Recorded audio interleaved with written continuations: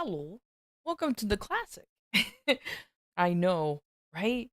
A week with just only one Maple Story day. Oh my god, it's rare. It's a miracle even. It's okay. Quick update though on my character for anyone who actually cares. I did get gains. Small, but they're there. I'm broke as fuck though. I had 40 bill. All right, I have 40 billion meso. I'm down to two. I'm down to two. Mind you, though, it's not just my main. I did have some leftover cubes, but here's the unfortunate thing. I didn't get true three line on anything, which is super unfortunate. So I ended up just getting like here's a true three line. I got like faux three lines on a lot of things, meaning that they're just all stats. Strength and an all stats tends to be the common denominator on everything that I got. It is probably the best thing I can do, and I tried. I the three items that ate the most, or actually four items that ate most of my meso was my secondary. This idiot did not want to have a two-line attack whatsoever, and when it did, it was int. The third line was either int, all stat, something stupid, and I was just like, this one too was also another meso eater. Also another one that refused to get any to get a decent third line. I was like, you know what? Three line attack. I don't see it happening anytime soon. Let me at least try to get, some boss damage or something. Nope, that ignore defense is literally the best I can do. So okay. So I have a secondary with two boss and attack, two attack and an ignore defense. This one upgraded, I guess, from an IED to now boss. And I'm just like, whatever, this is the best I can do. You had Amitras? Yeah, I did. So that's fun. The only thing that kind of worked out, which not really because I'm still disappointed, is this helmet. I tried to get -4. It took way too many cubes for me to even get that -3. It took way too many cubes to get that -3 going on. So yeah, no. Oh, and I guess the gloves too. I try to get a double crit damage. Mm-mm. That double crit damage did not exist. This is the best I got. So I'm like, you know what? This is fine. This is perfect. At least I got an all stat and strength, so it's good. So overall, I got like maybe two, maybe three triple like three line strength on some things, and the rest is faux three line. And the rest is a faux three line. Like this finally got a three line. This is a three line. I think the rest of them is just all faux, and it's like, whatever. Whatever. This is the best I can do. Because I ran out of money. Remember, 40 bill to 2. My god. All that money went poof. Just poof, yeah. You think Emmas can even roll boss damage?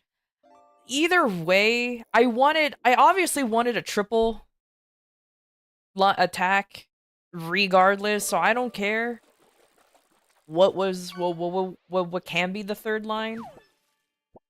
But ignore defense was really the only one that kept popping up because I swear this exact triple line right here, this exact potential showed up 3 times. It just showed up 3 times. And that's just like, okay, cool. Not gonna lie though, just hit? No, fuck you. That's all I have to say. Just hit, fuck you.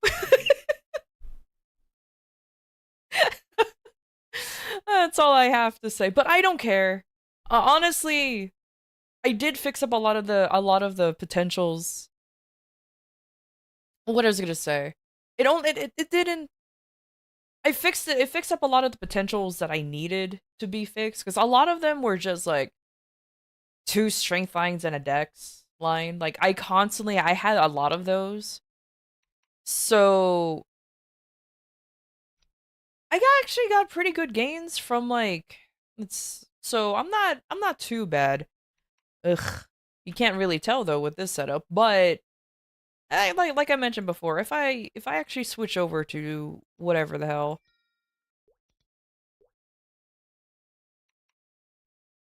Come on. There you go.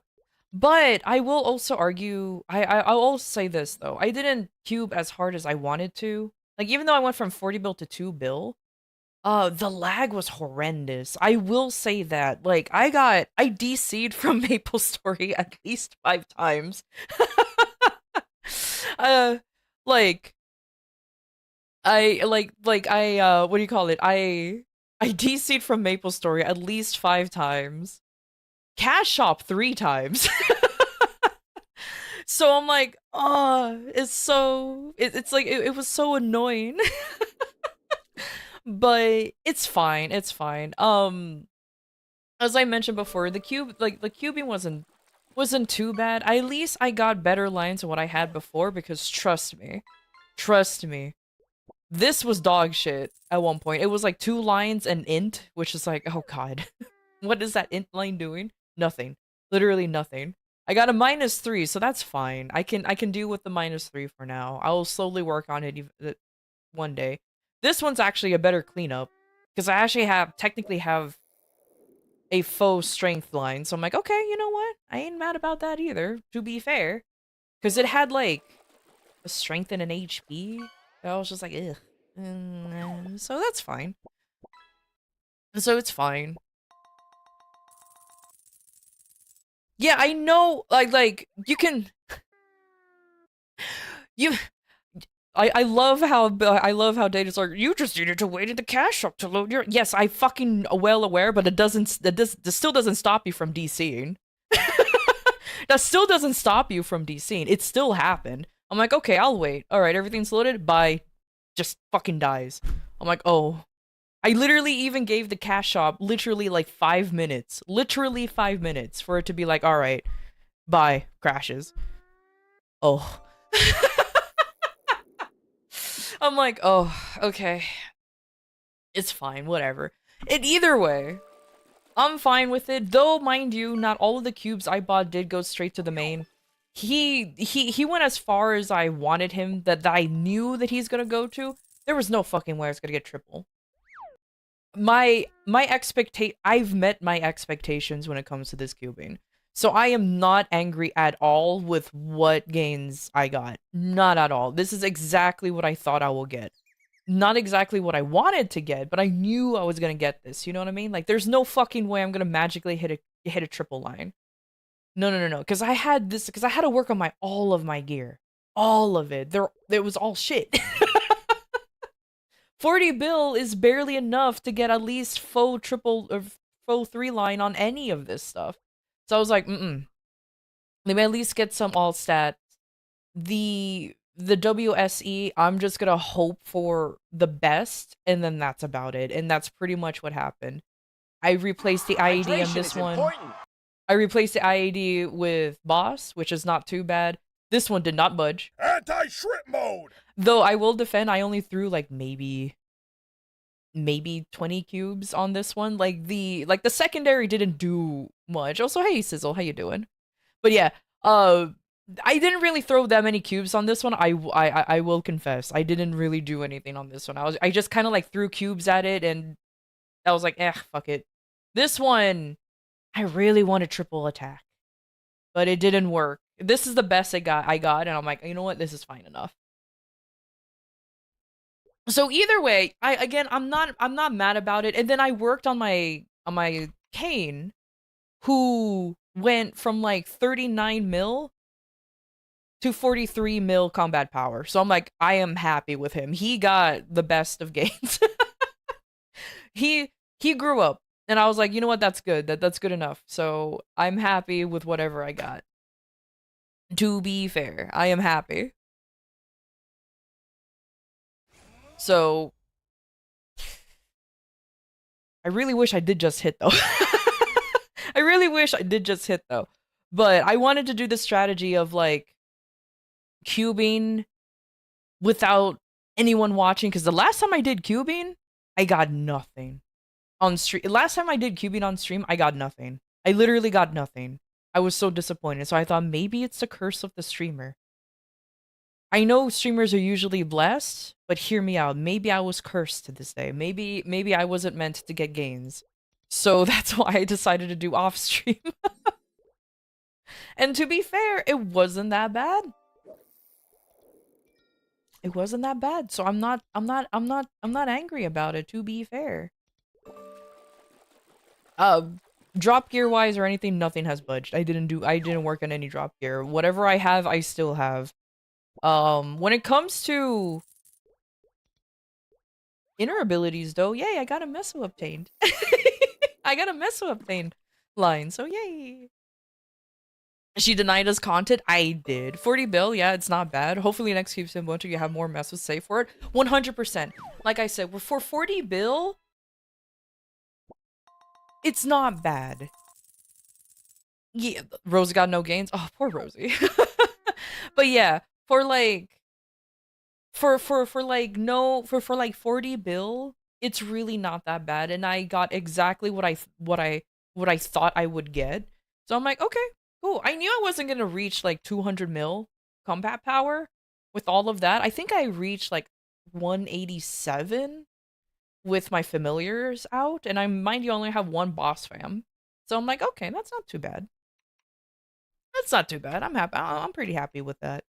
So took a while though. Took a while, but yeah, it's not bad. It could be better, but like I said, I knew exactly what I wanted to get. Thank you for the head pat. I knew exactly where I'm getting at, so it's fine. Oh hey Cryo, how you doing? So the one thing I the one thing I kind of regretted though was spending all of the meso because I wanted to save up for the Star Forcing event that's happening next week. All right. By the way, I'm gonna start. I'm gonna grind literally all day today. I know there was a good rune XP thing, but I was playing Warframe yesterday, and then I cubed, so I didn't really have time to grind. But now I'm here. I'm gonna start grinding. I'm gonna make sure I get that shit done and over with. But yeah, no, it was. I'm actually not too mad about it. Really the only real gains I can actually like legitimately make at this point is, you know, clean up the lines. Duh. I can clean up the lines. On my oh yeah, I forgot. On my real gear, yeah, I'll get real triple strength, obviously. I can do I clean up the potentials. Flaming is another thing I do definitely need to work on because I have the shittiest flames. My flames are so bad. So bad. So I was like, you know what? Okay, I will work on them slowly. Luckily, in every event, they always give away like black flames, so that's fine. But yeah, flaming, I do also 100% need to work on uh Star Forcing. That's another thing too. So I have goals. I know what to do. I know where to get the gains from. It's just me actually doing the damn thing because it's rough. It's rough out there.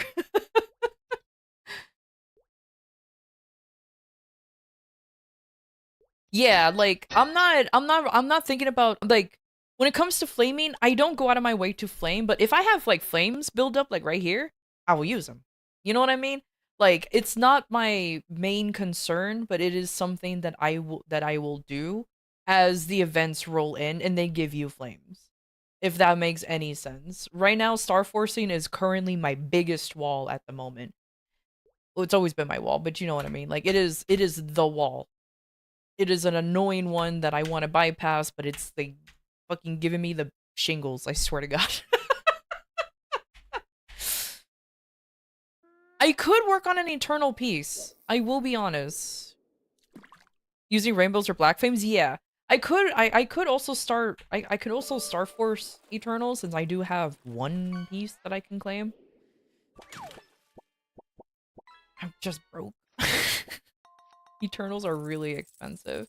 But flaming the Eternals 100% I need to do because they're, like I said, their flames are shit. Their flames are horrible. Like, so these three are definitely the ones I'm working on the flame. I also need to work on my weapon too. I this is a this is a comparable flame, but it's not a good one. You know what I mean? So it's just like, oh fuck. But it's fine. It's fine. Cross that bridge when I get there scenario kind of thing. Whenever I have a rainbow or a black flame, I just throw it on whatever and I'm just like, well, that didn't work and then just keep going. That's literally what all I do.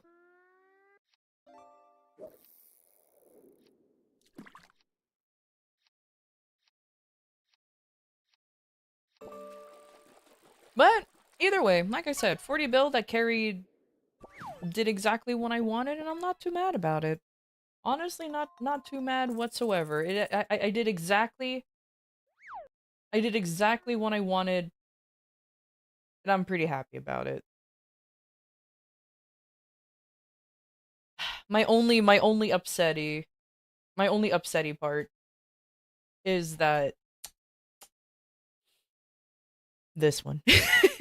Majority of the cubes went on this fucker. I really wanted a -4. That's all I wanted was a -4, but I got a -3 and I was just like, whatever. This is good enough. It refused to budge. I think ooh, hey. Wait, I can't go to CBT. Oh, man. Oh, absolute sadness. I can't go there. Well, never mind. Can't go on that MVP train. I can't go to CBT.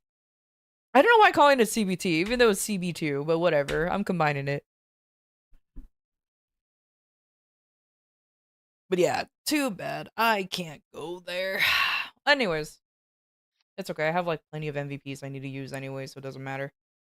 Uh, let's see if I can even find a map. If I have to go to 8, that's fine.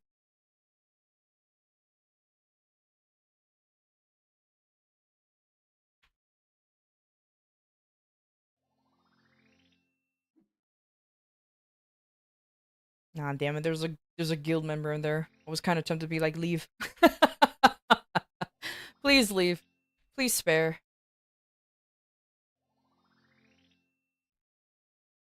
Oh man, it looks like I need to go to 8. No, this looks like nope. Oh, I stood on top of him. Yeah, I need to go to 8. Mm. I mean, that's not too bad. 8's not bad.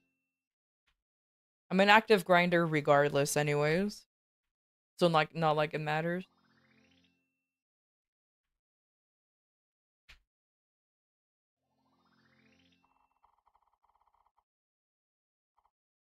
Wonder.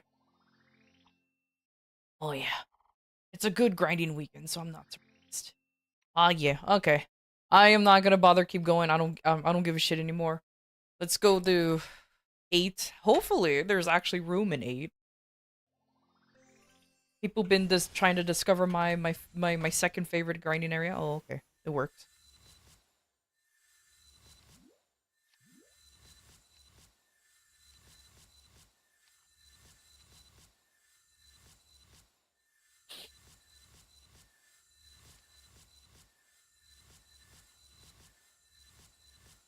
And, you know, just in case, let me put grinding.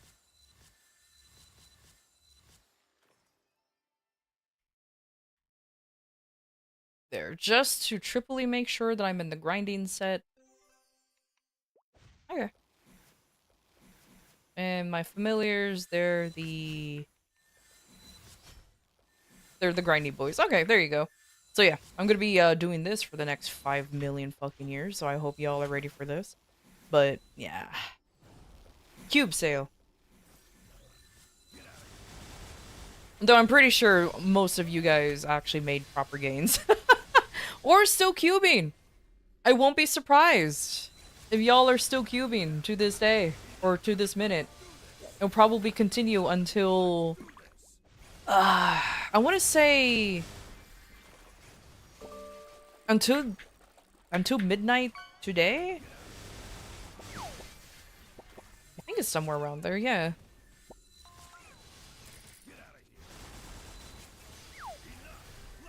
Okay, midnight my time, so I don't know what time zone y'all are in.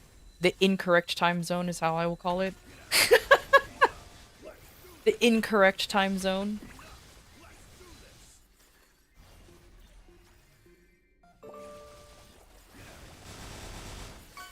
You haven't spent really... You didn't spend much? Well, you're already built. You already have your gains. What much more do you need? I'm kidding.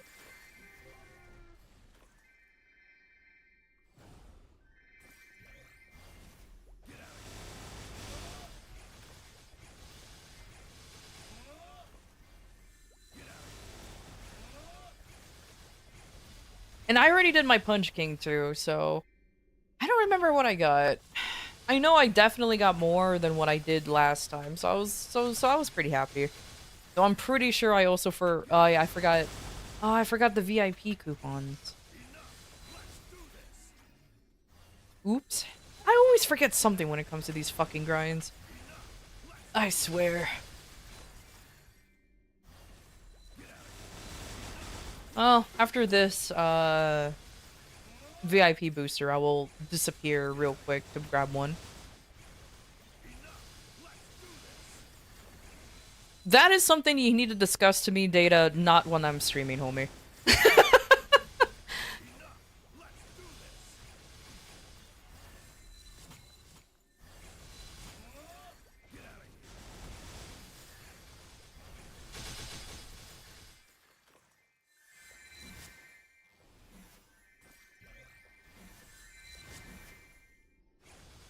Hit triple line on pans? He doesn't struggle. Bro does not struggle. That's why he's so very easily be like, oh, don't worry. You got this. It's okay. Oh my god. He doesn't struggle. And when it's his turn, well, and then unfortunately, because he does have the highest drop, when he opens the boxes, he never drops anything for us. But he swims in pitchies on his own. We know this. That's the problem. When it's his turn to provide, he does not. He only provides for himself. We all know this. Unfortunately.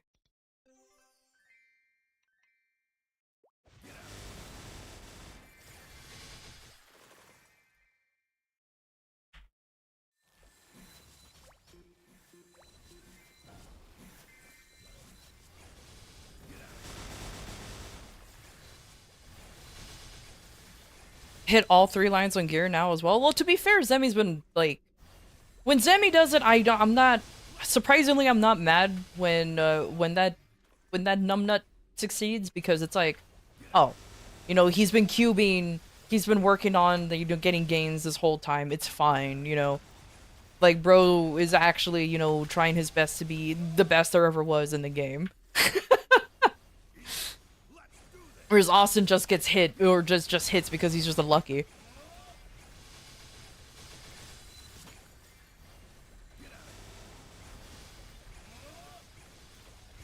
Yeah, because, like, you see Zemi constantly struggle, literally booming everything. Bro literally even spends way too much on cubes because sometimes just one doesn't want to hit. And I'm like, you know what? When he succeeds, congratulations. It was your turn, man. When... when our local bowmaster decides to succeeds, it's like, what the hell, man? Do you ever struggle? Like, I swear to God. You just decide to do anything on a whim and you just get it. Or literally hack the system. Like, it's ridiculous.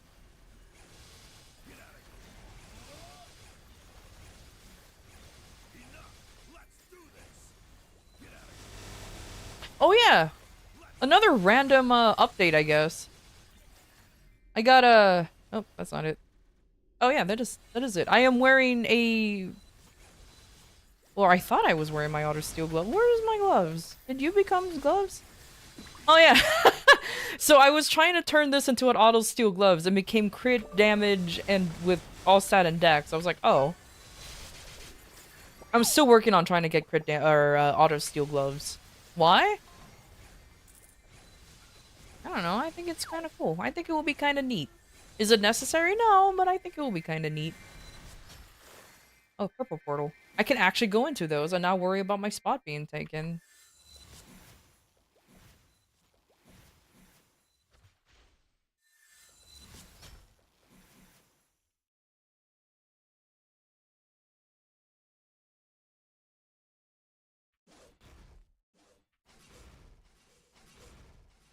Come on. Oh my god, the leg. Ugh, I cannot wait. I actually ordered some new switches for my keyboard. I cannot wait to switch to change out the switches on this keyboard for the ones that I bought. Not only because it will be, you know, better, but just the constant miss inputs that I get is truly obnoxious. I would push a button and it will double press or just doesn't. And it annoys me to no end every time it happens. It's just like, please, please, I just want to go right, but I'm going left. Or sometimes I go left when I want to go right. It's just like, come on, let me go. You can really see the meso crease after a WAP if you've done... Yeah, if you have more than 10%. And I believe right now I have 13% right now with just my familiars alone. 7 plus... So 7 plus 6, yeah. So, not too bad. I just want more because I'm a greedy fuck. And also, apparently, I don't know if this is true or not. Please, someone elaborate. But I read this on the interwebs, also known as Reddit, that auto-seal also affects fragments. I take everything that I read off of Reddit with a huge grain of salt because I don't trust that site. But apparently, according to some nerds who've done their own personal testing, it does affect fragments, but I don't know. It does? Okay, cool. So that's another benefit of running as much like auto steal as I can. I want them fragments.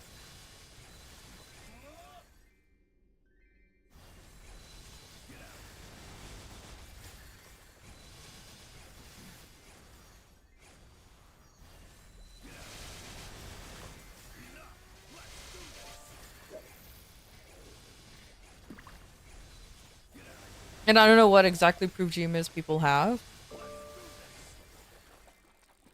But in KMS, they only affect meso. See, this is why I was just kind of wondering if it does affect fragments or not, because I know it affects meso. But like some people tested with no no auto steal, and then with auto steal they saw that they got more. But I don't know. I just claim I'm just getting the auto steal for mostly of the meso and the placebo effect of getting more fragments. I personally do see more fragments drop when I'm auto stealing versus when I'm not. But again, it might be a placebo effect. Who knows?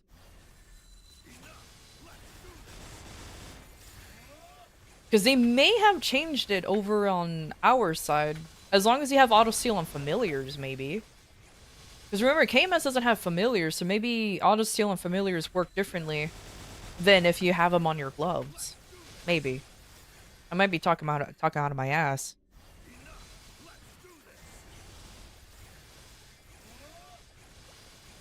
It does... I believe it does because it makes me feel better about the fams. That's fair. That is fair.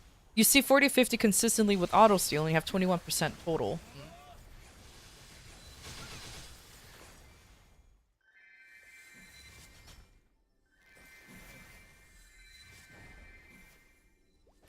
Like, unless someone is doing, like, a Lucky 7, killing mobs one by one until 2 drop, just choosing to believe the meso is the only idea.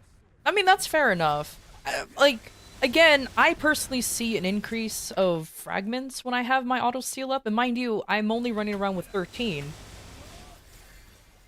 Imagine if I had more than that, if I actually had proper auto-steal gloves, but I'm still working on that. Hard cubes are annoying to get by when I'm not the only one picking up cubes. Everybody need them cubes. So, but either way, and It's alright. Hopefully I'll get it eventually. Meh. Meh.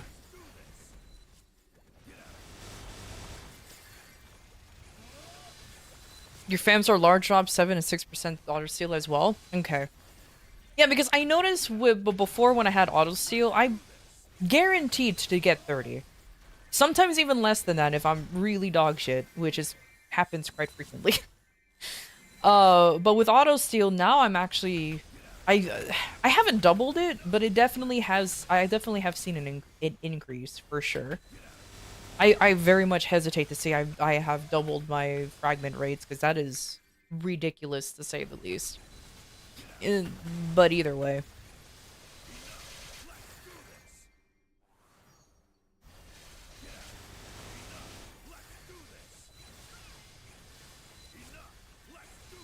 You haven't cared about fragments in many months? Well, you are like I said, you're late mid game. All right, we're all like I'm an early game. I have to worry about fragments. I have to worry about frags.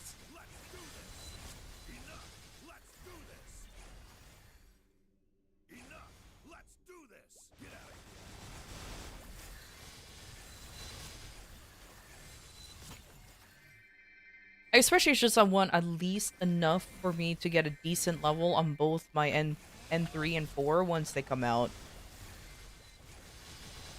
Because trust me, like even though I'm saving fragments, there's still plenty of skills I could be leveling up right now, but I want to prioritize those two because those mastery nodes will be huge.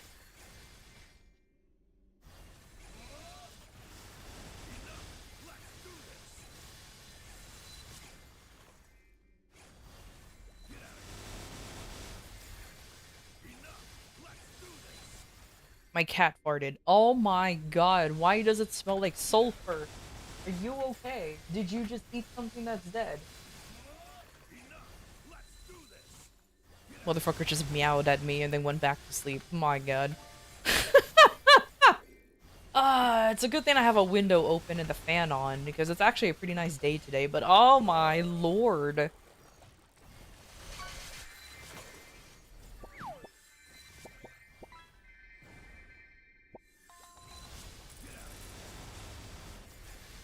I know, believe me though, I felt kind of bad not grinding yesterday. I wanted to. Believe, like, after Warframe, I went to eat and I was like, okay, let me go ahead and do a WAP. And then I was like, oh yeah, cubing. And cubing took a lot longer than I feel like it should have. Because as I mentioned before, I DC'd so many times. So many times. And just from MapleStory itself, not even the cash shop was 3 times. I will be honest, 2 of those cash shop crashes was me being overly zealous and trying to buy cubes pretty quickly because I was like, I must buy more. I need to buy more. And then I didn't. But then my own MapleStory client crashed, and I was like, oh, I haven't seen this in a while. Sarcasm.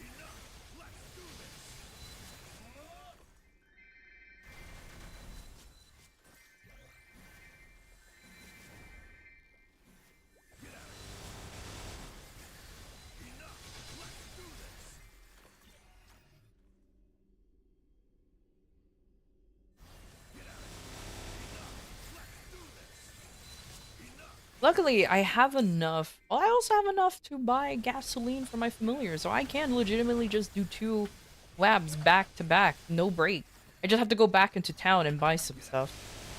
I only buy 4 at a time because if I buy them all in good chunks, I'm gonna lose my marbles.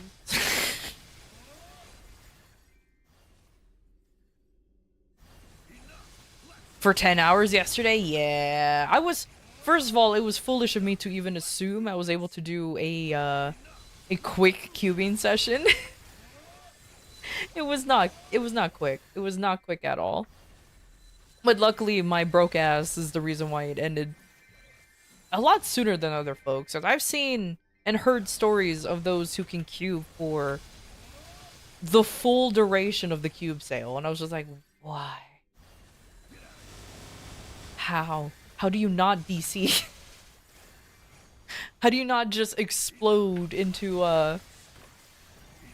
absolute like lagness? But it's okay.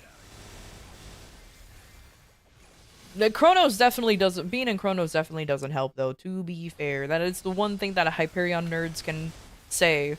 Y'all don't have lag because you don't have any players. Y'all don't have lag because ain't no one in your server. Oh, there's that double input that just happened. Yeah, oh, that was just me being stupid.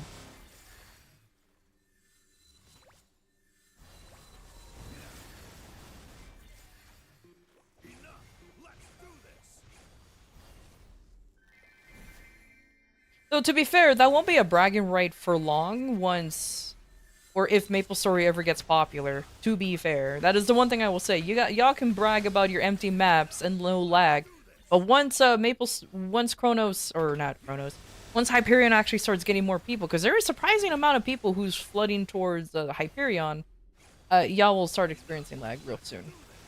Real quick, and then you will remember why you left.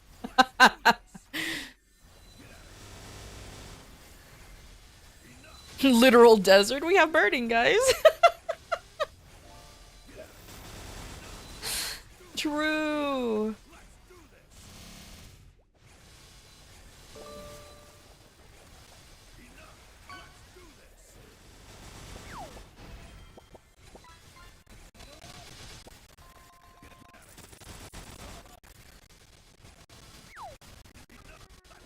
Though, in my opinion, they opened up the secondary server. I know this is an old ass conversation. Surprised it just took them this long to open a new reboot server. How overcrowded reboot was for a long, long time. Oh well. I don't care. That time has passed, and now we have 2 servers.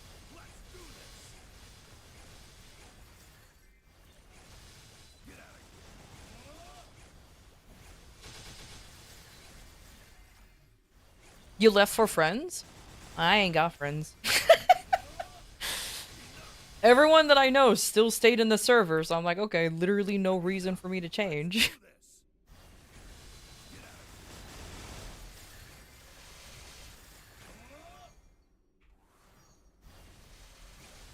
Cal? I didn't know Cal before the server split. What are you talking about?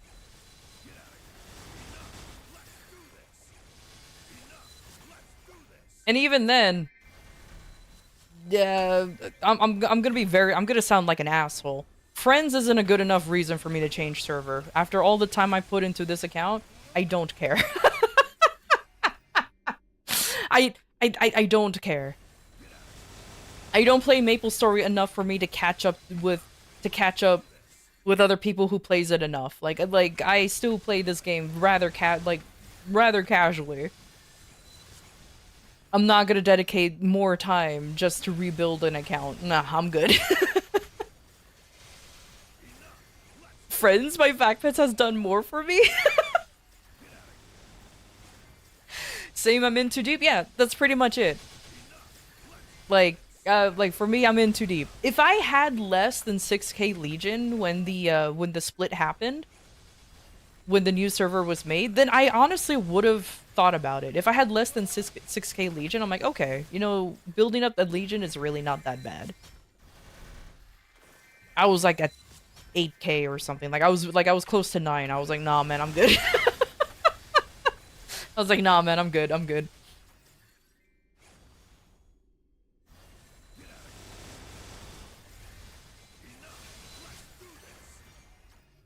You had less than 5k? Then yeah, switching servers, and then it ain't that bad, to be fair.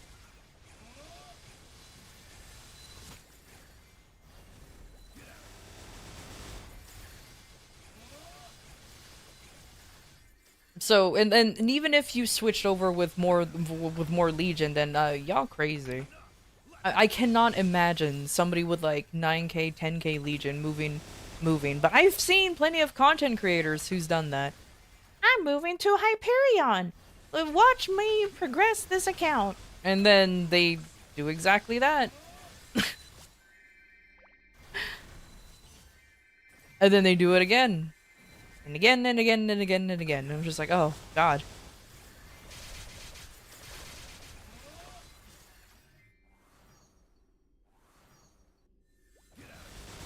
Oh, you know what event I keep forgetting, though? Going back to the event thing. I keep forgetting to do the boating.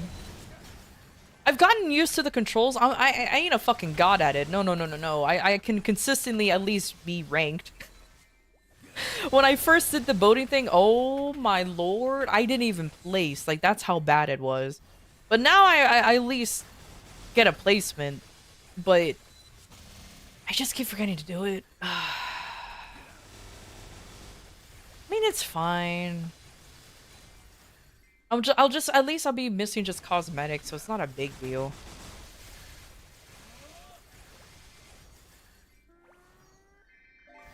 Have I seen the KMS version? No. How's the KMS version?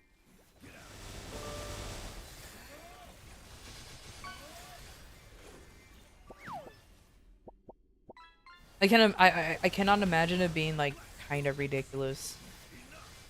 To be fair, it's kart racing, but it has unit collision.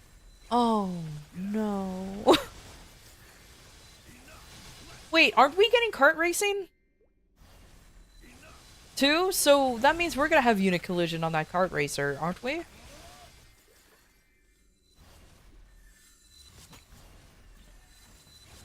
Oh no, this is the Legends Return. Okay, never mind.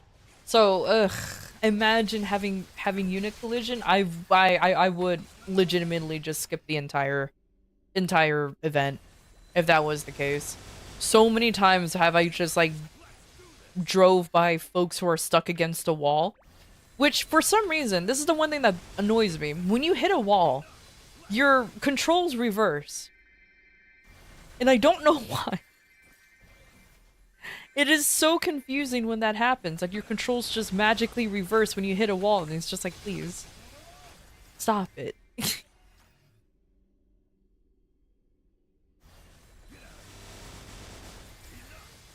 Oh, because the kart racing was tied to a Nexon collab last year. What collab was it? Was it Kart Racer?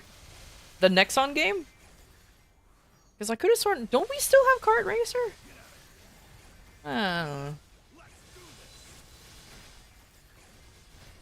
I keep forgetting that Nexon's a proper publisher because with the new game that came out, The Last Berserker Kazan, and everybody liked it, and I was just like, oh, I wonder who made this game, or like who's in charge of it, and I see Nexon, I was like, oh. I was like, oh, I know Nexon. Oh, trust me, I know Nexon.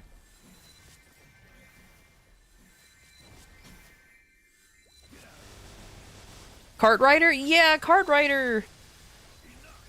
I don't know if it's still up, but it's like Nexon's answer to Mario Kart, but they didn't really do very well. Had to take a break to listen to In Too Deep, so nostalgic. I mean, that's fair.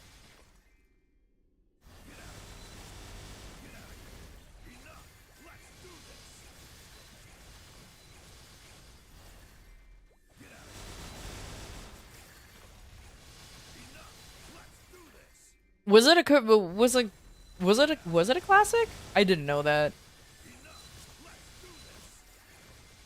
But yeah, when I saw First Burgers Kazan and I saw Nexon tied to it, I'm like, oh, okay. I'm surprised that I'm surprised they can make a good game occasionally. I'm so jaded when it comes to Nexon. I'm so sorry, and yet I keep playing the game. It's okay. It's like it's like it's like anybody who plays an MMO. Eventually, they become jaded to whoever's in charge of the game. It's so funny. Oh, I forgot to say, I signed up for the for the MapleStory Classic. They were doing signups already. Oh man, I cannot wait to not get accepted in. I can't wait to not get accepted in. Where? It's on the well, I saw it on the Nexon launcher. There was a there was a thing that you can sign up. There was a link where you can click on to sign up for on the official Nexon launcher.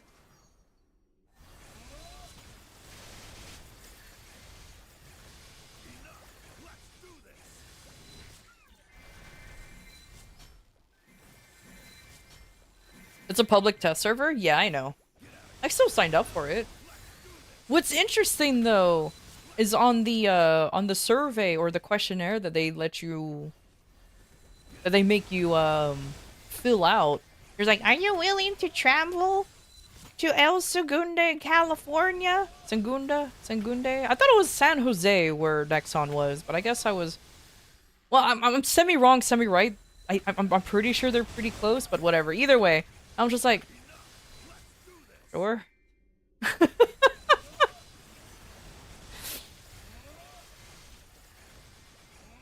They are not close? I don't fucking know. It's been literally 13 years since I lived in California. I don't remember much about California anymore.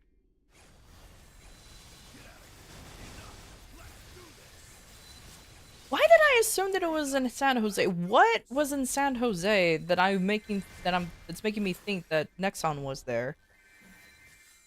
Because I looked it up. I don't like. It must be another game company who had a San Jose office. And for some reason, I'm mixing up the two.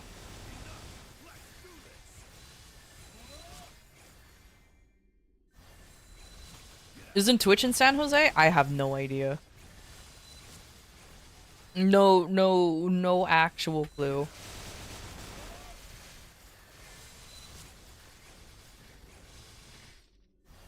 But something is in San Jose.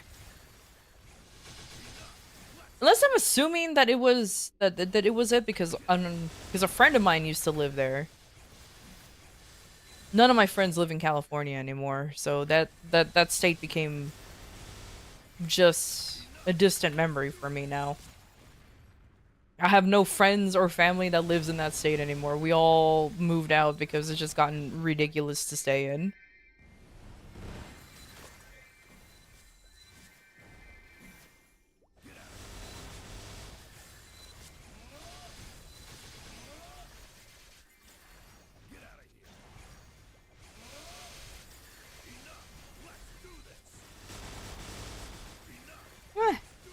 Eh. I'm legitimately thinking about it, but I don't. I kind of stopped caring about it for a little bit, so who cares? Either way.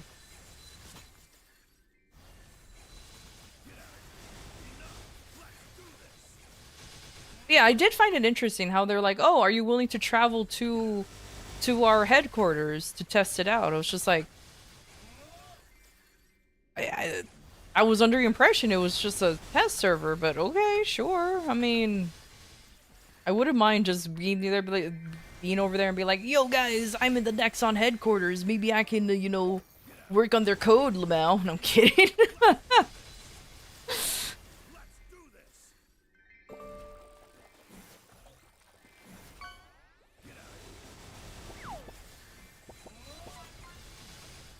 Maybe if you get to go, you can ask Inkwell if autosteal affects frags. Imagine. That would be interesting if he's even there. I highly doubt he would be though. I understand he's in charge of well, not J, you dumb fuck, GMS, but I'm pretty sure he's gonna be in Korea. That or his traveling expenses is very expensive.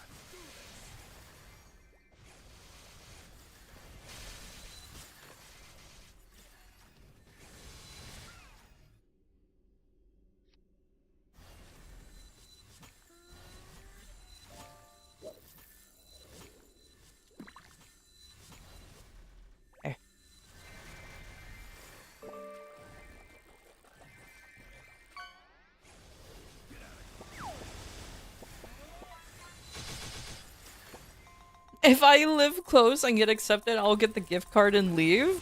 Poor, beautiful. He got that portal tech. Did you not watch the showcase? True. He does have a portal tech. Fair enough. Fair enough. Fair enough. I forgot about that. That is so true. God, imagine if I did an IRL stream of me visiting the headquarters of GMS. That would be interesting. I still won't show my face, though. I will show the face of literally everyone else. I ain't gonna blind y'all. Oh, heck no.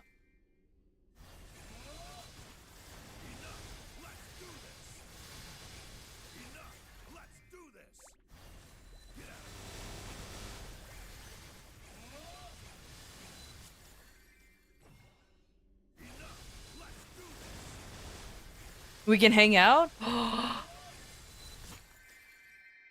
An IRL get together? Oh my god. Oh my god, warning. While this is happening, my god, all the lag is gonna happen in this area, isn't it?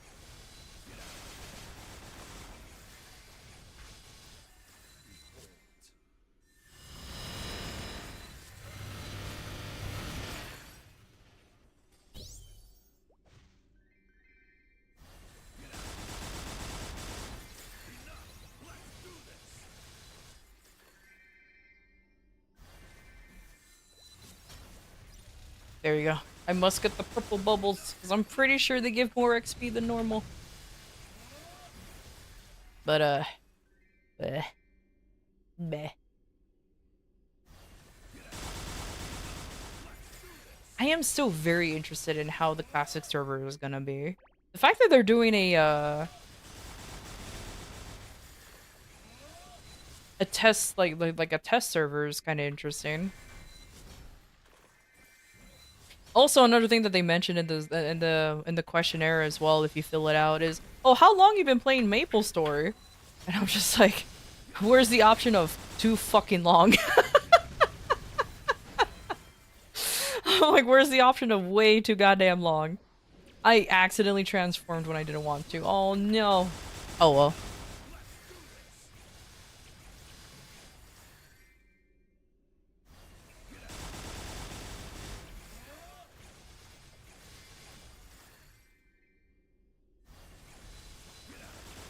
Oh, also, I didn't know this. I want like MapleStory N is out.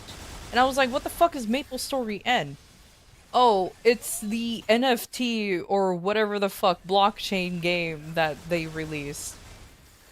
And the more you play the game, I guess there's a chance of you making money off of it because you're in the because of cryptocurrency?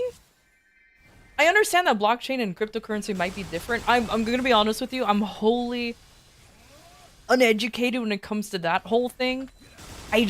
I'll be honest with you, I don't, even though like Bitcoin kind of like pretty much launched, I still don't trust that kind of currency because like if I can't actually hold it, how do I know if it's real?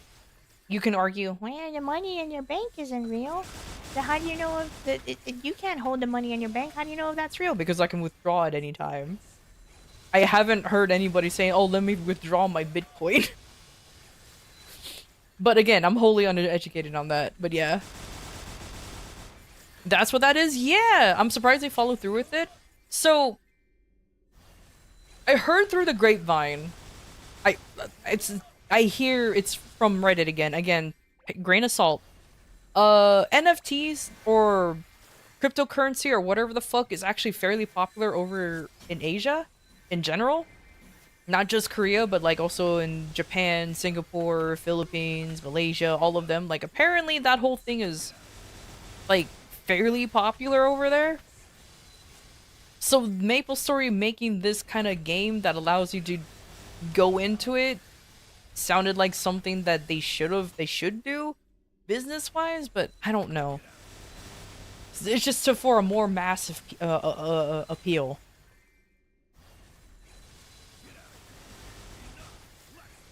Now, I don't know if it's NFTs or if it's just cryptocurrency.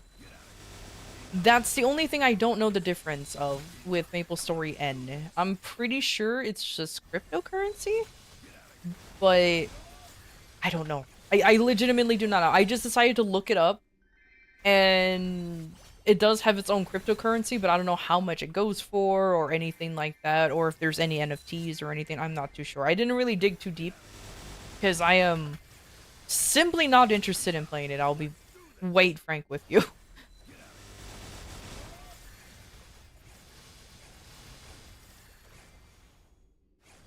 It is in Korea for sure. I don't know if it's seen that positively though. That's true. I mean, I'm on the same boat. I'm kind of surprised that they actually went through with it. When I first heard it announced, like I forgot how long ago, it's just like, oh, this sounds kind of sus. But they did it. I just realized, didn't I? I used Oh well, I fucked it up. I just realized I used the rune, but I didn't use any VIP boosters because I'm a dumb. Oh well. Ah. All right, I'll AFK here for a bit.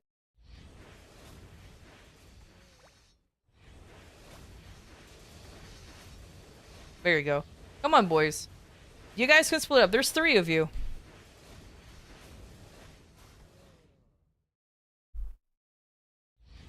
Like crypto, okay, but NFTs?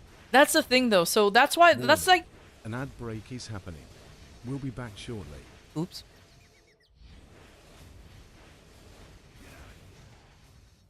Didn't they remove autosteal from the game? No. Autosteal is clearly in the game. It never was removed. Reworked, maybe, but it never really was officially removed.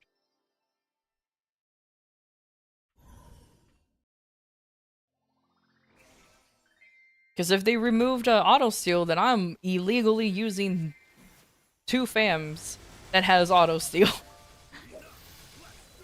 And you can only get autosteal on your gear, on your gloves, via, yeah, solid cues.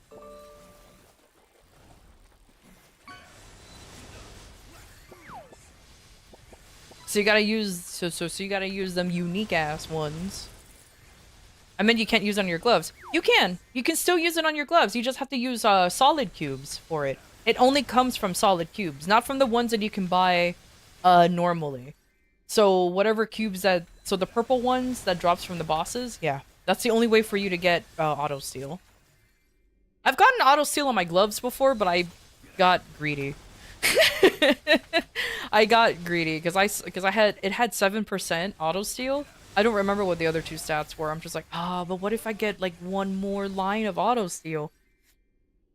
My greed. My absolute greed.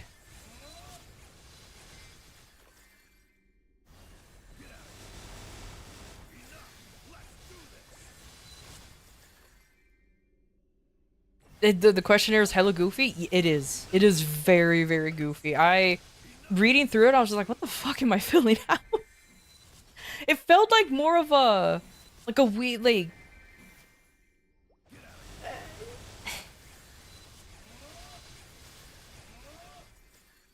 why do you have to know what kind of games I've played before? I mean, if I'm signing up to be a beta tester for MapleStory, I'm pretty sure, for a classic MapleStory, I'm pretty sure I know what kind of genre it is, but it's odd. It's very odd.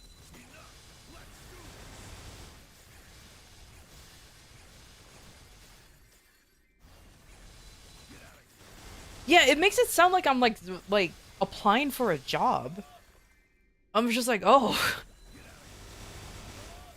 Like, do I need to like fix up my resume all of a sudden? Like, what's like what's going on here? Do I need to do I need to like make a cover letter? Like, I didn't, like, it was really interesting.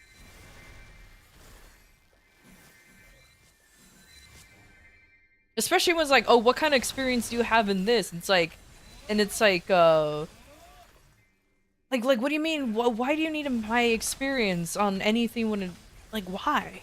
That's really, really odd, but whatever. Whatever.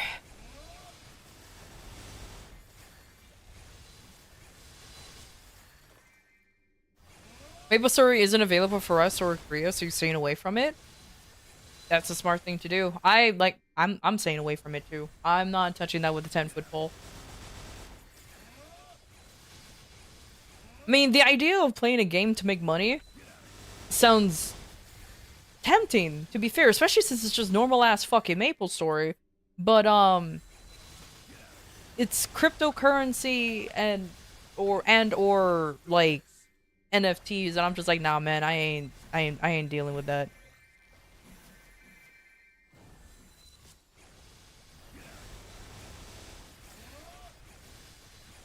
How many hours do you play Maple? 9+ aware. Yeah. I hate it when games like ask me, "Oh, how long do you play this game?" And I was just like, you don't want to know. Trust me, you don't want to know."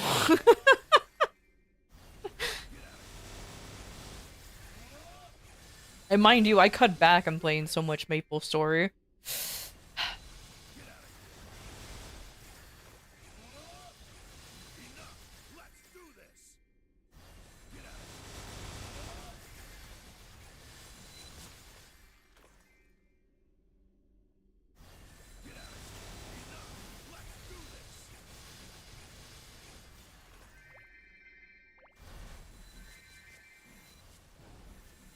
Oh, there I go.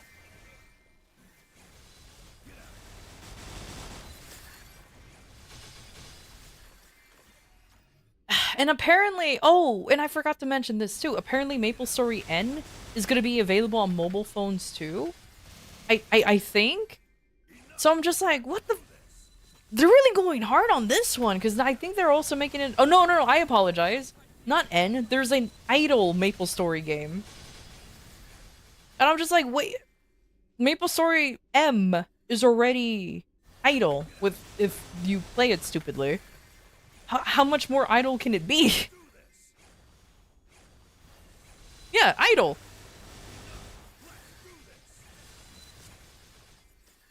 Like why? Like why do we need an idle game again? MapleStory M is already idling as enough if you just, you know, like I said, just play it silly. But my god, they're really milking the one game they have, huh? they're really milking this franchise.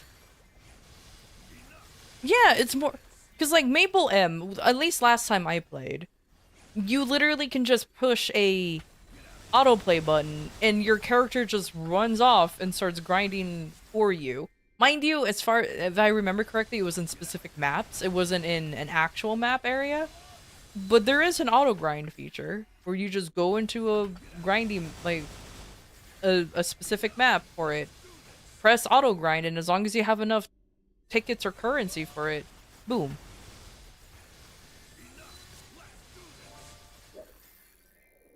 Enough mushroom games, we need more mushroom merch? It's their only functioning IP, that is true.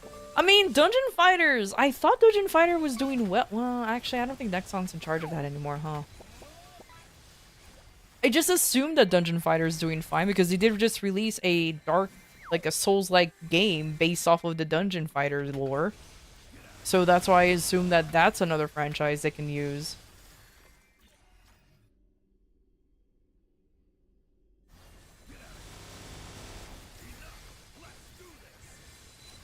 But I guess not? Probably?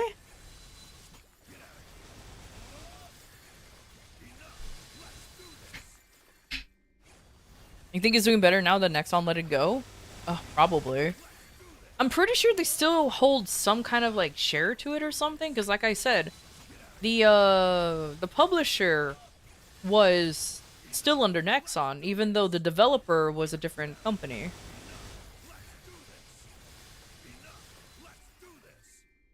So I won't be surprised if they still have their hand on it.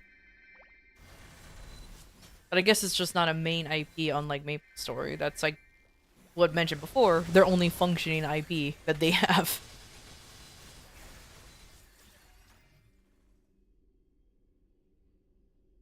Which is really weird to think about that Nexon or that MapleStory is now part of the blockchain.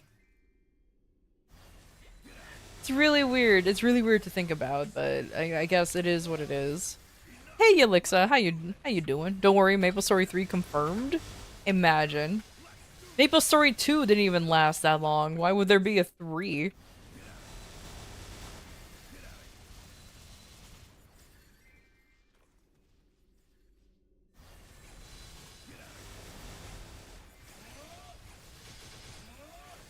I'm about to rug pull reindeer milk coin. Oh my god.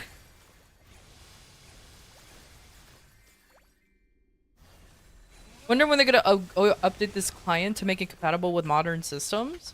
I mean, it runs in 64-bit now.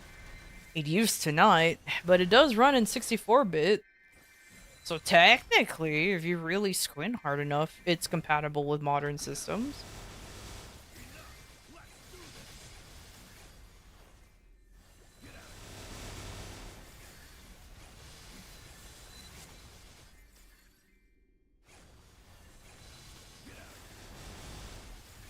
MapleStory 2 ran so badly, it did.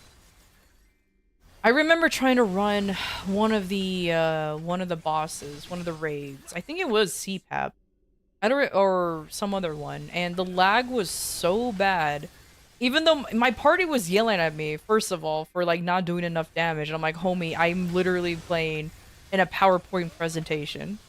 So they kicked me to get another DPS. But they also started lagging too, and they're like, what the fuck, you guys need to get better computers. It's like, it's not the computers. The servers are just dog shit. It is just dog shit. You can live close to any of the servers, but for some reason it just never worked out well. It was so bad.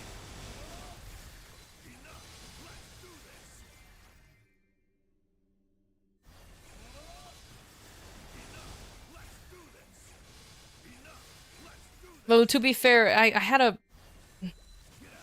I still feel bad for MapleStory 2 because I did enjoy having fun, or I did enjoy my time there, but it was doomed to fail in my opinion with, one, the servers, for some reason, and then two,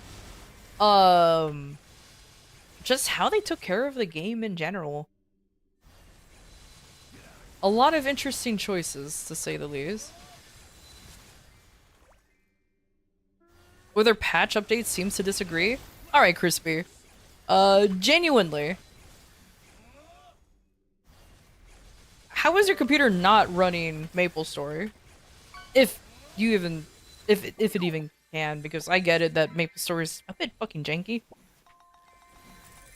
But my computer ain't old. And it runs it just fine.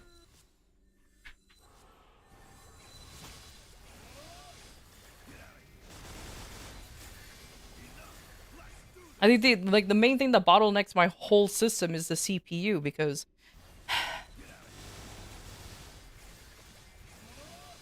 well, it's an old CPU.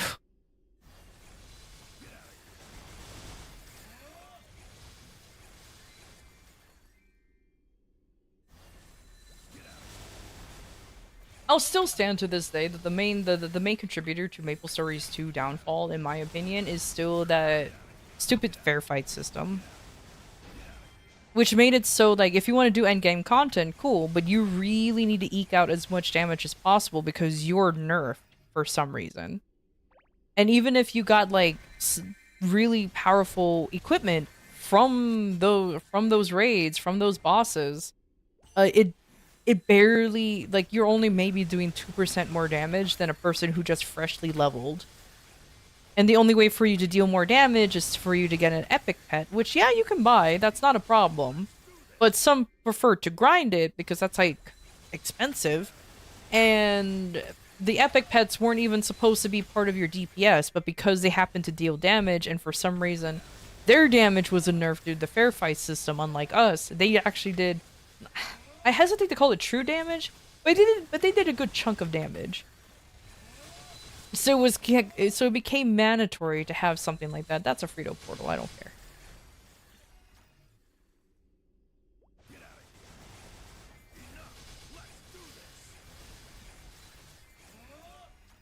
I would say everything was so RNG progression and time gated. The RNG progression is something that MapleStory 1 already has. Like, this version. Like, RNG definitely depends on how fast you can progress in this game. 100%. But the time gated was stupid. That's another thing I will say, because there's only so many times and so much stuff you can collect from the dungeons in order for you to upgrade your stuff, that it really does put a stop to whatever progress you want because of the time gate. And if you're luck as shit, you're waiting even longer.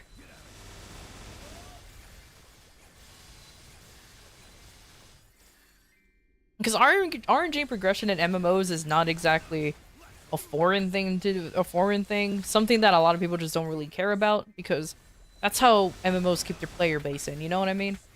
Like with MapleStory, like my main complaint about it that it's too RNG, like it really falls out of favor with the players, but whatever. It is what it is. There's really nothing you can do about it. I could complain about it all day, but at the end of the day, if your luck is shit when it comes to cubing and star forcing and drops, we don't have the exact rates for us to make me like, well, you know what?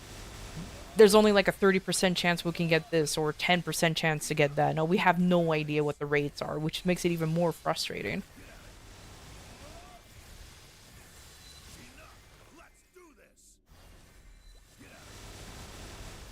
On your secondary? Yeah.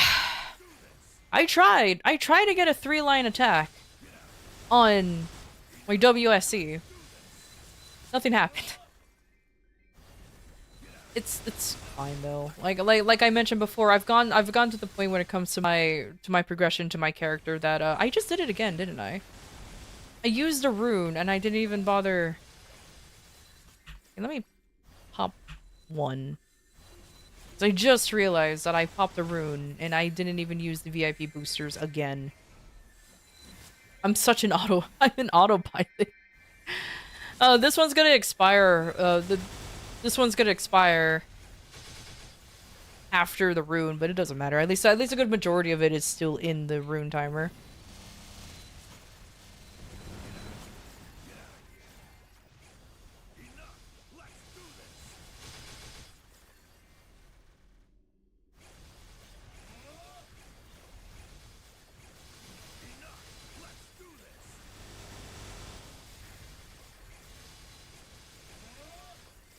But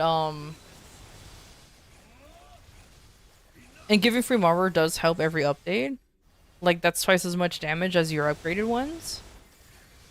Yeah, like at least Maple Story's not so cruel that the mandatory updates or like stuff that will definitely help isn't so RNG based.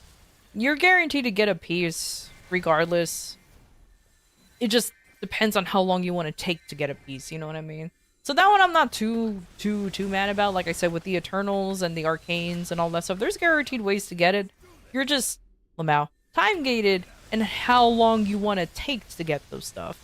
Do you want to grind out the weeklies for Absol and in order to get the gear faster, or do you fucking pray for droplets to get your arcanes faster? Which, by the way, I need to buy some arcane droplets eventually. If I have any extra... Once I have any extra event currency, I'll buy the droplets from there. I do have characters I should be going into arcanes soon. Slowly working on that champion legion is definitely is definitely like a long time goal for sure.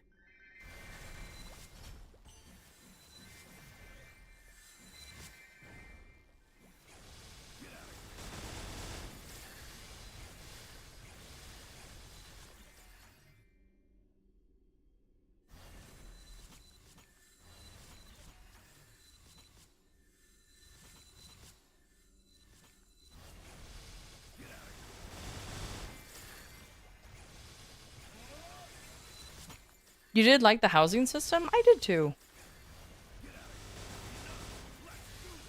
Though apparently, which I didn't know this, and it's very silly, there was a way for you to get banned by farming for trophies in your personal house. And it is simply because if you just have like something holding down like a key and you're just farming for something, the Maple Story don't like that. So you're not allowed to just hold down a key while you're just, I don't know, watching videos or something. You have to be actively playing the game. I remember that being like a legend or something, but I never had an issue with that personally.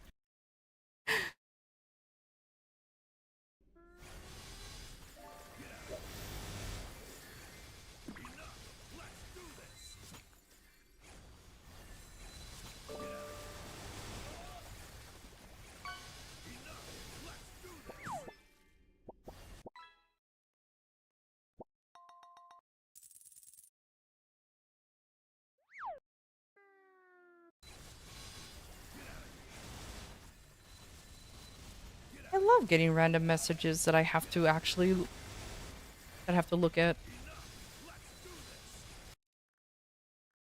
Yeah, I hear. Ain't nobody got time for random messages.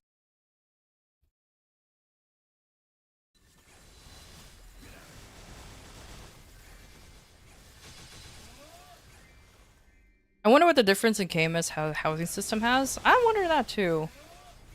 I'll be honest with you, with the housing system that MapleStory itself has, I kinda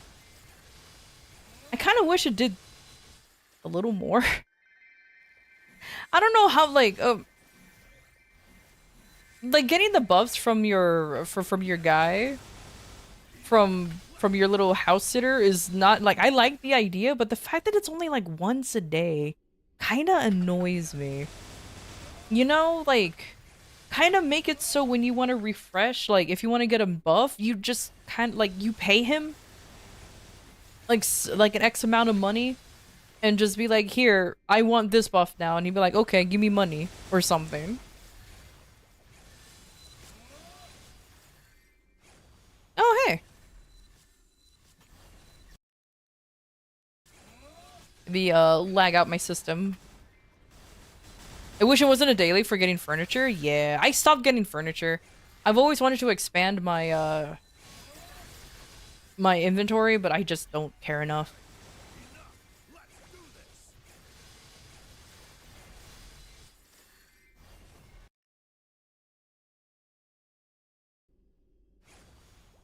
Oh, okay. It just doesn't want to load. Oh no.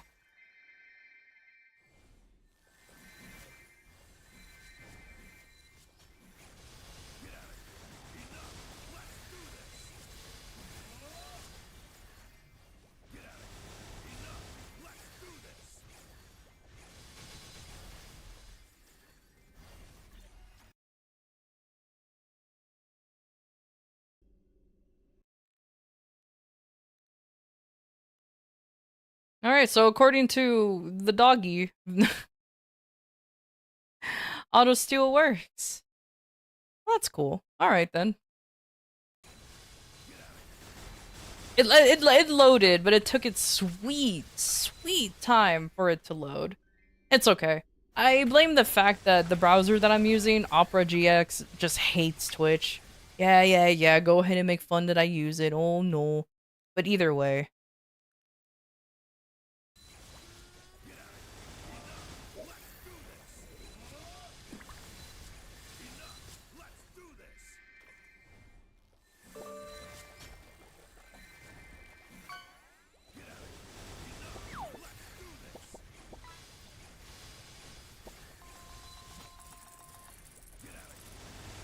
Wait, auto steal works? Yeah. We had this discussion already. Auto steal. So good to know that it does work. Like I said, I was told that it worked. I just wanted to make sure that it super did. You know what I mean? Like, it actually did work. I don't know how else to describe it. So, because I wanted to make sure that me getting auto steal wasn't a waste. So the only thing I need to really work on is actually getting my gloves to have auto steal, which that would be very nice to do.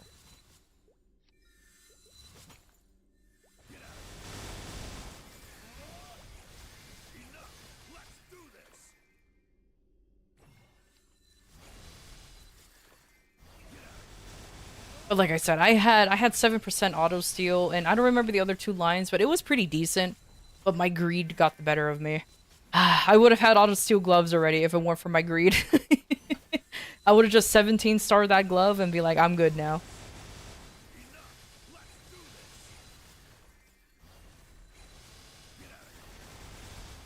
It just won't distract him. Yeah. So if you auto steal so as far as I know with how it works, if you auto steal from a mob, it won't drop a second one. Because in theory, you already took what it was gonna drop. You know what I mean? Like, that's how it technically works. Hey Cryo, how you doing? Or at least that's just, where's my burning field? Man, it disappears so fast. I remember when it was 40%. Yeah, that's as far as I know when it comes to auto steal. It will steal if the mob was gonna drop a frag, it will steal it from it, but when it dies, it won't drop another one because it's like you already took it. That's the theory of it. Game theory.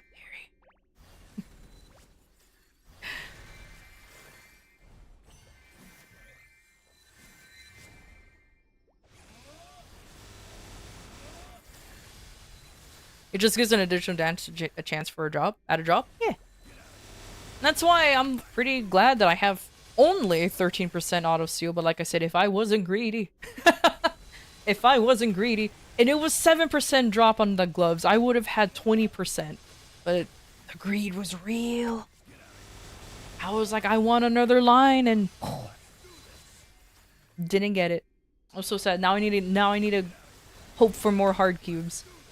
Or solid cubes, not hard cubes. Sorry. I always get the two names confused. So more chances to drop, if not one shot. Is that what I understand? Mm-hmm. Well, I think it is. I think it does apply with the one shot. I need to re-roll the clip. let me re-roll the clip. As far as I'm aware, and the FAMs does not have to hit the mobs. As far as I know, the mobs does not have to hit the mobs. So it just applies to you directly.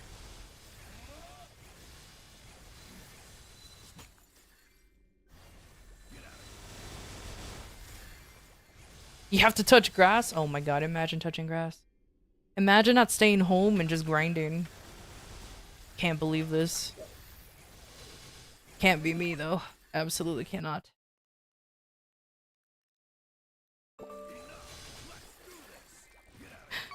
Thanks for the random message, by the way.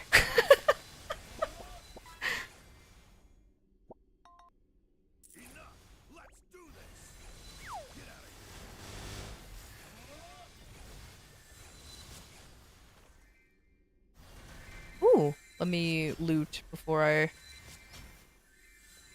go into that purple portal.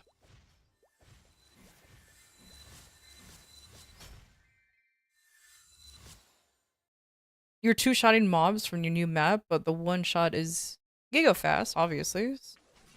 So they die. But it felt like we were getting more fams from that map, hence the swap. Oh, sorry, hold on. Let me read that a lot better. After I'm done, like, just fucking slamming my... There we go. You're two-shotting your mobs in your new map, but the two-shot is giga fast. So they die in 1 second still. But you felt like you were getting more fams from that map, hence the swap. Okay, again, take with a grain of salt because I got this information from Reddit from like 3 years ago, legitimately, or was it 5? Either way, so take this with a grain of salt. The auto seal applies regardless if you one shot or not. I believe, according to some random Redditor, so again, grain of salt. You have a higher chance of it proccing if you do multiple lines. I don't know if that's true. So again, disclaimer, Reddit. That's as much as that's as much as I read, and that's as much as I know. Please correct me if I'm wrong about that, because it doesn't sound correct to me. It sounds too good to be true. But it feels like the first initial hit, like if you can hit the mob multiple times, there's a higher chance for it. But I don't think a one shot from a multiple hit attack would work. But I don't know. I legitimately do not know. The only thing I do know is that auto steal works with fragments, and that's all I care about.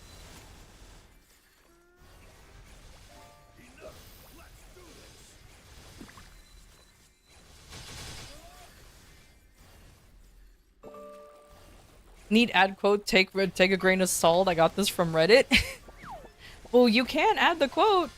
Exclamation point add or quote add, and then just go from there. That is an option to legitimately do.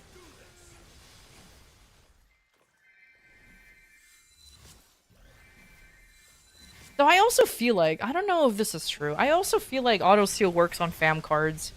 Because I swear to God, I get so many fam cards. Unless this is just complete bias. Because I swear back in my day, when I tried to grind for fams, it felt like the drop rate on familiar cards was so low. Like, I swear to God, it felt so low. And now it feels like I'm just swimming in fam cards and I don't know what to do with them. I know what to do with them. That's just an exaggerated saying. But I digress.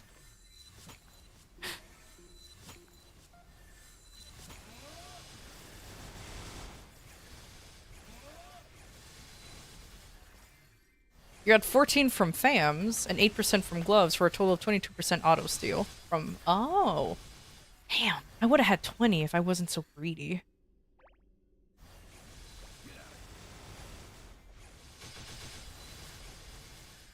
Oh well, it's just hard cubes. It's not like hard cubes are hard to come by.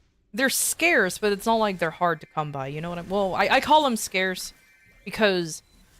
God forbid if I get any form of good thing to drop. Even on my other characters who can get those cubes from bosses, for some reason they barely get shit. Oh, that mob just dropped 2. You guys, I don't think you guys saw that. But a mob just dropped 2 fam cards. Hi.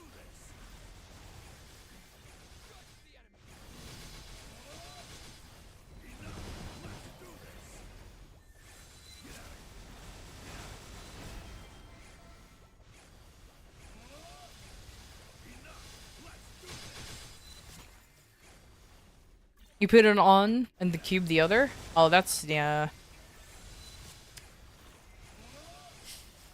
That's a smart way to do it, to be fair. I think I'm just... Like, to be fair, I'm done trying to get auto-steal fams.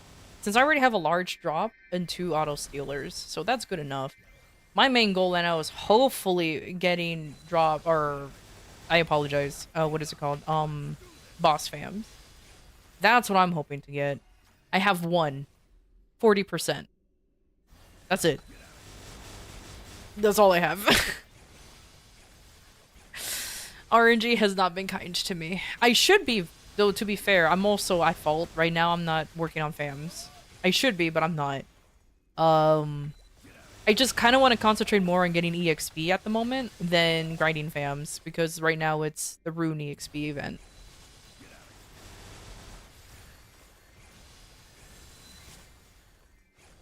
One-third of the wave being fully done? That's true. That is true. That's a good way to put it.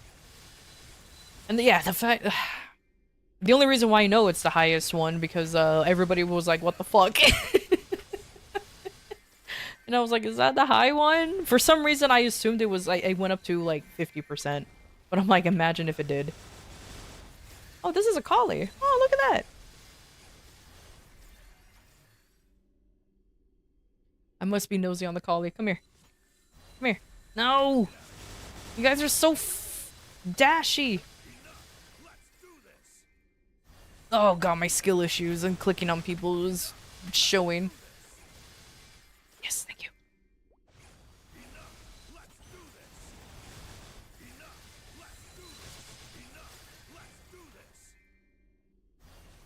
you. Ooh, they have a lot of hybrids.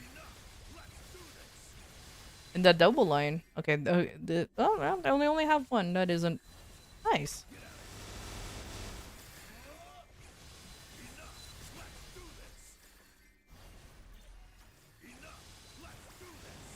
I'm actually seeing a lot of collies lately. That's actually kind of like I'm kind of surprised. I guess I shouldn't be. I guess for me, anybody playing a class that requires you to push more than 2 buttons is surprising to me. Like if I see like a lazy class, you know what I mean? I'm like, oh, well, like no wonder you decide to choose that class because it's easy to play, no problem. But if I see like a semi combo class or something that just requires you to just slam your face against the keyboard, I'm just like, why? I guess that's just a huge class bias on my part. You should get prepped to switch to your your main. That might not be a bad idea. My only sadness is that I have to immediately start saving Meso again. I don't think I will have enough because I'm down to 2 bill after the 40 bill I spent. on cubing. So I'm pretty much SOL for the Star Forcing event next week.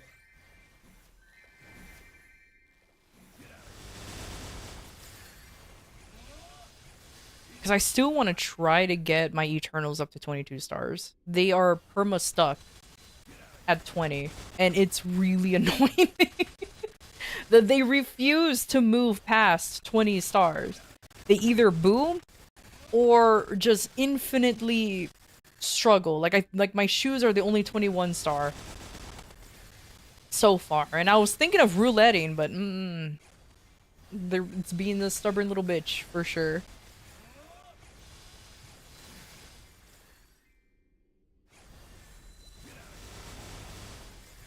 So what's your new main, by the way, since you're switching to it now? If it's Mo Schwinn, that makes sense.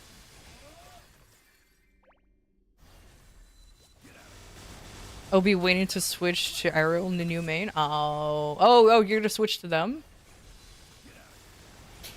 Sia is the MapleStory M class, right? Like the exclusive MapleStory M class? Because I'm gonna sound like an asshole, but I don't see that class coming into the main game. Because then it loses... It makes MapleStory lose whatever... Or the M lose whatever charm it has, other than just being on mobile. Though I'm also under the stance, like, just because a region has it doesn't mean we need... Or just because something has it, that doesn't mean we need it. You know what I mean? I don't mind Sia not ever going to the main game. Let MapleStory M keep it. I wasn't against Mo Schwinn coming over, but I also didn't want him to come over because I'm like, let the regions have their own classes, you know what I mean? We don't need to adopt everything. We don't need to adopt every class out there. Just please. There's already 50 now. We don't need any more.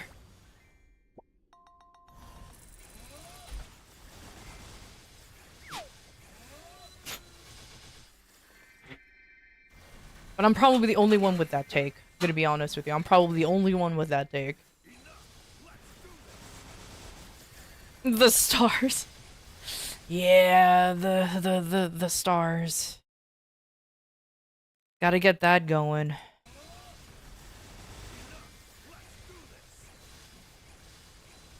Though I don't know anything about the MapleStory M classes. I don't play MapleStory M. I think I played it for a brief moment a long time ago when it came out. And I was like, this is just like, oh, okay, this is literally just MapleStory, but now on the phone. Let me just play MapleStory then. And that was it. That was my mentality. I'm just like, okay, if it's just MapleStory, let me just play MapleStory. Never looked back.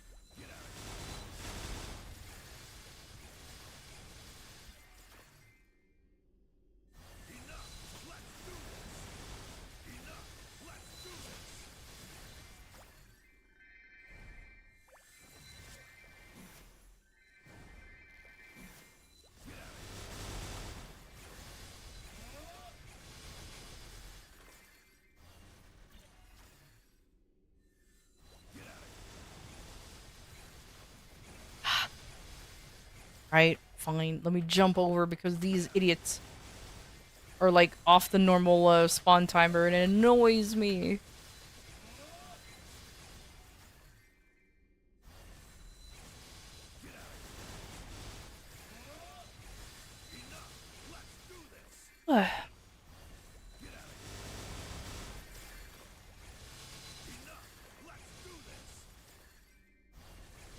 I'm just happy with my small gains. Sad that there's not really many 3 lines, but whatever. It'll be fine. It'll be fine. Gains are gains? Yeah, exactly. That's why that's why I'm just like, you know what? The CP went up. And I actually did pretty well on my Punch King. Yeah, I waited until I done Cube Sale to do Punch King, obviously. There's probably plenty of people who done that. And, I'm pretty happy. I got nearly 3% off of it, so I'm like, yay.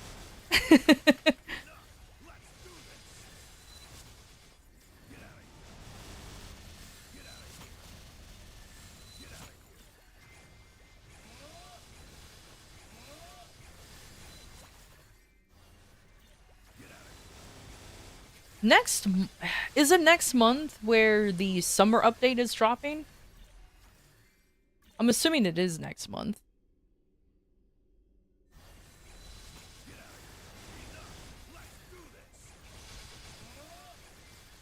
Diving into Baldur's Gate 3 mechanics melts the brain? Wait, why are you diving into its mechanics? Are you making a custom campaign or something?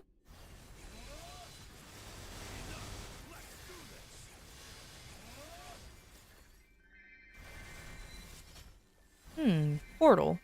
This map is safe enough for me to portal. So let me see if it's actually a good one. No.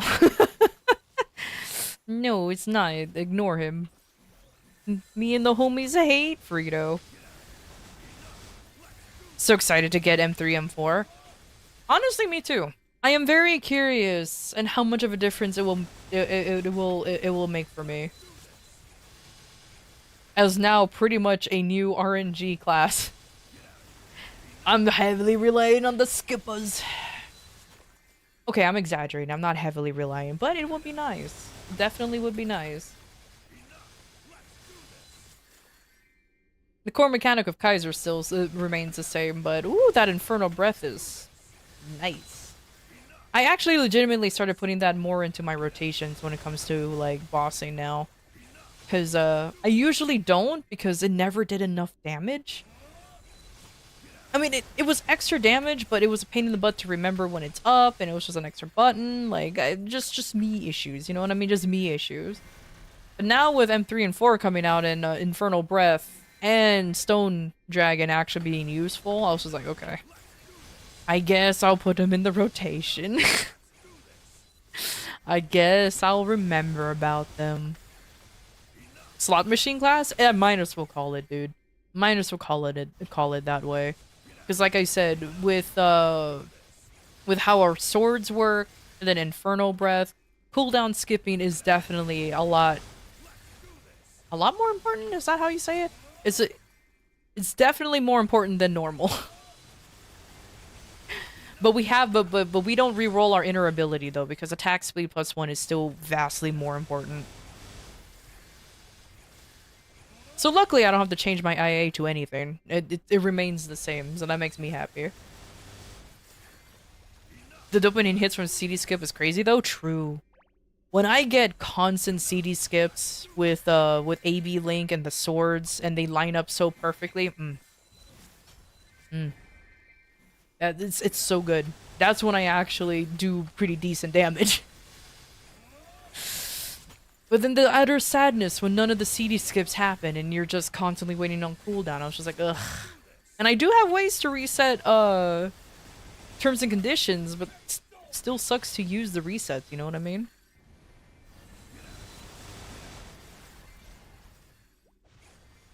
Oh yeah, don't forget your IAs since it's 50% off. I finally got some decent IA on my Kane, so he's actually eating pretty good on that one. Kind of. For some reason unique crit rate refuses to show up. So I'm dealing with only a rare one, but it's fine.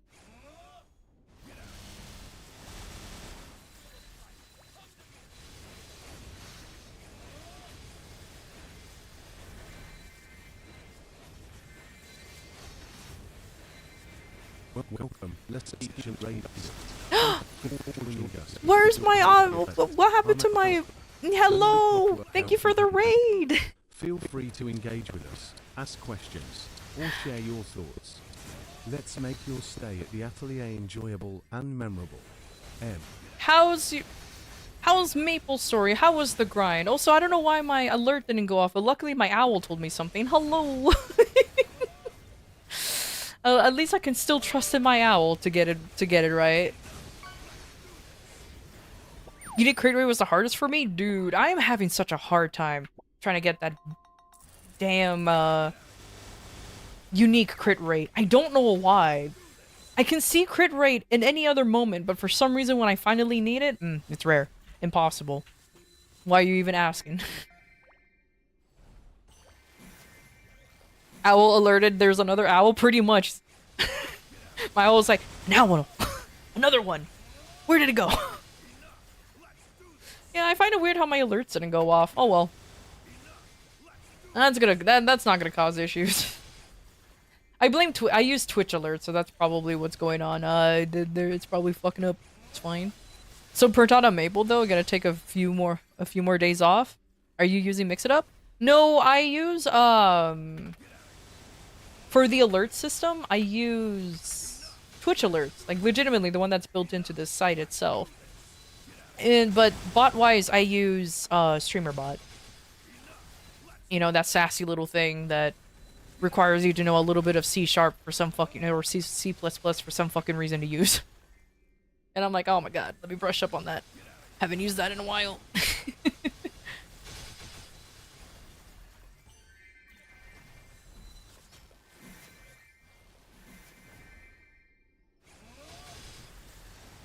You've been having issues with delayed alerts too? Yeah. Maybe it's just in general. Because I have noticed, like, my owl will respond to something, and then an alert will happen. I was just like, huh? What's going on?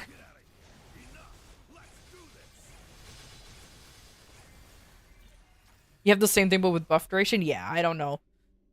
Sometimes there are just IA lines that just refuses to go through and it just annoys. But yeah, dude, I understand the burnout on Maple Story. I'm telling ya, maybe just like streaming another game or just even playing a wholly different character might actually help. Turn Maple Story into a daily story for a brief moment.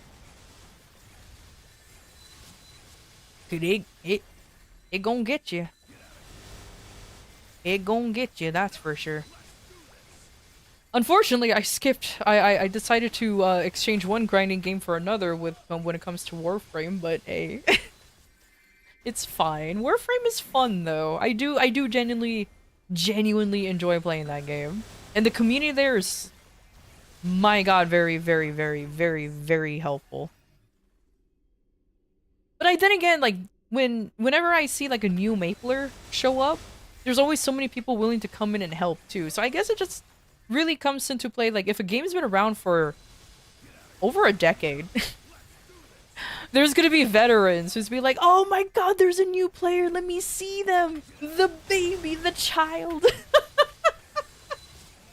And we're like, we must help the child. Love your stream, top tier content. Aw, I appreciate it, thank you.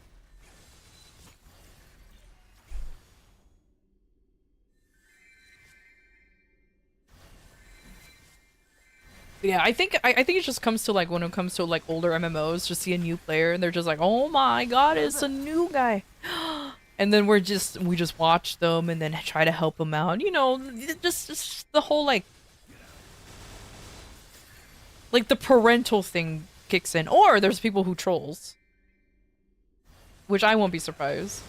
Like, I know there are MMOs that has like a hazing process for new players. If you happen to get a new player and you go through and you put them through something that is very, like, a very traditional noob trap, but he's like, look, we have to haze at least the newbie once in a while. Also, hey Masket, how you doing?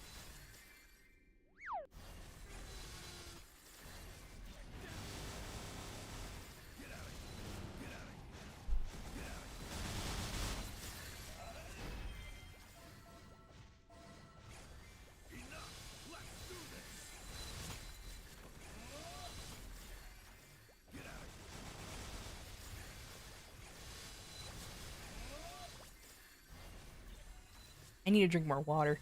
My mouth is so dry.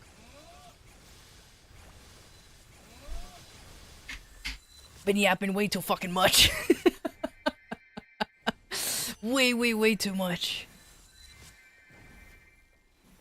Thank god they made Cube Sale 2 days? Yeah. 100%. Especially since day one, like, the lag was pretty bad. Enjoying a chill Sunday? Let's go! We always need a good chill day. In my humble opinion, you need at least one lazy day. One. I prefer 2. Or 3 or 4. But, I prefer to have, like, a lazy day where you just potato the whole day. You don't do jack shit. You just sit in your butt, watch videos or play video games. You don't worry about chores. You don't worry about anything. You don't even have to cook. You just like, let me just order some fucking food through something, and then you either have it delivered or the only time you go out is to pick up the food, and then that's it. I love those kinds of days. Like I said, everybody needs at least one lazy day. Or 3. Or 4. But not the whole week.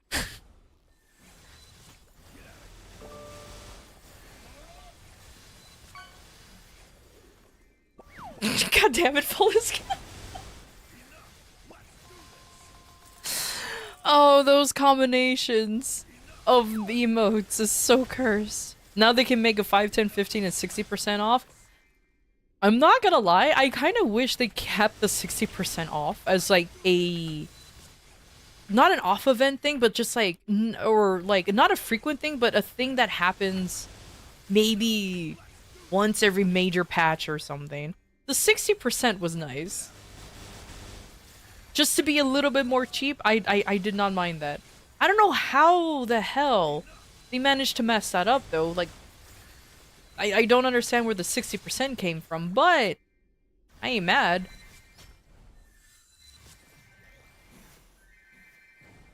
But one lazy day when, like once a month? Nah, once a week. Once a week. You just get a dedicated lazy day. Usually, I like to have a lazy day like after I'm done work. Like my work week is done and the day after is like my lazy day. I'm just like I need a reset button after going to work. You know what I mean? So that's my lazy day. My days off changes frequently. So it's whenever it can be.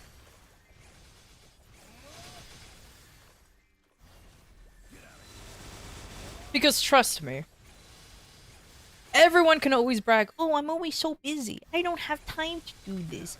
You know, I don't have time. I'm always so busy. I'm always doing this. Nah. This is why people get stressed. This is why people get so angry so quickly. This is how like emotions flare over a little thing. How you when you accidentally drops like a fork and you blow up in people's faces because now you're suddenly incredibly angry. You just need one lazy day. You don't talk to people. Well, okay, this is my introverted version. If you're an introvert, this is an introvert version. Don't talk to people. Don't associate with anybody. You just potato all day inside. Watch videos, TV, play video games, read if anybody still reads out there. I know I do. I'm a nerd, I know. Think just anything like that. And just don't exist to society for one whole day. It is honestly the most refreshing thing out there. I adore it. For one whole day, I do not exist in the society. I'm just a ye olde potato having a good old day. Now if you're not an introvert and you're a bit of a socialite, I don't know what to tell you. I don't know what to tell you. I don't know. Good luck. I'm not an extrovert whatsoever.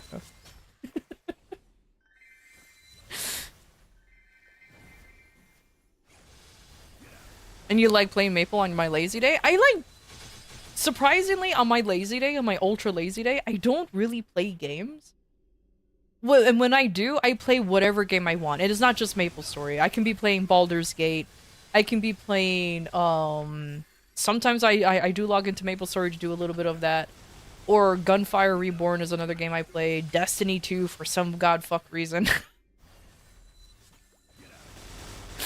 I just play whatever is not in my roster of streaming games, if that makes sense.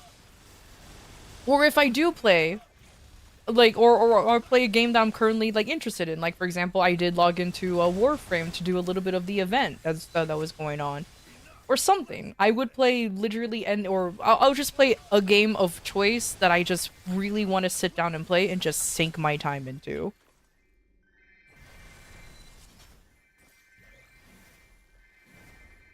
And like I said, it can be whatever. It can be MapleStory, it can be some other thing, but it's usually like some other game that I'm like, oh, I haven't played this in a while, and I boot it up and just go. You just showed up and you can say I'm an introvert? Hell yeah. Hell yeah. What do you mean type 1 if I'm cute? No, type 2 because I'm just cool. Oh dare. Oh dare. You just take a long ass nap? Nice.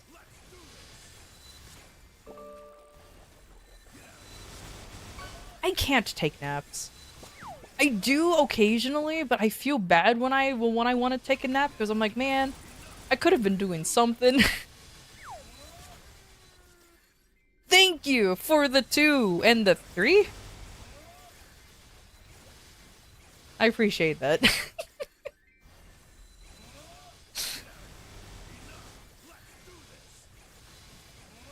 All right, chat, go do some counting. We got up to 4. Can we go up to 10? I believe in you guys. You got this. I know I'm asking for too much for you guys to go up to 10, but I know you guys can. Come on. I believe.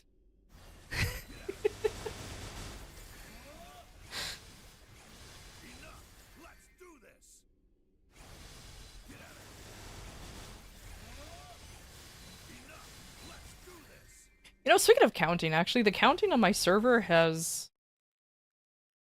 How far did it go again? Let's see. Where's counting?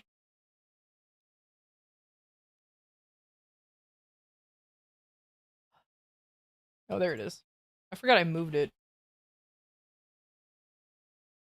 Oh, it reset, so now it's at 29. That's unfortunate. I love it when the bot messes up. Oh my god, you guys have 2 more? Come on, I believe in you. You almost have it.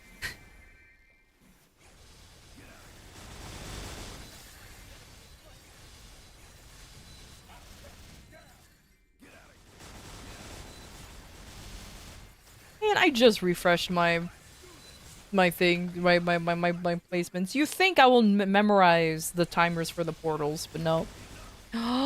We have 1 more. Is it gonna be 10? Oh, get out of here, Frito.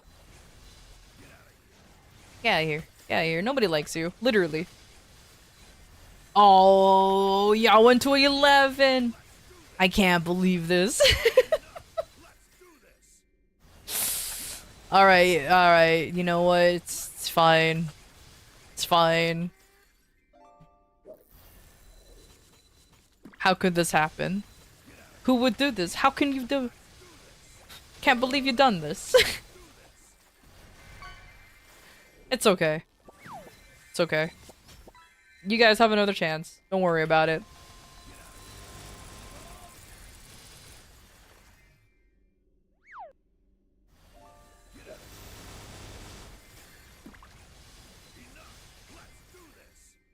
Oh, that's a good yawn right there.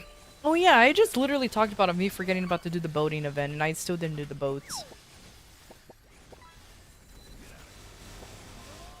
Too fucking bad. I'm still gonna be grinding.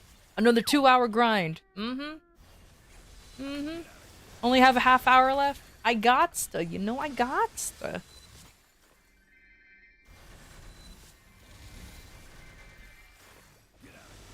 I just realized that there's a rune up there for some reason. I just realized it. Oops. That's my bad.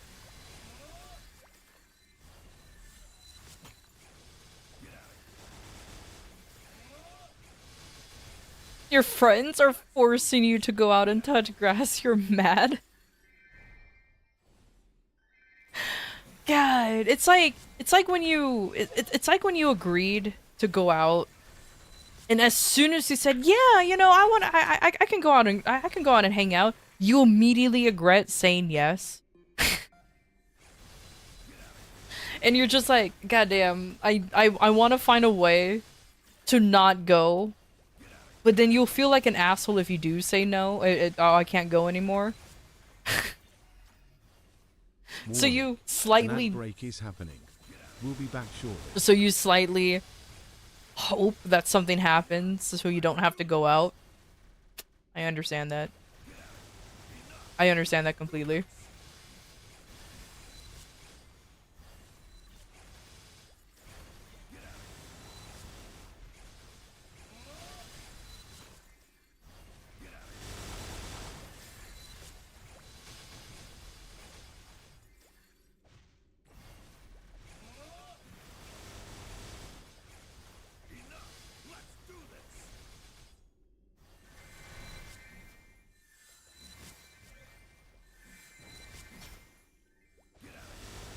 The kids in your program do that and then get mad at you for not joining.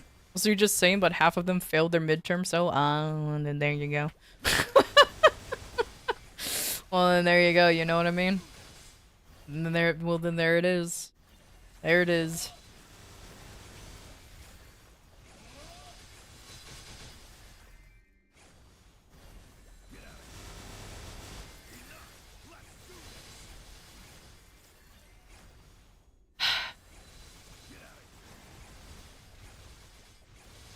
Kind of. Okay. Here's a short story that I have that it's actually a very similar situation to that. It's a very short story. But this happened twice. In high school and in college. And it's really, really dumb. So, for some reason, I don't know if I've ever told this story, but once upon a time ago in high school, I actually was making pretty good money by doing palm reading. Well, once upon a time ago, and then I started charging a pretty decent amount of money because too many people wanted to see their futures being told by some fucking nerd walking around with an anime book, okay? And but because of this sudden popularity that I got, randomly some chick that I legitimately don't know who she was, but apparently she's one of the popular kids in high school, and I legitimately didn't know who she was. I still don't know her name to this day, but I did remember doing her palm reading, though. I do remember reading her palms. And she's like, "Hey, psychic girl," which was her nickname. That was legitimately the nickname that I've gotten from high school, was, "Hey, psychic girl." I'm like, well, at least I know I'm a psychic type, so that's cool.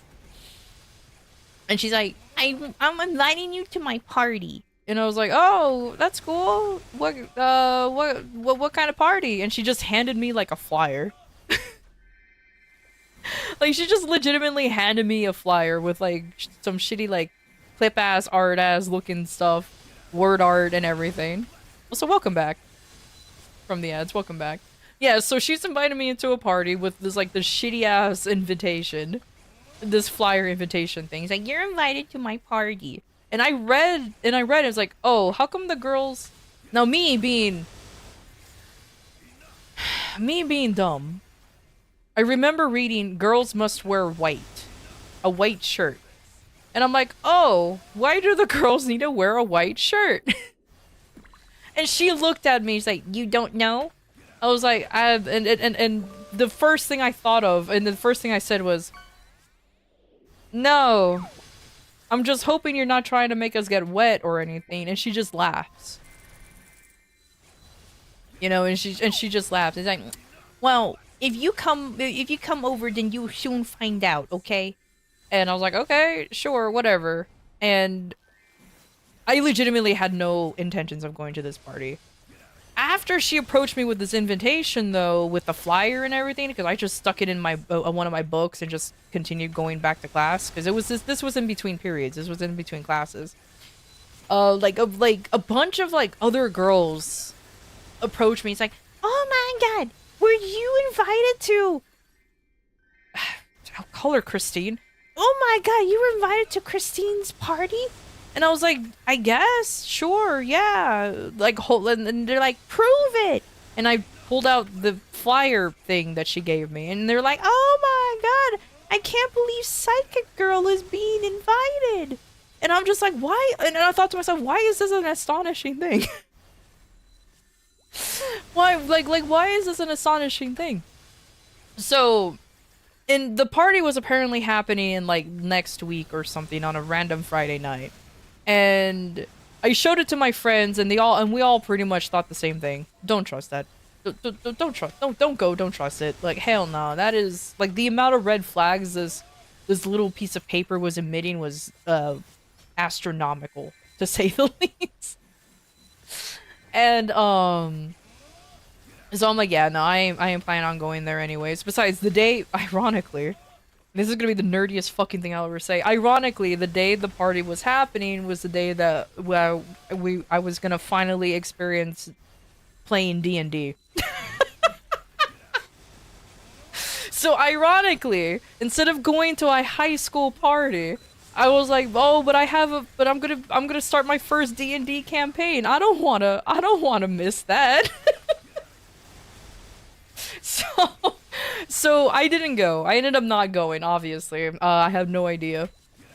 I never explicitly said that I was going, but I do remember Christine every time, because apparently we crossed paths for one of the classes. She's like, "Hey, sidekick girl, don't forget that you're coming over, right?" And I was like, I didn't agree to it. And just kept walking.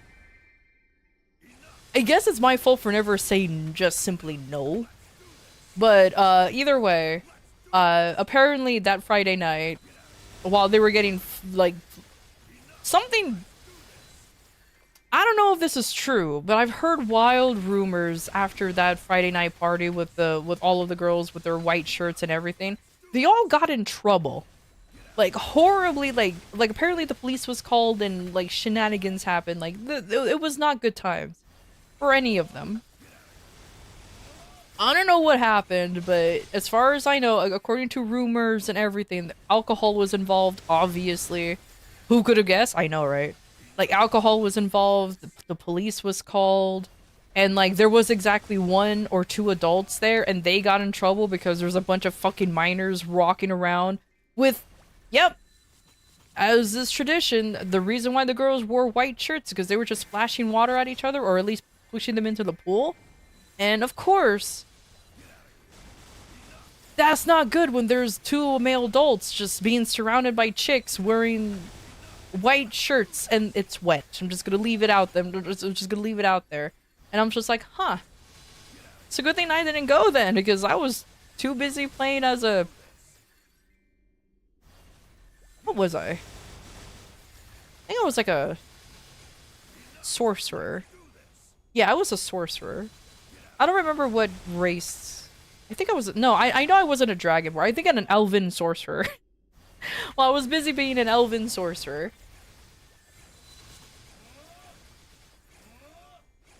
A machine gun bullet? Yeah. Like, to put it simply, it was a very traditional high school wild party. I'm just gonna put it out there. Those were the rumors. And when I came back to school, of course I was made fun of by the people who did go but managed to get away. Man, I can't believe you didn't go, psychic girl. This is your only time for you to be popular. And I was just like, oh no. Anyways. So, there's brief story number 1. Unfortunately though, because I didn't go to that party, my business of being of a psychic palm reader kind of declined. Because I wasn't cool enough to, I guess, get palm readings from. I don't know. I don't remember what happened, but people stopped asking. And I was very sad because I was making pretty good money with that. I was making pretty good money with that. I still didn't buy lunch from school. I just ended up buying video games with that money. Yep. True nerd right there. Sounds like something you see in Mean Girls. I always thought that, like, the whole Mean Girls thing was a meme until that situation happened. But, either way. Second part of the story, because it did happen twice, but this time it was with... It wasn't as wild, but it was when I was going to uni. And there was an anime club, I guess? Quote-unquote anime club? I'm very hesitant to call it that. It was just a gathering of nerds who happened to like the same thing. it wasn't really official. We just kind of, it was just kind of gathered in some kind of courtyard in uni. And my friend and I, we decided to go there because we were just curious. You know what I mean? We were just curious. At this point, like a lot of our friends from high school, we all went to different unis. Not like we all just went our separate ways. You know what I mean? So she and I were kind of like looking for new friends. I didn't care, but she wanted new friends. She's the extrovert. I was literally adopted by her. So we went to this gathering of the nerds. And they were like, "Oh, the new members. Oh, we're going to be holding a party in I'm going to call him Chad's house because it's funnier to call him a Chad. In Chad's house soon. Would you guys like to go?" I'm just like, "Oh, what kind of party?" And it's like, "We're just gonna be celebrating or watching the final season of insert anime here." I don't remember what anime it was, but apparently it was like the final season of it. And I was like, sure, I guess, as long as it's just like an anime watch party, that's fine. I don't mind those. So sure, whatever. I'll I'm down to go, I guess. Unfortunately, I did say sure. But my friend did say yes and said that I'm coming along too, and I'm just like, okay, I guess I sold my soul. I guess I sold my soul to it. So it wasn't exactly, and so I did not end up going. I didn't end up going is what I was trying to say. Because I just said, I don't want to go to some random dude's house that I don't know who the fuck Chad is and watch anime where I can just do it in my comfort of my own home and not worry about, I don't know, offending somebody who happens to like a character in that anime. My friend ended up going though. And again, I don't remember what anime it was that they were celebrating the final season of it. And apparently it did not end very well. Like, it had a pretty not good ending, and they were all very angry. Very, like, to the point where they even start, like one side liked the ending, the other side didn't like the ending, so it turned into like a nerd rage moment. And she was very, very, very in the side of it was a good ending. I want to say nerd fists flew, but you know how we are. We don't act. We true old school anime nerds. We don't actually throw fists. Us true anime nerds, we don't actually throw fists. We're too much of a coward and a pacifist for that kind of shit. We'll just yell at each other and say, and just yell that, you know, you have a trash taste and make fun of animes that you watch for the rest of your life. Like that's how that works. So she told me about it, and I was like, and I did actually genuinely watch the ending to that anime because I was curious about it. Again, I don't remember what it was because that's how much of an impact it was. And I was like, yeah, it was pretty mid now, innit? It was, I'm like, oh, this is pretty mid. I didn't like that. Okay, whatever. And, yeah. Again, I wish I remembered what anime it was. I really did. I just don't. And I was just like, okay.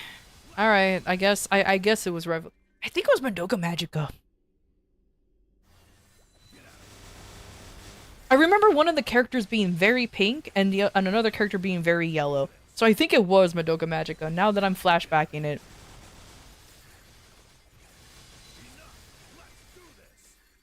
That might be it. that might be it. Yeah. No, Attack on Titan is way too way too recent. I'm talking about university days. Yeah, some of y'all don't realize I'm old. I'm old. I haven't been in uni in a very long time. So I want to say it was Madoka Magica. And its ending. And I remember watching it and I was just like, this is kind of stupid. And I didn't like the anime. So that must have been it, because I remember watching, okay, hot take to any anime fans or Madoka Magica fans of the anime. I'm sorry. but I didn't like the anime. I deeply apologize. I didn't like it. I didn't really like the story either. It was kind of cool and revolutionary to have a violent magical girl thing, sure, but I felt like the story could have done a lot of cleanup before it became something. You know what I mean? Like that's all I have to say. Did I graduate uni? I did. And look at me now. I'm using my uni degree to its fullest. That microbiology, yo. I mean, to be fair, I did use it actually. After I graduated, I did legitimately use it for the medical field. So it was used, but it's kind of funny to just say like, look at me now. Microbio? Yeah. Hey, look, back in the day, microbio was still a... I refuse to say niche, but it was still a needed thing. Nowadays, I feel like it's so many people doing it too. Like, the saturation in a lot of degrees nowadays, or just... No, let me rephrase that. The saturation of the STEM field is ridiculous now.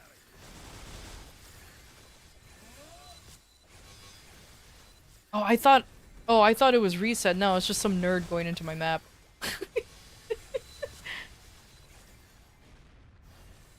At least you aren't being- No.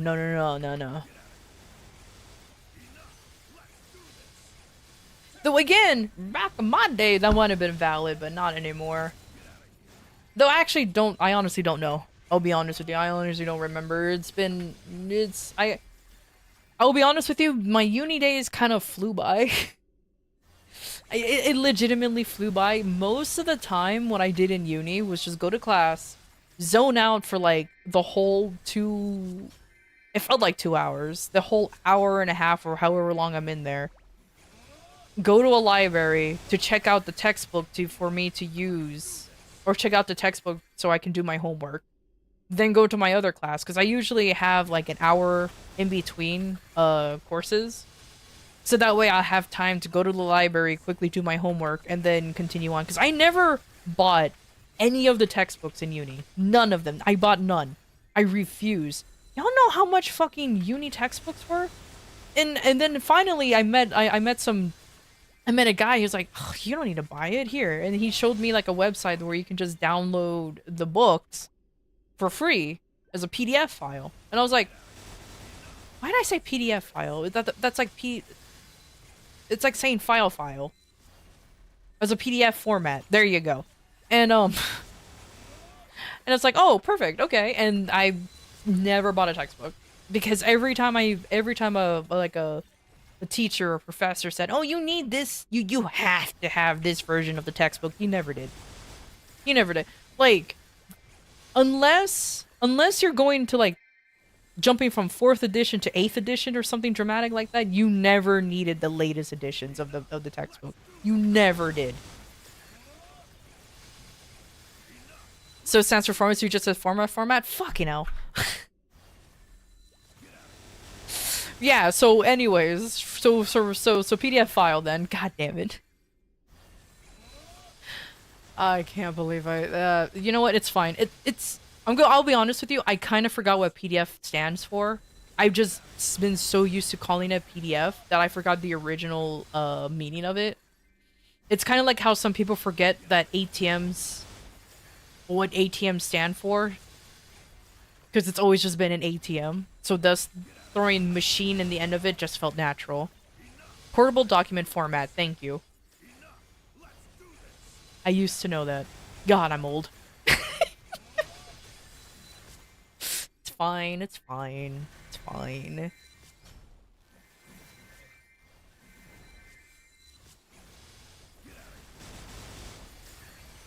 I bet you say DC Comics too? What do you mean? So you're an IRL healer class? Yeah, I was an IRL healer. Too bad, but I was a normie though. I wasn't a cool one. But either way. That's the only thing I remember doing is like after I don't remember how I met him. I think it was just one of the classes, and I guess he saw me going towards the library, and he's like, "Hey, you're just gonna go check out the textbook?" I'm like, "Yeah, that's how I do my homework and shit." He's like, "Oh, you don't need to do that," and just told me about the place where he gets it. And I was like, "Oh my god!" Like that opened up my eyes, and I was just like, "Jesus Christ!" I felt so primitive. Because like I said, textbooks in uni, at least in America, is a ripoff. Absolute. Like the cheapest one I've ever found was $90 for one of my classes. $90. And I was like, okay, at least that's not too bad. And then I realized all my other textbooks I needed really racked up the price. I'm like, oh hell nah. Especially since I don't have student loans. I refuse to get any student loans, so I was literally living off of scholarships and grants the whole time, and whatever money my parents could afford. But even then, I barely asked them for help because they really didn't make that much money either. So I lived off of fucking what's it called? FAFSA. FAFSA. If that's still a thing. I lived off of that shit. I tried to make sure I did not pay not a dime back. Mm-mm.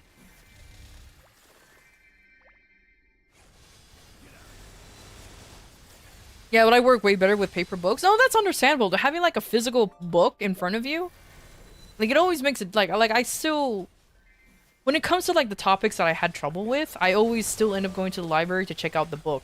What pissed me off though, is that the library only, at least the uni I went to, for some fucking reason, they only had one copy of the textbook available at all times.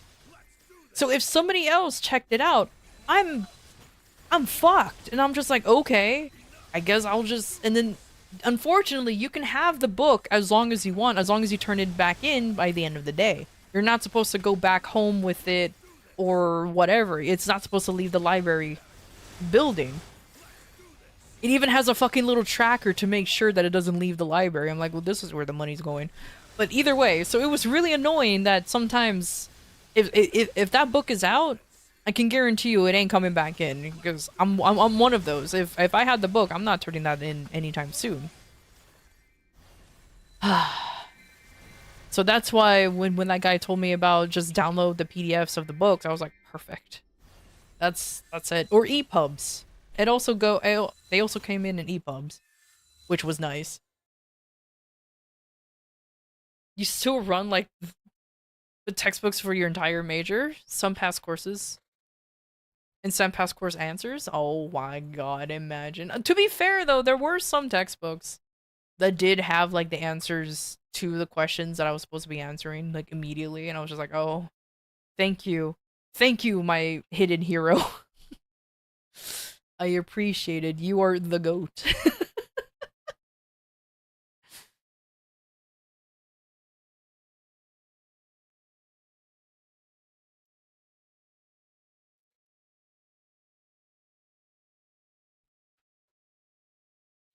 Invest in intelligence and willpower. Perks should be in democracy. It will give you immunity to taxes. I wish. There's two things that's guaranteed in life: death and taxes. Well, I guess three things: death, taxes, and bills. I am living off of my window being constantly open and putting that fan like right in the window, because there ain't no way, bro, ain't no way I'm turning on that AC still. Like, I turn on the AC if it gets really hot, but at night, sticking fans on on those windows and everything. Like, I'm making sure I'm getting that cool air from the outside. Oh god, it is warm, very warm. Oh, look at that. I have a lot of familiars, and I wasn't even bothering to try. Also, I need to do part 2 of the grind.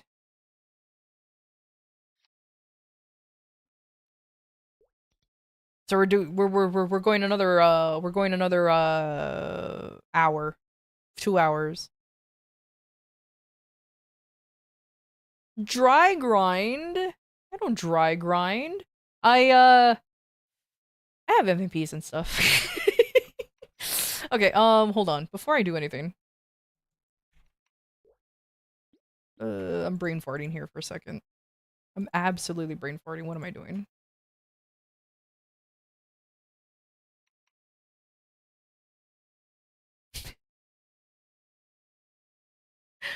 Okay.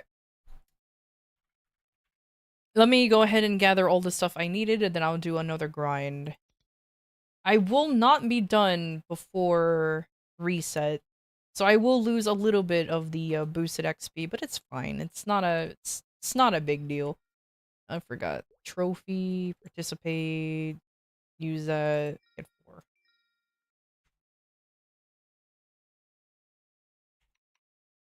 Oh, I didn't mean to get it from that shop. That's fine. It's fine, whatever. It's like whatever. Have you checked in today? Oh my god, you are so right. I forgot to do that. Ultimate collab, you dumb. Like, oh my god, where is it? There it is. Now I have. There you go. I'm good now. I completely forgot about the boating. I guess I should boat. Yeah, I don't want to boat. I'll skip a day. I'll skip more days. It's fine. It's fine. It's not a big deal. It's not a big deal. I'm okay. I'm boating. Now that I'm actually done, I can or let me take a brief respite of grinding and then just do a boat.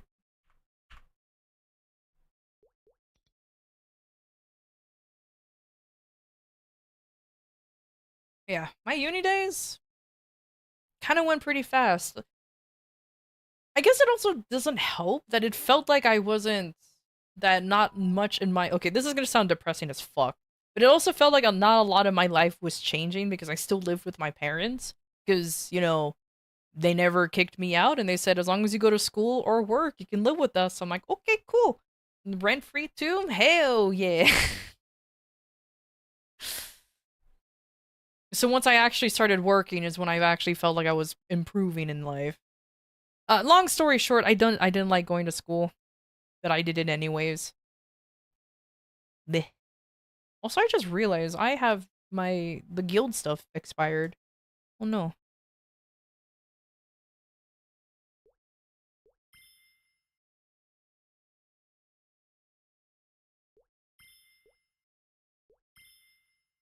All feeling no technique. What, do each boats have their own abilities or something? No, I picked the one that I thought nobody uses. Oh, I immediately failed. Okay. I told myself, oh, I've gotten better at it. And I did not.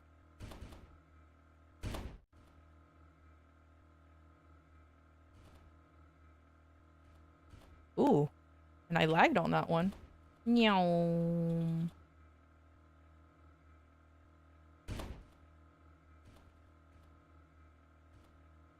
Oh my god, I'm lagging. Oh no. Oh no. Also, in my opinion, that cut through is a bait. I swear it's harder to cut through than just to take the normal route.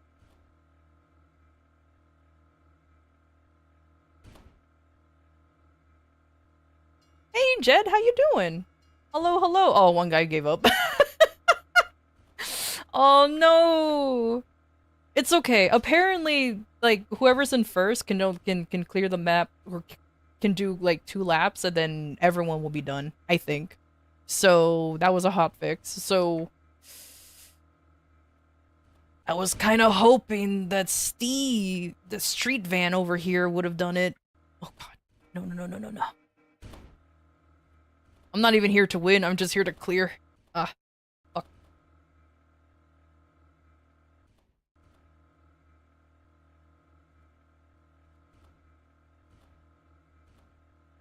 God, these boats are sensitive. I swear. If you just tap an arrow key, it just goes flying in one direction. No! I threw! I choked! I can't believe it! I can't believe I choked in the end. Oh, I can't believe this. My god, I would have won. Can't believe it. It's, you know what? It's fine. It's fine.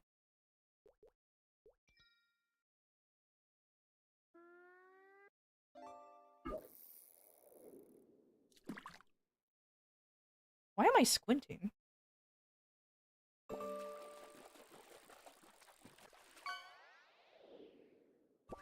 Why am I squinting? Oh well.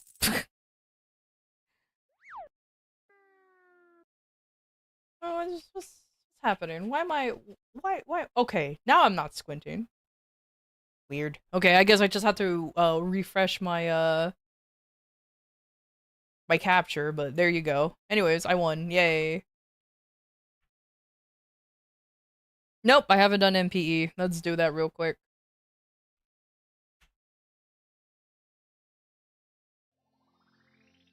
Looking at chat in the end, fatal mistake? Clearly. Clearly. What game am I playing? It was still Maple Story. Just a mini game. A boat racing game. A shitty boat racing game.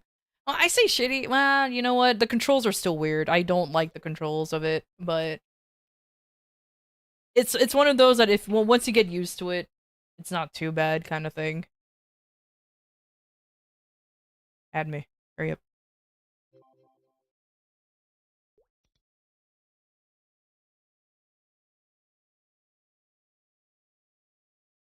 Uni is great for learning independent living for the first time. If you go into a dorm. I didn't. I still lived with my parents in uni.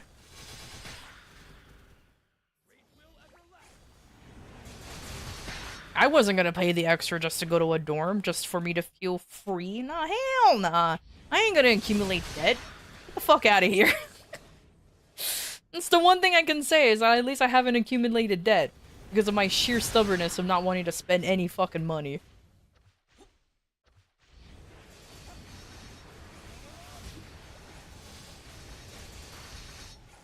You heard about a MapleStory Classic and think about me?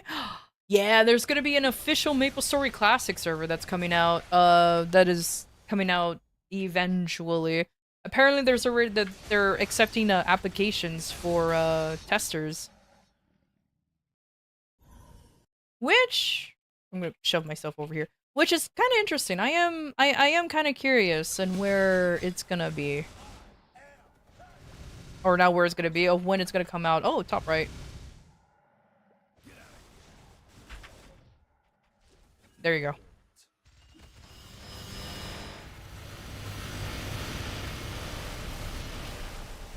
I did not do well. You know what? This guy has like a good. There you go. Nope, nope, nope. Die. There you go.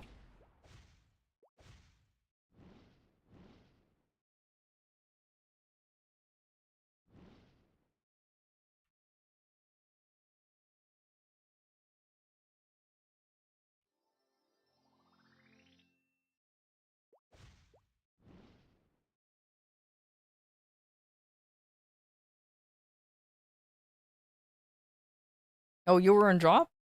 I I assume that you're always in drop while running NPE. Dude, wait. Do people legitimately like go into their bossing stuff to run NPE? Is that a thing? I'm always in drop. Yo, you release switch your gear. Okay, that would explain why I never one shot because I'm always in drop when I'm running MPE. I don't care enough. Oh, I can't claim this yet. Oh, there it is. Okay.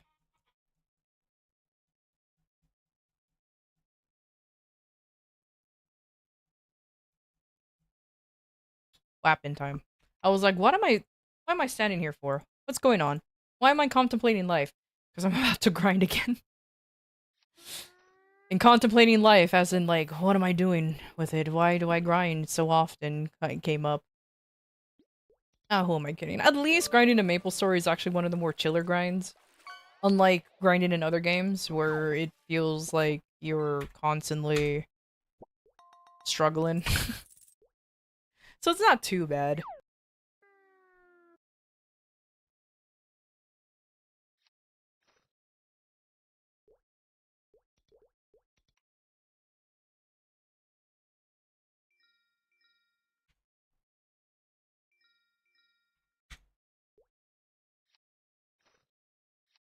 I'm always so low on coins. Always so low. That's my fault, though. Because I always use it. Okay. Part 2 of the grind will begin. Because I have to. It's just good XP. And I'm at 50%. You know, I'm close. I'm very close to, like, actually being cool and part of the cool kids club.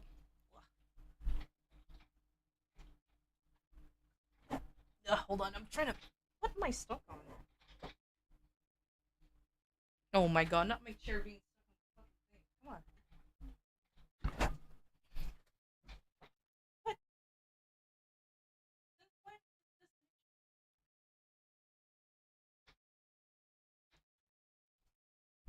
Okay, apparently my desk, my fucking chair mat needs to, like, be ironed down or something. Did I run Punch King already? Yep, I ran Punch King already.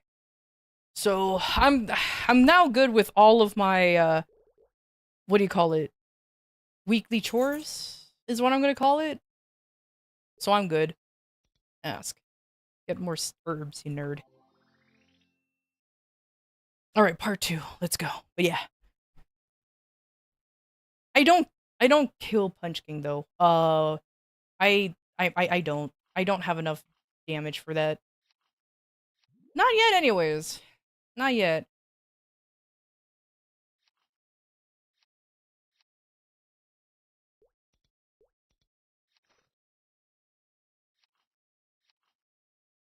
Did I get everything? Yeah, I got everything. Okay. I'm just going back to top deck 8. I don't think 6 is available, I'll be quite frank with you. I might as well just stick with the map that I know will always be available so I can just go in and out. I like 6. But at least with 8, I can guarantee that there's always going to be like a spot open.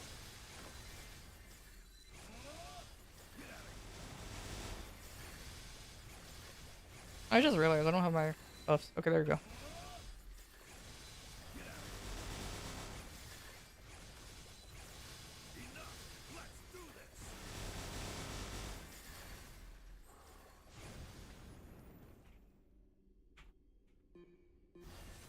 And now I'm out of VIP boosters, so there you go. Now I can't use that anymore.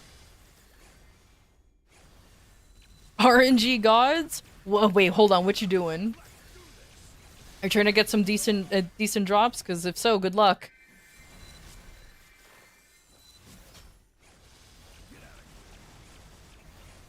I believe in you.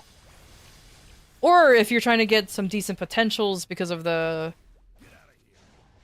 Because of, cube sale. Again, good luck. I believe. I'm sure you can do it, unlike me. I mean, but you know what? I'm pretty happy with the gains that I got. They're not major gains, but I'm pretty happy with what I got. I definitely increased in CP, so it's fine.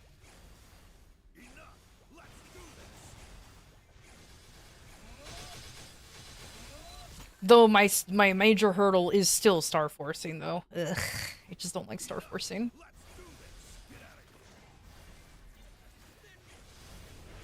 Would you hit? I honestly, with what I wanted, I just got faux 3 lines and a bunch of my gear because they weren't. This whole time, I was running with double lines on things, so that held me back a lot. So I got faux 3 lines, so I got like strength, all stat, or all stat, strength, you know, the whole thing. And actually rolled a useful stat on my fucking emblem. Again, it ain't good, but bro, it was int attack. At least IED is useful. At least IED is useful. And then this became from IED to attack to now boss attack. And everything else, like I said, is either 3 line or faux 3 line. So that's all I wanted.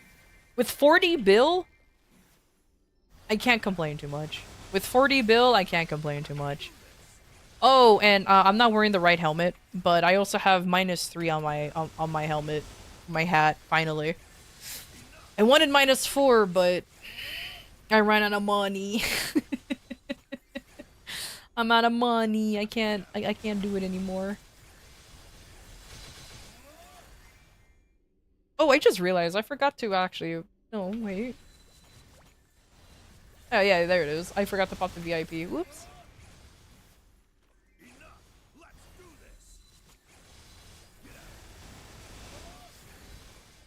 Is the -3 for M3 and 4? No. The -3, well, it's supposed to be -4, but for currently, Kaisers can use it for the, not the blade burst.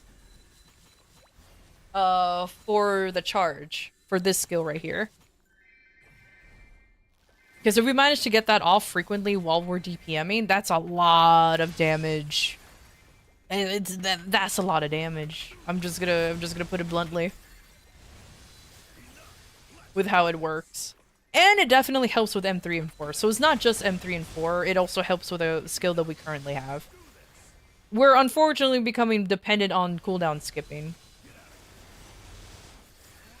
Oh well. It is what it is.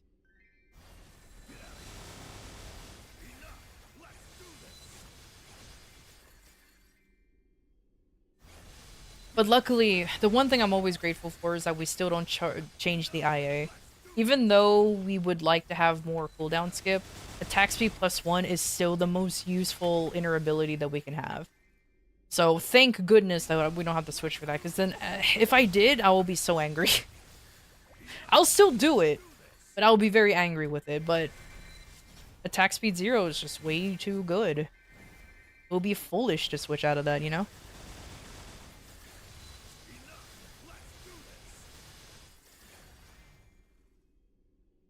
Yeah, I wanted a -4, but it's fine. I have a strong feeling that that's gonna be the one that's gonna be my wall when it comes to potentials. Is that? Hey, I'll do one more back and forth.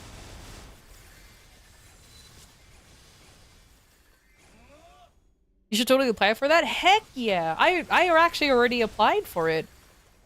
I'm just hoping that I can get, you know, some early access to it so I can start doing my classic MapleStory gaming and be like, "Oh man, I remember." And since it's going to be like an official classic server and not like Artale that is not fully official, it's made in an official platform, but it's not maintained by Nexon still.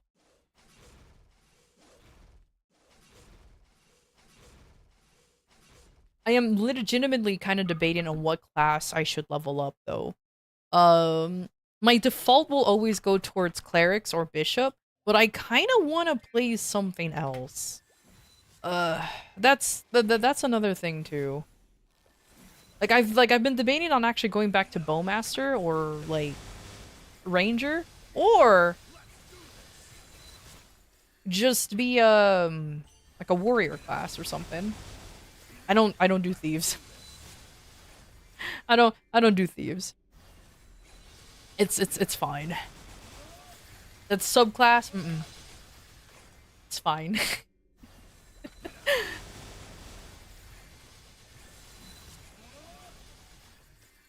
Or I could still be a mage, but not a bishop. I could be like a fire poison or an ice lightning. One of the two, you know, like I'm kind of thinking about changing it up a little bit because I'm always a bishop. Always, for some reason. Every time I go back to any form of classic, that's like the default that I go to.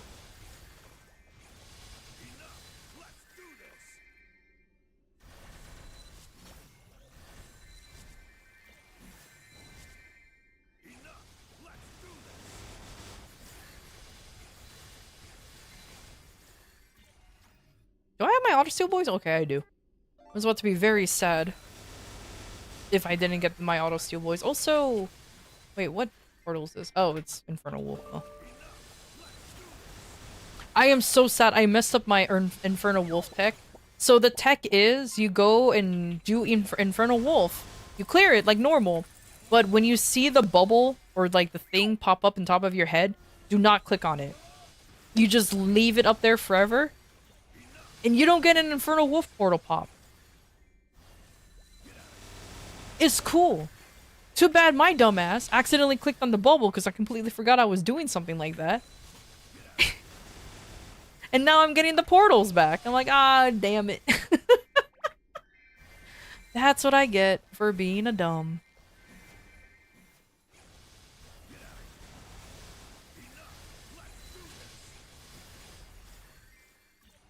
It's alright. I'll probably go in there, like, eventually just to, make sure that the portal doesn't show up again. That would be nice.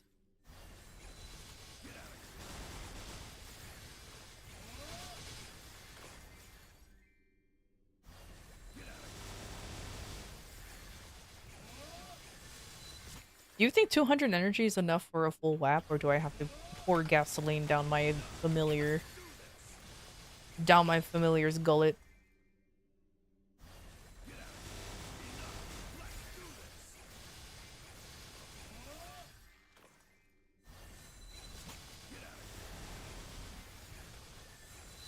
Also, a shame that you can only use VIP boosters once a day. They gave us so many VIP boosters, I thought they would at least let us use, like, more than that, but... oh well. I wanted to be greedy with the XP. 1700? Okay, so I do need to pour gasoline into their mouths. Ugh.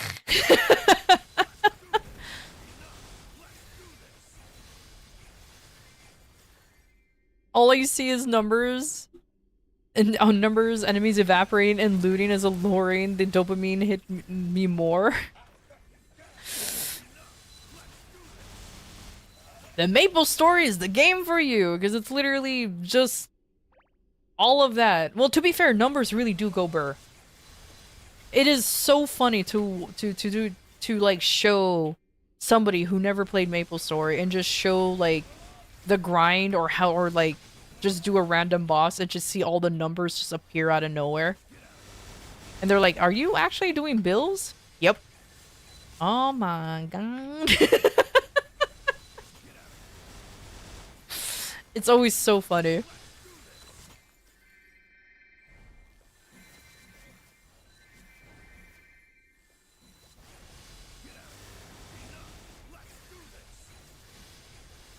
Resets in an hour though? I mean, it's gonna be, I mean, in my time, it's gonna be 4 o'clock, so technically, yeah, it's in an hour. I'm gonna have, like I said, the majority of the grind is gonna be with the super cool rune effect, but it doesn't matter to me. Everything else is still relatively the same. It's not like I'm getting super boosted XP in general. It's just the runes.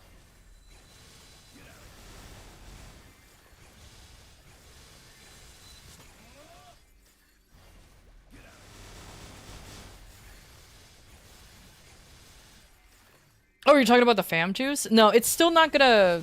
The fam juice, I don't think, is gonna last long enough until the reset.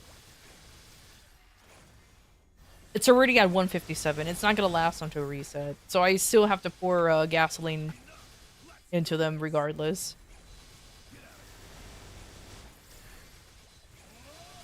I should be, honestly, working on my familiars, but... I'll be honest with you, I am holding myself back for being absolutely dependent and addicted to using healing fams. Especially the large boys. I'm absolutely holding myself back. It's another reason why I don't want to switch over or, like...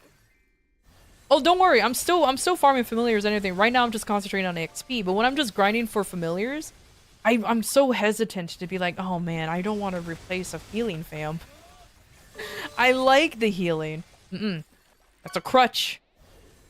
I gotta move on from that. I need more damage.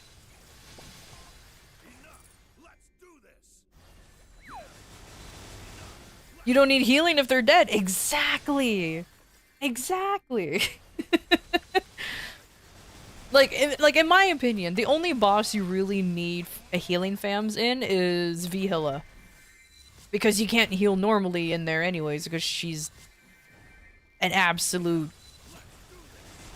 dingus. So she's the only one you, like, I feel like you really need a healing fan for. Unless you're running solo and you're just a god gamer, which I am not. So that's the only. And then I think Dark Nail too, because he still has random bullshit go mechanics, especially with his like commanders coming out of like every fucking where. I hate those commanders. They're so annoying.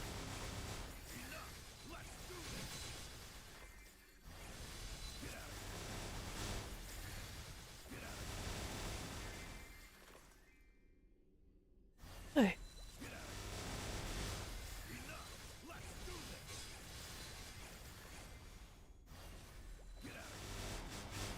Whew. Ew, this disgusting arc made me lag.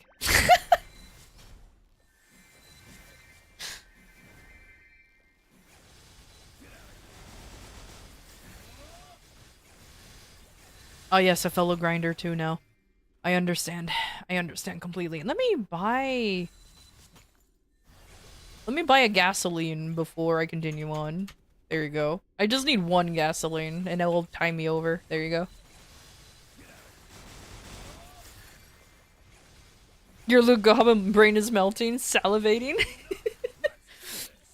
It gets even worse. It gets even better if I don't like loot for a little bit and I just kind of like let it pile up. And you just see the pets collect everything. It is very satisfying.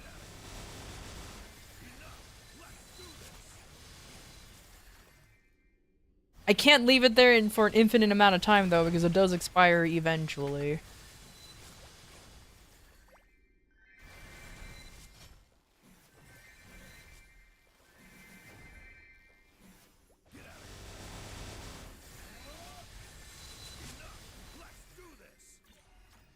Man, I remember making fun of people saying, "Why do you need more than one vac pet?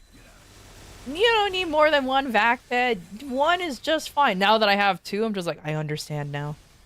My world has opened up. I understand completely. I kind of wish, though, I actually got a second vac pet from the Wandroid. Or not Wandroid, Wonderberry. He went from 0 to 2. Luckily, honestly, it is actually cheaper to maintain the ones from the Wonderberry than the normal ones. Which I find bullshit. Because if you just have like a normal vac pet, you're still paying 15 bucks or whatever to maintain them. But the other ones is like, what, 5? But I guess it can be more expensive if you have... No, not more expensive. It can be just as much if you have 3. So I guess it evens out, it just depending on your luck. But still. So hey Flan, how you doing? Are you gonna transfer them during the cash up transfer? No, that's understandable. I know some folks who ended up having like 3, got lucky and got 3 or even 2 vac pets, but they want to transfer them out to different, you know, their different alts and everything that they grind in.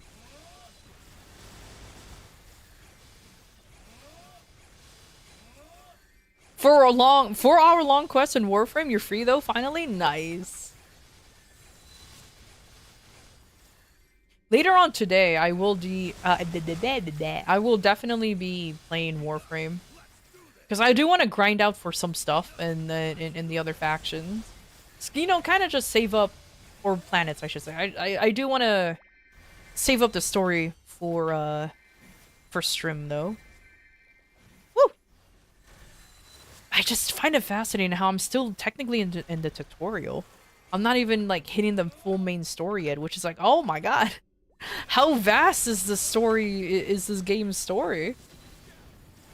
Pretty vast, to say the least. Pretty vast.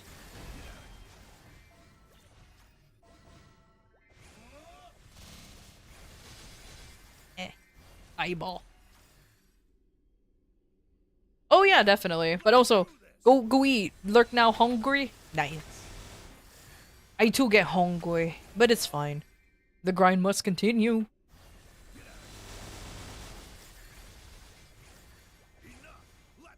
With this still weird craving for fried chicken. There's a Jollibee nearby. I might actually go and maybe get something from there. Or, believe it or not, there's a grocery store nearby with OP ass fucking fried chicken. Why? I don't know. is good though.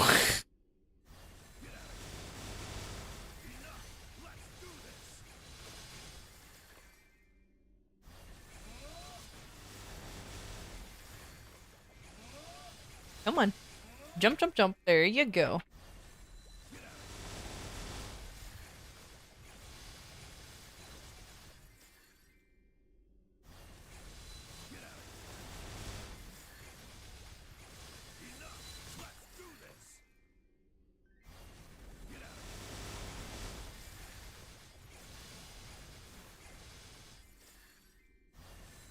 You know, good night, Yelixa. Thanks for stopping by. Good night, good night.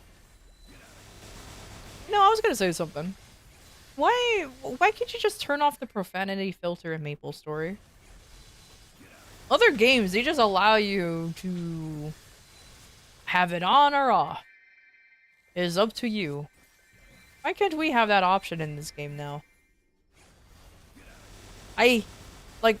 I highly doubt there's that many kids playing MapleStory, like young kids playing MapleStory right now, that the profanity will be bad. And besides, I'm pretty sure they're the ones with the bad mouth. Shit. Some kids will say the most vile things to you.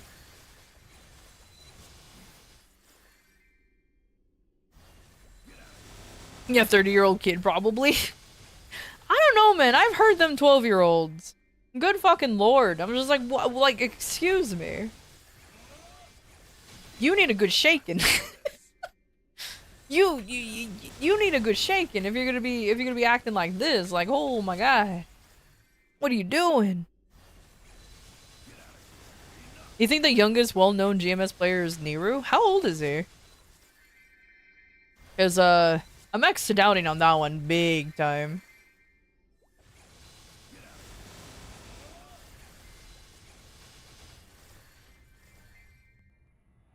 Oh, good, Apollo. Nice. I'm sorry, I pronounced it wrong. Oh, you. Alright, I'll have the boys do it while I'm just in here.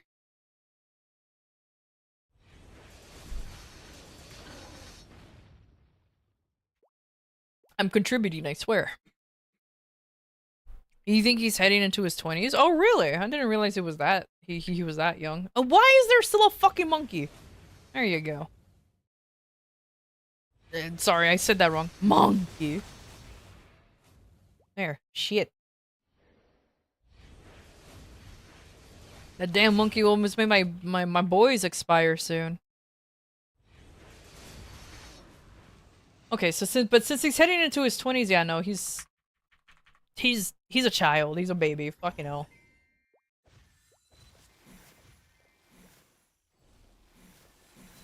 I don't mean that as a bad way. It's just like I'm just surprised that there's still young folks playing MapleStory.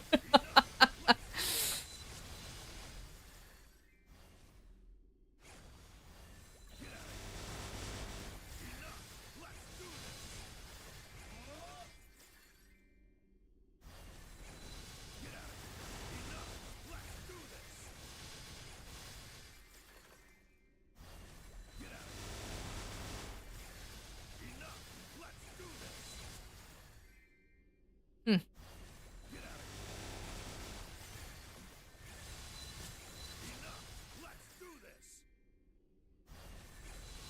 How many people actually reach level 300 by now? Now that we talked about Nero, I wonder how many reach level 300 now.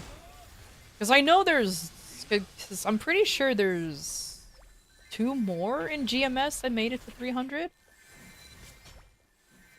At least I think so. There's 6 now? I don't think that's many. Because I started thinking like maybe they'll start doing an EXP curve soon. If there's more people reaching 300, I'm thinking there's going to be an EXP curve coming up soon. But I don't think so. There's still not many people. Unless they miraculously decided to, I don't know, one day just increase the level Warning. cap. An ad break is happening. We'll be back shortly.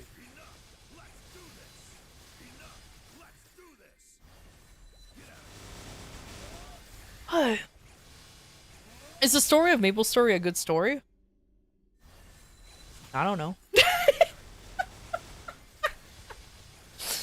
I don't know. I'm a Mapler. I play Maple Story. Don't ask me about the lore.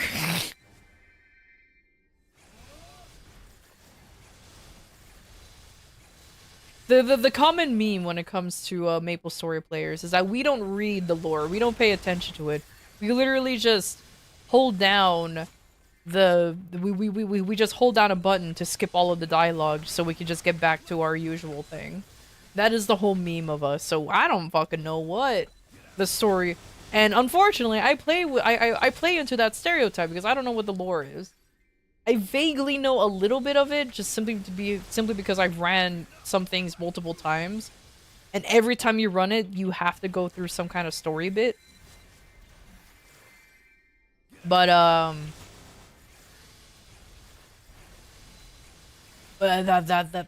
that's about it.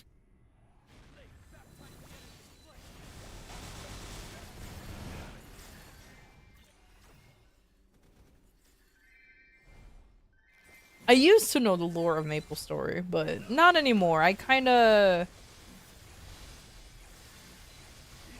stopped paying attention to it, especially in the Grandis area, because I feel like it's just it's not a direct rehash of what we had in the Arcane River. But however, we are still going after a big old bad, and we're trying to stop the evil and everything. And for some reason, the Cygnus Knights is every fucking where. I don't know why, but there's always Cygnus Knights everywhere we go. And for some reason, the Empress is always in goddamn trouble. I swear to fucking God, she needs more help than Princess Peach, and yet Cygnus is the one with the magical powers, so I don't fucking know. I don't know the story on that one. To be fair. The one thing I do like about the Grandis storyline with what I have read, depending on your class, they do play into your class a little bit, into your class's lore a little bit. Like there have been times when I actually decide to read the lore, they mention, oh, Kaiser, oh, the Pantheon champion, or things like that. Or if you play as a Flora, they're like, why are you on their side? You're supposed to be on our side, you fucking traitor. And you're like, tee-hee, I hate you. And then they continue on with their normal things. Like, they do throw in, like, little aspects of your lore here and there, which is actually a pretty nice touch. I'm actually surprised they do something like that, because I thought they'll just now do, like, a whole copy and paste of the whole lore. But the fact that they actually put in work and just add in, like, oh, if you're an Arc, here's your best friend who's betrayed you like a million fucking times, but for some reason it's still your best friend, kind of thing. Or Ilium, oh, you're the guy who used to have hair, but now you don't. That's not Ilium's story, but I like to think it is. The tragically bald kind of scenario. Like it's actually pretty good. So it makes me kind of pay attention to the Grandis storyline a little bit, because like the other storylines really made it feel so. This sounds stupid, but it made it feel generic. Because I'm like, okay, I might as well just do this as like an explorer. There were some aspects in like the Arcane River story where like your class, or even the race of your class does play a role. So like, for example, with Kaiser, since I'm a Nova, like when there's this part in Yum Yum Island where like a dragon thing came out, like is being reborn, and the Kaiser was like, oh my god, I know this guy. And like he actually explained the background of this guy specifically. Same thing if you do it with another Nova class. They're like, oh, we know this guy, he's from Legend. Kaiser's the only one who actually knows him because of ancestry powers, I guess. I don't know. Ooh. But either way, like, it's kind of cool that they add more information, but if you play as another class and they see the dragon, they're like, what is that? They're like, who dat? Well, what happened here? Terminally bald? Exactly. That is the issue of Ilium. He's just critically bald.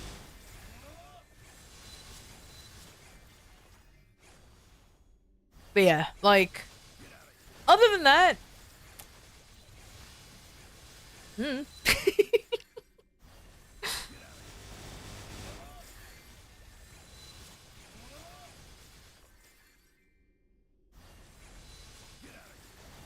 I genuinely, actually, now that I think about it, I genuinely don't know Ilium's story. His story, like, was kind of tragic, but not as much as the other Flora classes. Because, like, one got her wings ripped out and been then betrayed. The other one was literally banished to the Shadow Realm and, like, kept in purgatory or whatever because she betrayed the High King, God King, or whatever. And she had to break out on her own free. And then one guy got betrayed and now a demon's, I guess, possessing him, or eternal hatred or some shit. Like, all of them were just like, Jesus fucking Christ, are you okay? And here's Ilium is like, I went to school and I'm smart. Also, I had hair. Like, I feel like it's such a dramatic contrast between all of them. I mean, I can actually say the same thing about the Floras, or, like, the Novas. For example, like, Angelic Buster's storyline, slightly tragic, but really not really. She just gained her magical girl powers because she just stole an artifact, and he's like, you're an idol now. And she's like, okay, I guess I'm an idol now. Really dumbed down, but it's pretty much how it worked. Kaiser was like, the Kaiser's like, oh, I have been chosen to continue the Kaiser lineage. Yay. That's it. Even more simpler than that. Whereas, like, Cadena and Kane, the other two Nova classes, oh my god, they've been through fucking everything. They had family deaths, betrayals, like, actual murder and revenge and all this other stuff. It's just like, oh my god. Y'all okay? No. The answer is no. No, they're not okay.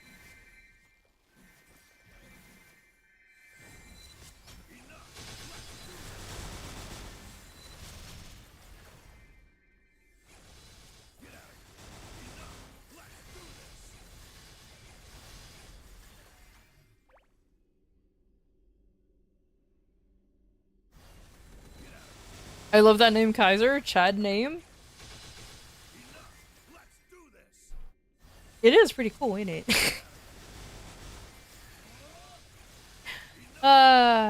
So don't worry. Just because his name is Kaiser, which is normally means emperor in I forgot which language. No, he's not a king of anything. Nah, it was just a cool sounding name. Don't worry about it.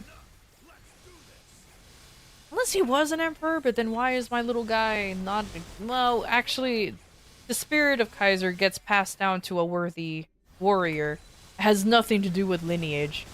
Like, the character, like the name of the guy who turns into Kaiser, whose name is Kyle, who's just some schleb. He wasn't anything really important, he just had a lot of like he was just honorable, and that's when he became Kaiser. That was it. German? Okay, thank you.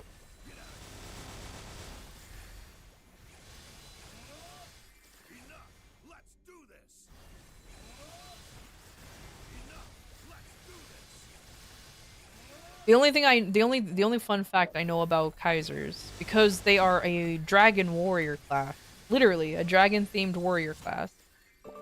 It was meant to represent the Dragon Knight that used to be a classic MapleStory class from way back in the day.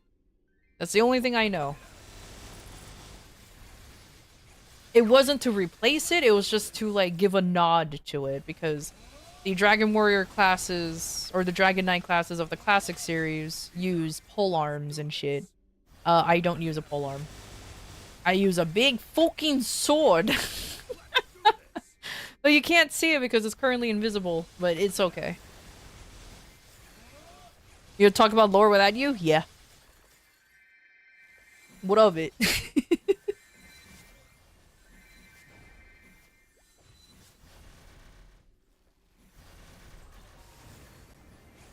Oh, because somebody asked for about how's the lore of MapleStory. I'm just like, I don't know. I legitimately don't know. I've never I don't really read the lore. Kaiser reminds you of a Digimon for some reason. I don't know why. Unless there's something called Kaisermon. Because remember, all Digimon has Mon in the end, in the end of their name, which throws me off every time.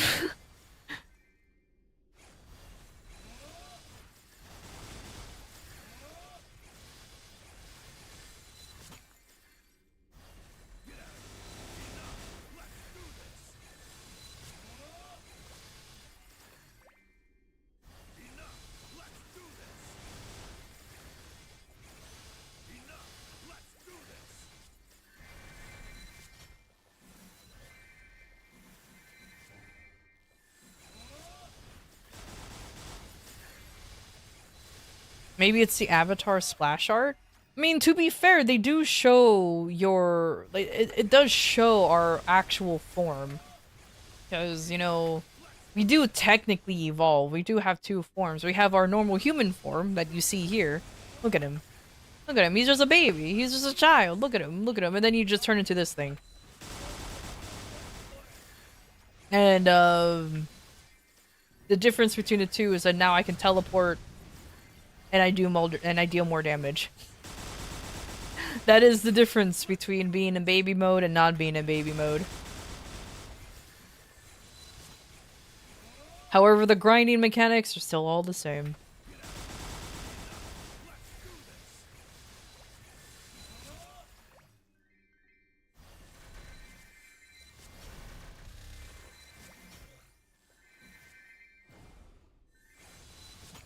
It reminds you of Emperor Greymar? I don't know how that looks like. I don't know anything about Digimon. I watched Digimon like when I was a wee little kid, and then after that I just kind of fell off of it. That's about it.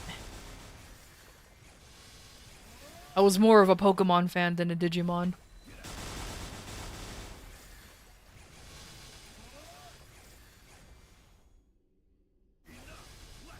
And you know what I mean? I can guarantee you I will not remember to Google it.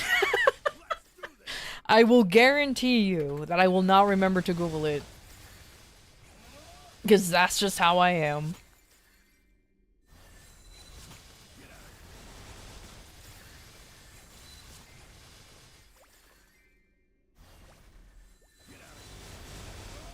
Lore though, you're a lore buff, so sorry. Nah, it's fine.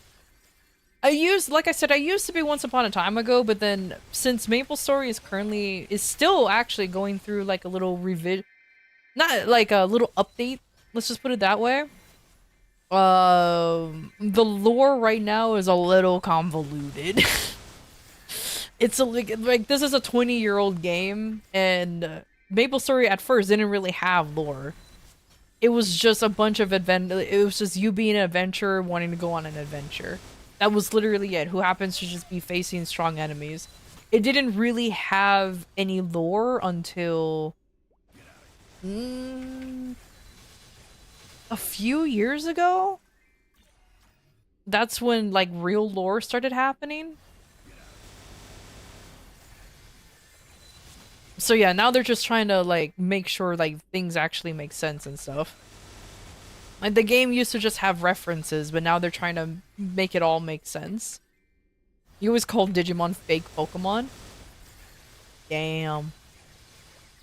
To be fair, though, some people, when they make fake Pokemon, they do look like Digimon. So I can see it.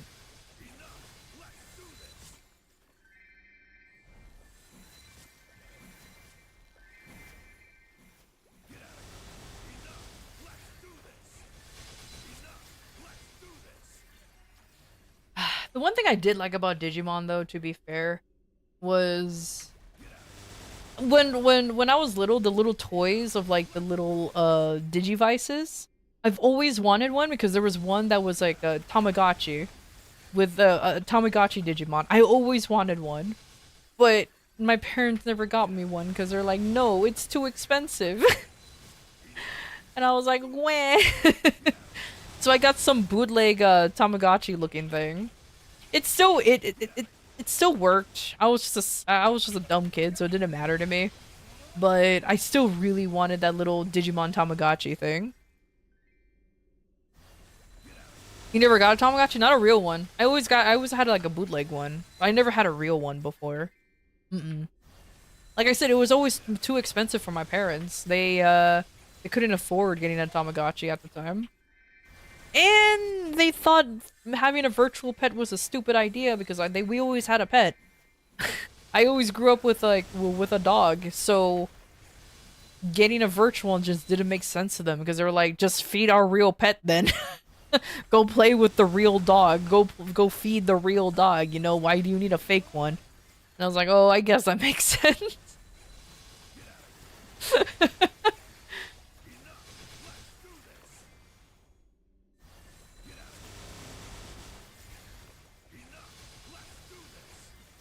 So it's like, oh, okay.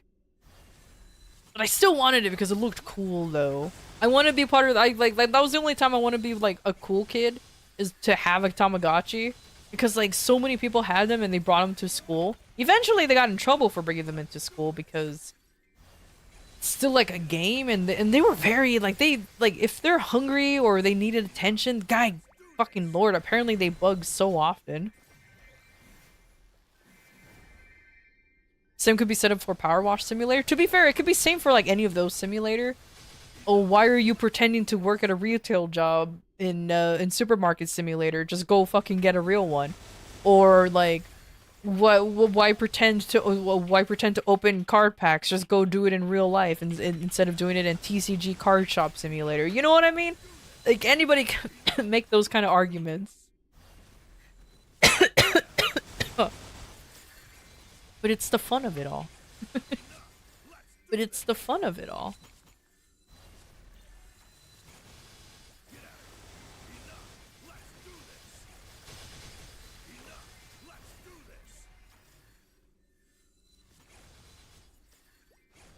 Welcome back, Fun. So I honestly would like. I was actually kind of surprised the resurgence, I guess is a term, of the Tamagotchis. I thought for some reason that was gonna be a fad that only existed when I was a kid, but I guess not.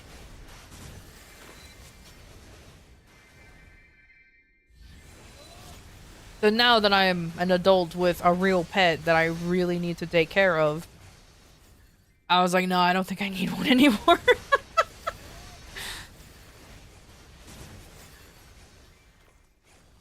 There's a PC game. I'm not even gonna bother with that. Like, I think the only pet related thing that I played when I was younger was Neopets, and I did not like Neopets. There's a hot take. I did not like Neopets. I hated it. Maybe because my computer couldn't handle it or whatnot. I didn't like the mini games. Some of the pets were cute, but I didn't like the fact that he had to like constantly grind for some shit. And I'm just like, I just want to. I just no.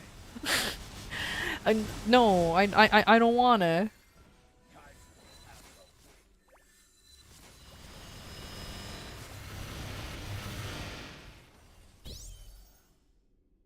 Why are we bad mad at Digimon? Oh, because I don't like Digimon.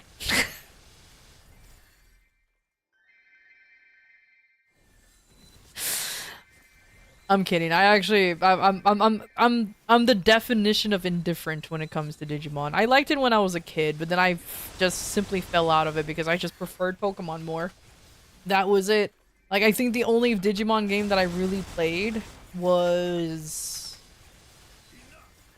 the Digimon Rumble game? It was like a fighting game from way back then for the PS1. And then I have a Digimon game right now, which is like Cyber Sleuth, which I haven't played yet. But I got it for sale, so, you know, whatever. However, I do feel bad for those people who like Digimon, because, like, there was barely anything for you guys for a while, but apparently there's gonna be a 25-year anniversary for Digimon anime coming out. And then the resurgence of the card game is back out, and is actually doing really well, the card game. So Digimon fans is eating pretty well recently. And yeah, and now there's even more Digimon games coming out that's actually, as far as I've been told, pretty good. Again, I only own Cyber Sleuth, so I don't know if it's actually good or not, but I do. It does look good, and I do want to play it. I just have so much of a fucking backlog.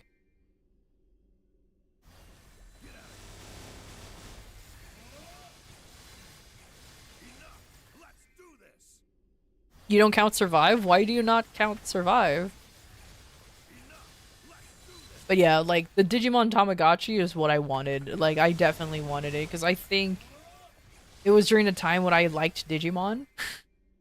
And it was, and I was like, oh, there's a Tamagotchi one, but I just never got it, and it was so sad.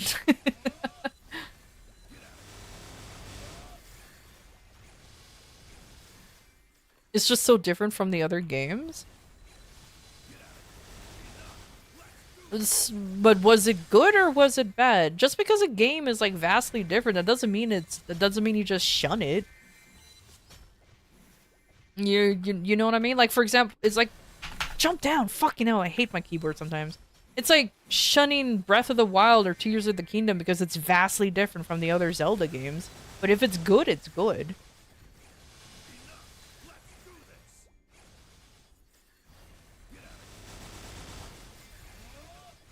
It's more like Fire Emblem mixed with visual novel. So it's a Fire Emblem game because Fire Emblem game is basically a visual novel, but you also get to fight. Because Fire Emblem is a hot take. Fire Emblem is a visual novel, but there's combat in it. But there's actual gameplay in it. You cannot change my mind. You legitimately cannot change my mind. You heard Fire Emblem? Yeah. Fire Emblem. It's a visual novel, but with a game attached to it.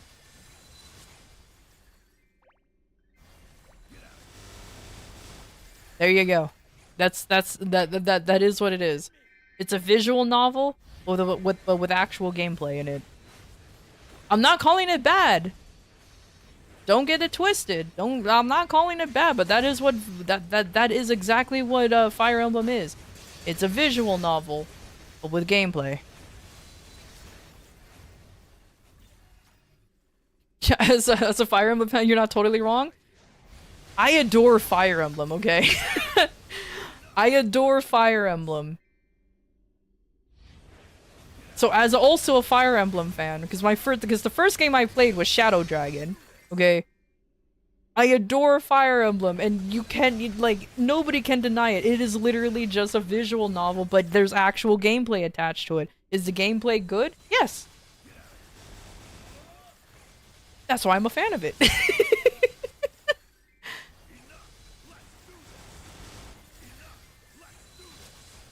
The Survive wasn't what you wanted from Digimon? Okay. Well then, let me teach you a life lesson here, Flan, because it's dumb. Unless it's actually a bad game, don't discount a game because you weren't expecting it. Because you weren't expecting the game to be like something. Because you didn't expect it to be like something that you wanted. This is why Wind Waker was for the longest time was dubbed like the worst fucking Zelda game. Because people expected it to look like Twilight Princess. But it looked the way it was, so people immediately wrote it off as like, oh, I don't like it because it's not what I expected. No. And it's a good game anyways. Bad example, but another good example. The best example I can think of with still the same genre kind of thing is Breath of the Wild and Tears of the Kingdom. It is functionally different than all the other Zelda games out there. But they're still good games. So don't just count it off because that's not what you wanted from the franchise. As long as it's a good game, it still deserves to be acknowledged. If it's a bad game, then ignore it. It's the same thing like the Devil May Cry games, alright? 1, 3, 4, and 5 are amazing. We don't talk about 2. 2 breaks people. 2 breaks people. Literally and physically.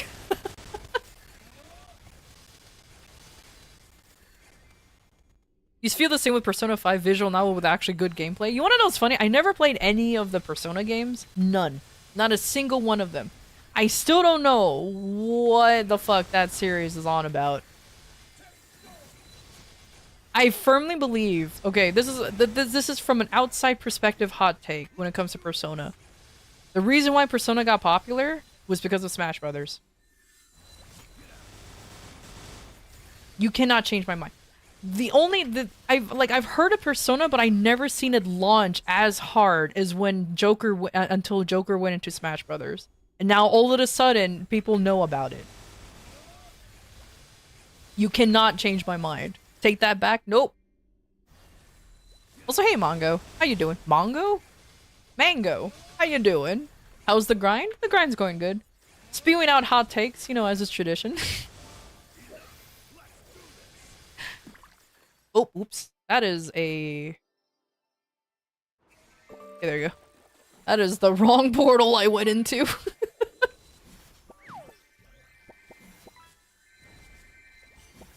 Because like I said, I have heard of the Persona games before. I like JRPGs. It's just one of those that just flew under my radar.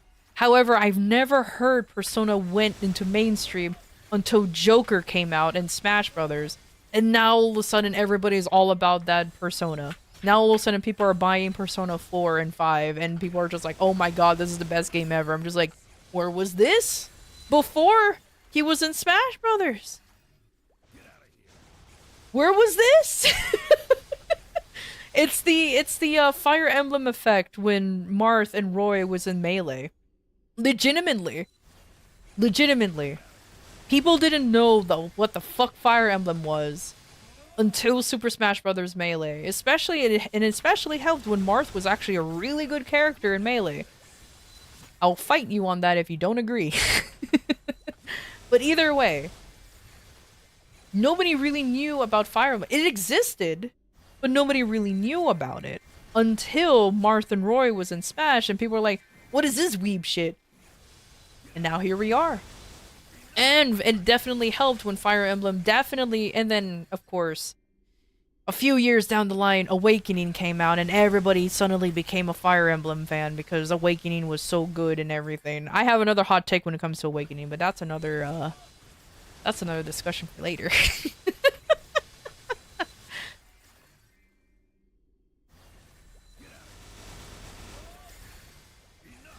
Because of a nerd in your business school class? I love it. Xenoblade, I legit heard about that game because of Smash? Yeah. Also, Xenoblade got the same effect with Shulk? Oh, yeah. Like, I also knew about Xenoblade, but I never played it because I always heard that it's like a really long fucking game. Like, really, really long. And I was like, man, I don't wanna dedicate that much time to a JRPG. I'm fine. Like, even though I'm fine, like, grinding JRPGs, sure, you can have hundreds of hours, but apparently, like, the normal clear time is, like, way too long. Because the reason why I have, like, too many hours on a JRPG is simply because I grind. Not because I'm still going through the story. But, again, I don't know. I never played any of the Xenoblade games, and I don't own any of them as far as I know. Maybe I do, maybe I don't. I don't know. I tend to just have games. I have family members who gift me games over the years because they're like, "We know you like to play games, so here you go." And I'm like, "Thank you." And I'm like, "Thank you, I guess. I appreciate it." So, like, there has been plenty of times where I just, like, accumulate things.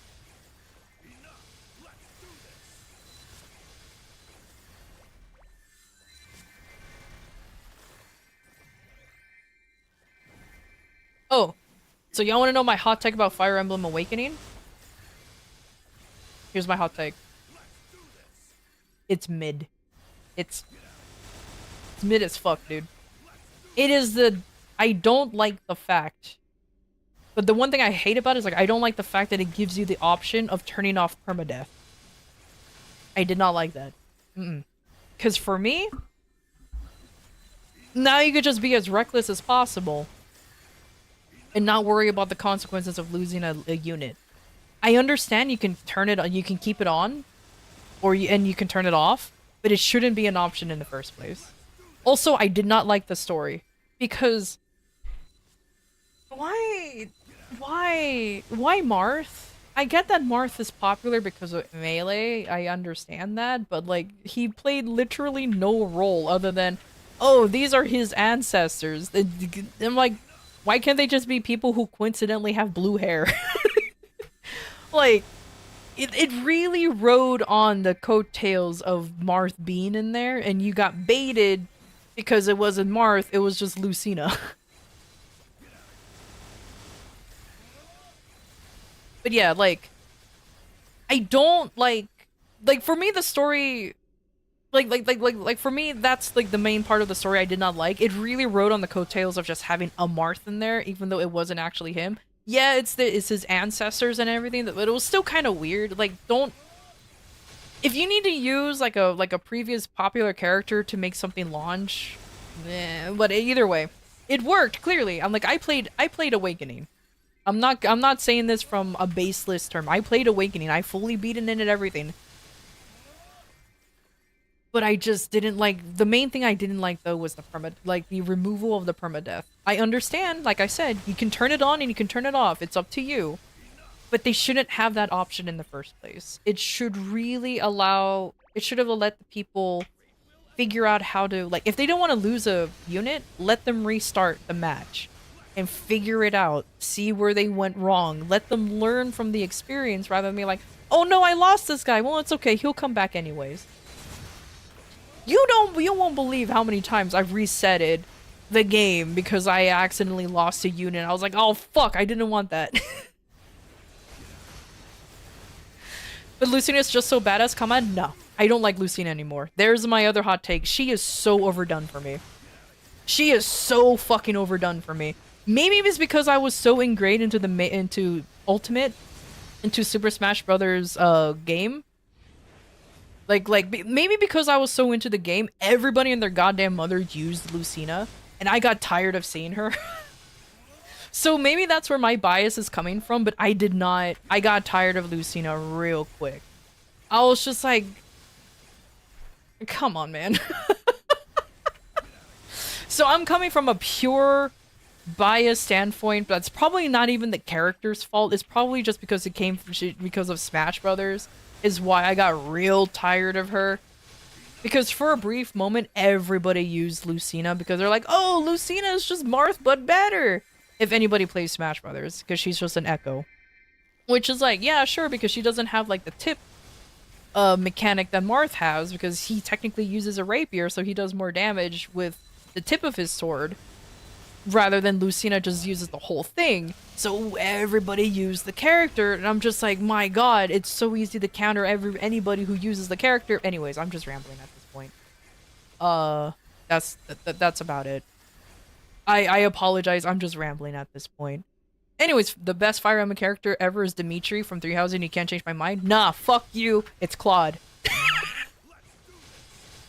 Well, technically speaking, I also like Edelgard, because her background is actually really sad. To be fair, I like Claude because he's my boy. But Edelgard's story is pretty fucked up. Nah, I'm gonna lie. No spoilers for anybody who hasn't played it. But it's... I feel bad for her. Though, to be fair, Dimitri's not that bad. You know what? Here's a lukewarm take. Here's a cold take. I actually have no complaints with any of the characters in Three Houses. I like Three Houses. I legitimately like Three Houses. And I played all three, technically 4 of the houses. I like all of them. They're not... There's literally no wrong choice in Three Houses. In my opinion. In my opinion, there's really no wrong choice in Three Houses. All of them are very well written. All of them has just as much of a stake in this world than anyone else. It's actually pretty good. I like all of them. Is your favorite Fire Emblem game, honestly? Yeah. That's what I'm saying. Like, it's my favorite too. It used, like I said, it used to be Shadow Dragon, because I'm very biased, because it was my first one. But Three Houses immediately became my favorite because I really liked it. And like I said, there's really no wrong answer when it comes to like, oh, Dimitri's my favorite, Edelgard's my favorite, Claude is my favorite. It doesn't, like, they're all pretty good. Sure, there's some who has more stakes in it than others. Like, for example, Claude is... He's, like, his storyline was more of a world-building kind of thing. He had a stake in it, but it's not like... it was a huge detriment, whereas the other two, it was a huge detriment. Again, I'm not saying any spoilers, so do not worry. None of this is spoilers. Because I'm not saying anything specific. But like I said, all of the characters, I like all of them. Like Three Houses, they did a very good job. They did a very good job in that game, and I appreciate it. However, Fire Emblem Colgate, also known as Engaged, I didn't like. The toothpaste one, I didn't like it. I didn't like the toothpaste one. I did not like it. I did not like it whatsoever. It felt like there was no stake in anything, and the fact that you're summoning characters from the past, it literally relied on nostalgia and fan service, and not in the lewd way fan service, like fan service from other games to keep the toothpaste game alive.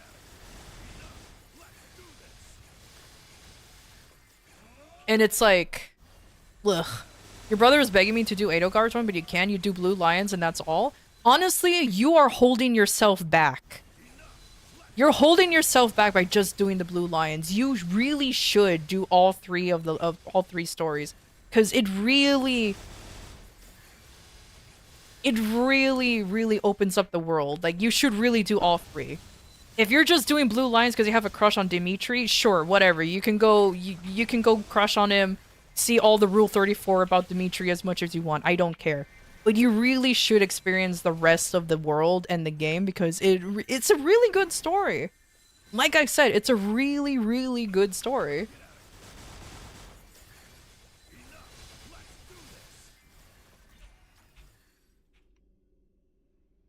I highly, highly, highly recommend it. Which is something that I wish Awakening did. Which is honestly something I wish Awakening did, because that along with the toothpaste game really felt like it was just nothing but fan service. And it was really, really frustrating, to say the least.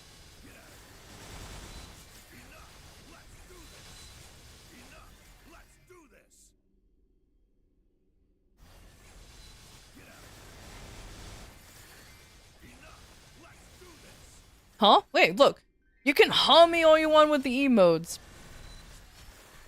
Look, I've seen art of all of the characters, unfortunately. I'm just like, goddamn. The internet truly is wild. It truly is wild. That is for sure.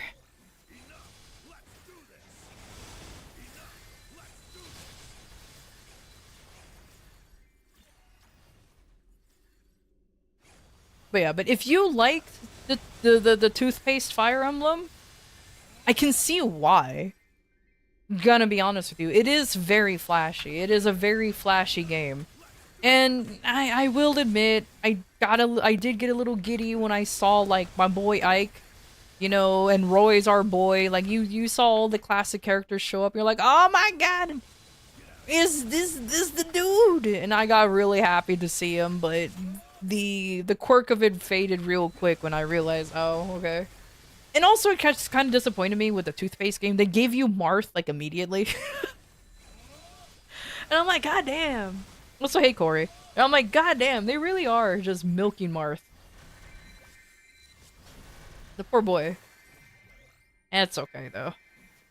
I still like using him in Super Smash Brothers anyways, so it doesn't matter to me. He's not my main character, but I do like using him.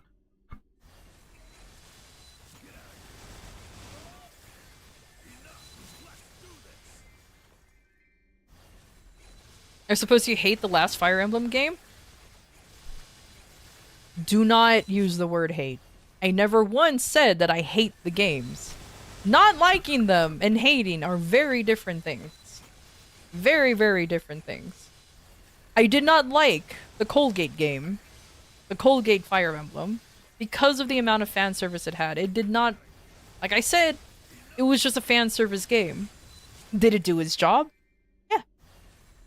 It absolutely did its job, and good job. It did it. But it wasn't like a Fire Emblem story. It was just a fan service game. It was just literally, oh, remember Ike? Remember Roy? Remember other characters I forgot their name of because I'm a because I'm a fake fan? Yeah, I remember them, so what of it? That was it. But it's a simple, mindless fun. So I can't knock that. It's still a Fire Emblem game in the end of the day, so the gameplay I still enjoyed. You know what I mean? Like, the gameplay was fine, and I can live with the fan service. I didn't really mind too much. It's literally in the same tier of Awakening. It's just mid. I'll probably put Colgate. Yeah, I'm unironically calling it Colgate. I'll probably put it like a little bit lower because I'm gonna be honest with you. I really did not like the character design for the MCs in the toothpaste game. I really didn't like it. It was just like, what a color scheme. And I normally when I make characters, I don't mind combining red, white, and blue. But like, it really was just toothpaste in their hair.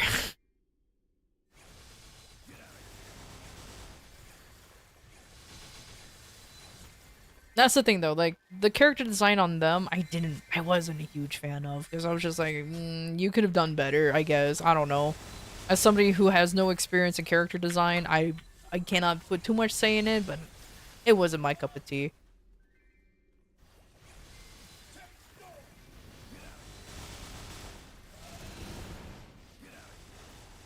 Unfortunately, it looked like, though, that, Fire Emblem Engage didn't do so well, because I remember Nintendo was releasing, like, Fire Emblem games frequently. I think there was, like, even a rhythm game of Fire Emblem that came out. I think. And now there's been a dry spell of it, which... honestly, that's fine. Let them refine the game. Let them make a good game again.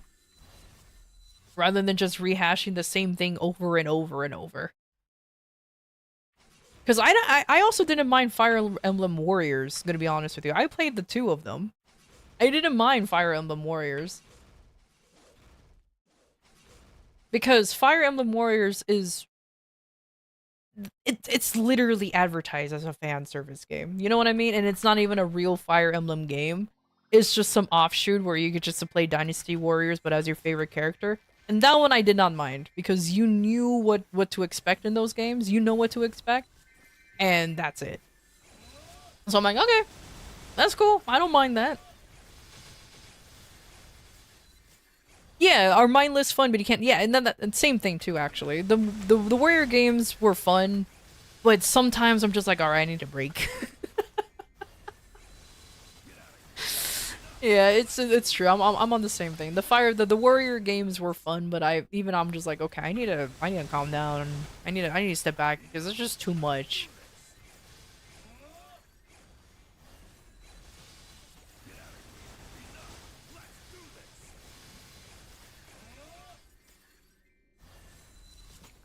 But I would not mind getting a Fire Emblem game soon. But I'm hoping that they will... but not too soon. Like, I want them to take their time with it. You know what I mean? Because I wouldn't mind getting into, like, a new... what do you call it? Like, into a new, just a new world, a new continent, a new anything. Just new characters and everything. Just enough rehashing the same ones, like... unless they're gonna do, like, some kind of sequel to, like, the older games. Honestly, in my opinion, give Three Houses a break. Three Houses was good, but then there was the Fire Emblem Warriors Three Hopes, which is like, I played it and it's not bad. I actually liked it too, but then that's it. Don't milk the Three Houses franchise, please. Don't just make a new world. Make a new scenario, make new characters. We don't need to be in there anymore, you know? We don't need to be there anymore. It's fine. It's fine.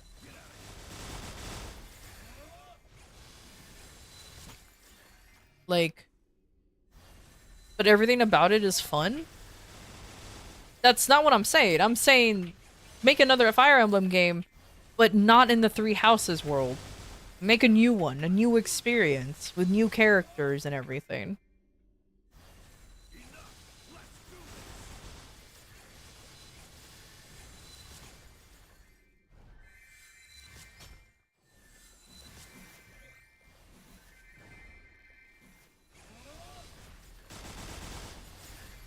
Oh. No, that's no problem. But either way, yeah.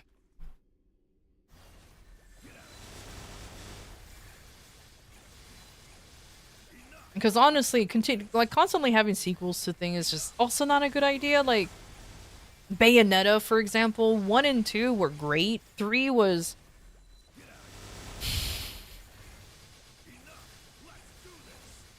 the story in 3 was fine.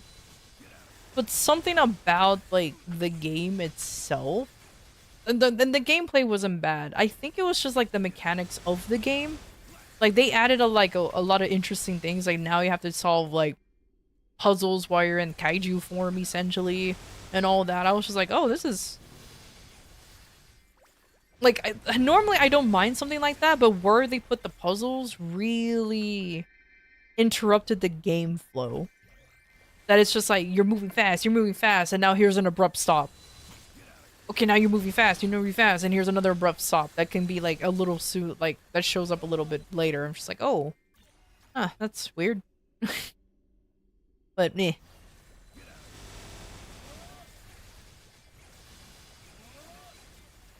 But that's like, it's fine. But I like the Bayonetta trilogy anyways. Bayonetta is my favorite. Is like Bayonetta. I adore her. She is my favorite, and I love the games anyways. Just 3 is not as high as the first two for sure.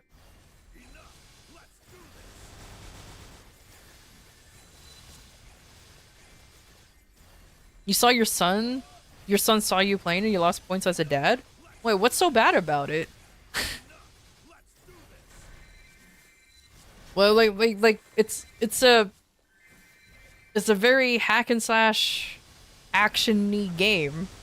Sure, Bayonetta's sexual as fuck, but she's allowed to be. Damn, look at her.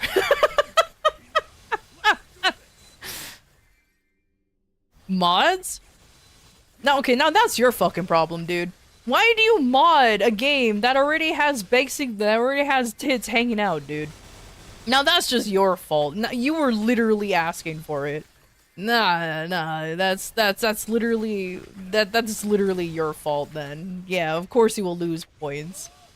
Bayonetta doesn't need mods. What do you mean? Also, hey Hollowed, how you doing?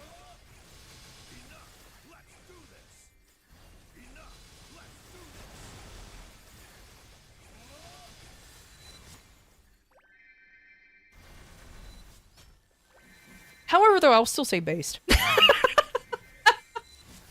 However, though, I'll still say based. Like I said, I adore Bayonetta. I can see it. That's all I'm gonna say. I can see it. She's already naked 99% of the time, but I can see it.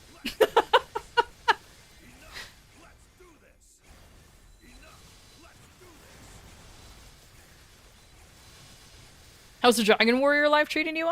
It's, you know, grinding, hopping back and forth, talking about random shit. Yeah, just the usual. Just the usual. Ain't doing anything too special.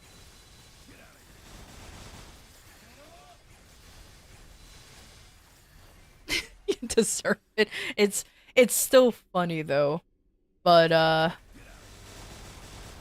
still kind of funny. But hey, like I said, I ain't judging. Legitimately ain't judging.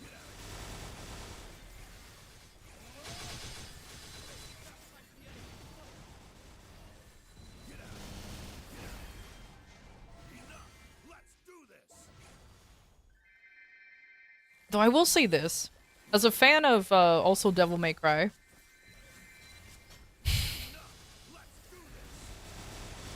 if they ever do decide to make a Devil May Cry 6, I hope they'll be careful in making it. Thank goodness that so far, like a lot of the games are actually pretty good. The only reason why I'm just saying they need to be careful. One, okay, here's a hot take. I kind of didn't like the fact that they made like all of the characters in 5 just look like real people. You know what I mean? That sounds stupid, but hear me out. Like it didn't have to be I don't mind if they kept their super anime aesthetic. I just didn't like the fact that they now are having like actors who look like the people be them. Like I don't mind if they just stuck with an anime aesthetic, like how they did with kinda how they did with 3 and 4.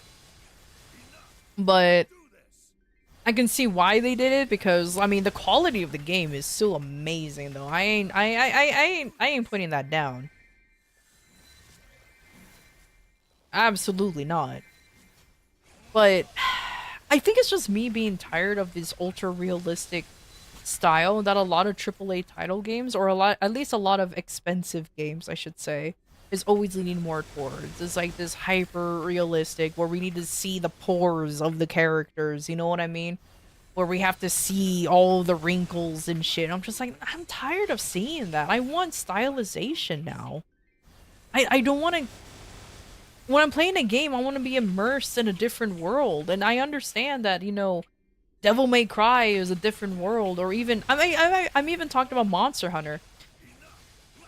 Like, I just don't. I'm just tired of seeing these like literal humans that I can probably see down the street. It's like I want something more stylized at this point.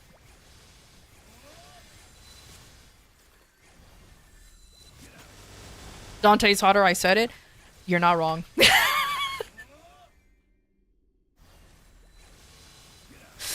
Yeah, you're not wrong. That you know what? Yeah, yep, yep, that, yep.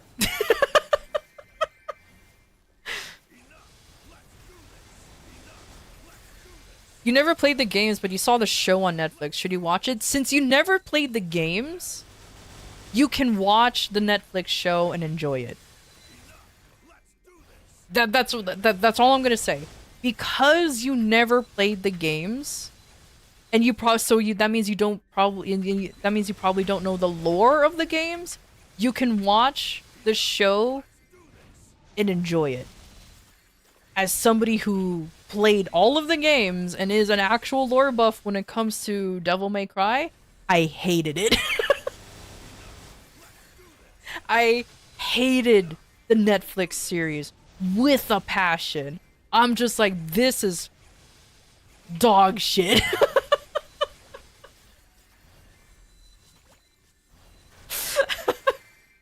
So, with that in mind, you can enjoy it.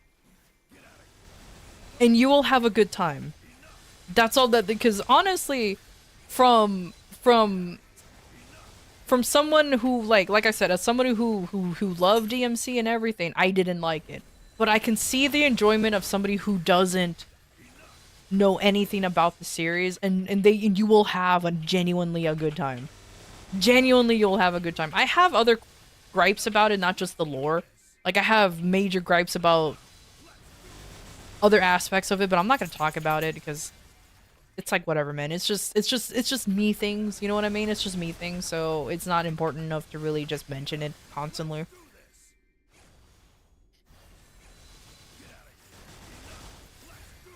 You never got into DMC, but you have friends tell me they may up your alley. In my opinion, try it out. Try out DMC. The only one I say do not play, please, for the fuck of Lord, do not play them in release order. Because you're gonna be so confused and what the fuck is happening. Now, mind you, it's still all mindless. All the games are good except for 2. All the games are pretty good except for 2. But the problem is, like, if you play DMC 1 and 2, you'll be playing as like a 30-year-old-ish Dante, and then 3 comes out and now all of a sudden he's 18 and you're like, what the fuck just happened? Wait, what just happened? And then you play 4 and now he's in his 50s and you're like, wait, what the fuck? Yes, there is an actual proper chronological order to the games. Luckily, the gameplay of all of them is exactly the same, so it's not like you need to learn mechanics or anything. It's all the same. It's just they really went around the timeline when it comes to that.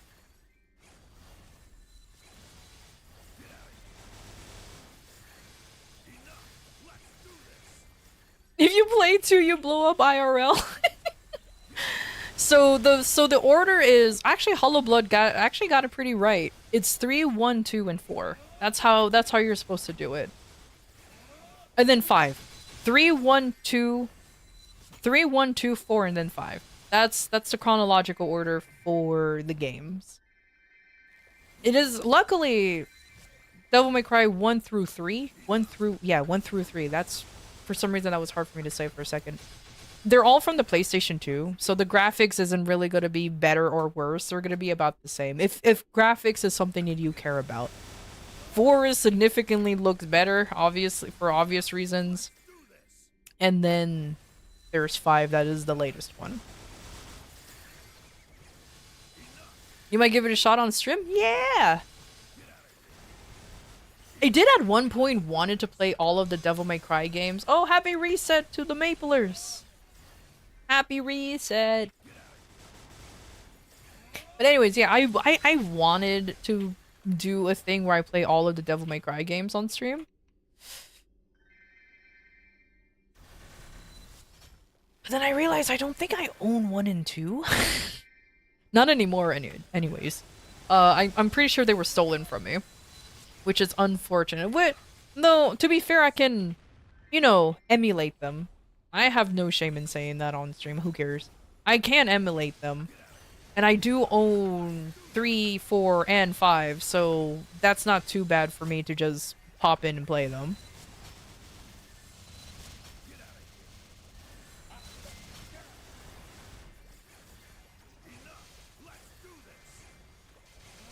You would watch that? Hell yeah.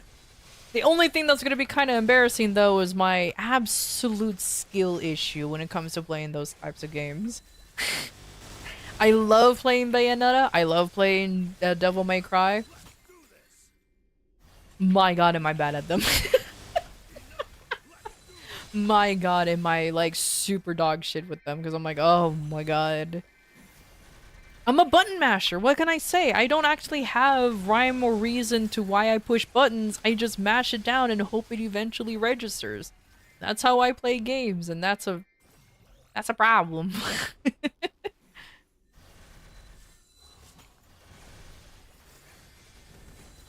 I know, right? Imagine me not triple S-ing every stage. Oh god. Or going platinum in every stage. Oh jeez. Oh golly wee. I can guarantee C's. B's maybe, but I can guarantee C's. Easy.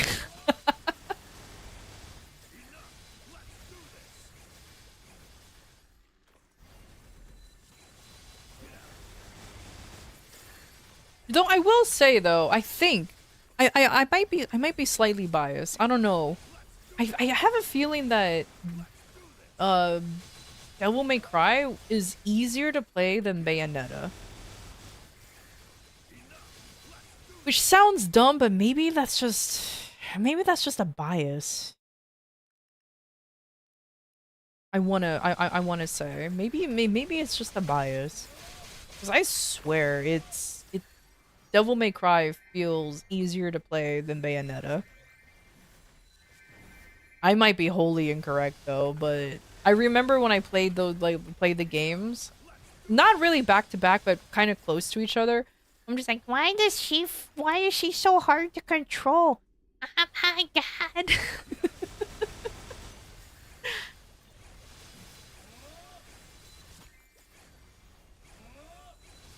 Have you played Soulsborne?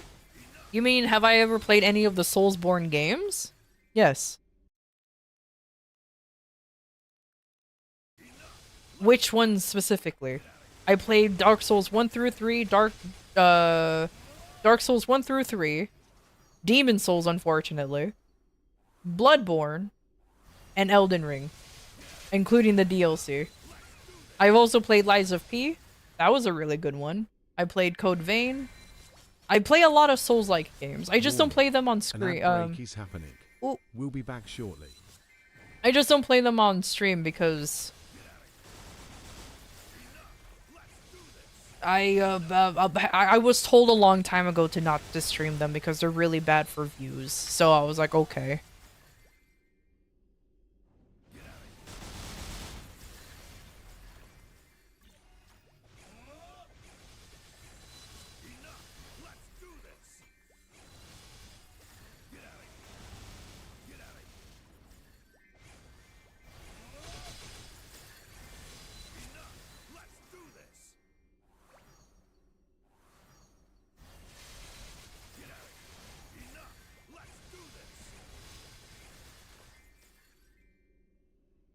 You ever play Demon Souls or Bloodborne because of PlayStation list?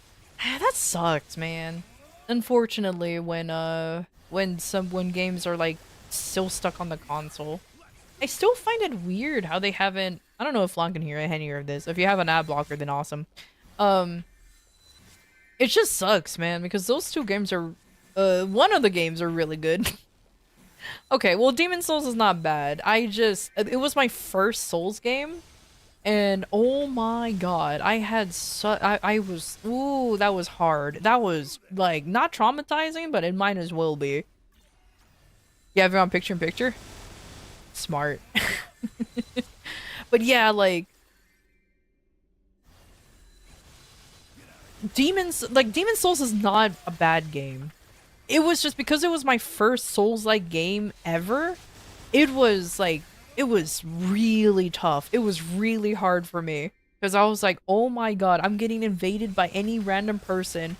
They're killing me left and right. And it's just like, oh, these monsters are so hard to defeat. Why is this place all full of poison? Like, you know, the whole thing. But when I went into Dark Souls, Dark Souls 1 is a huge bias. Dark Souls 1 is my favorite, but I guess it's simply because it's the one that clicked for me pretty quickly. Because I guess because I already knew what to expect. When it comes to Dark Souls, like I knew what to expect with it, so I just liked it more.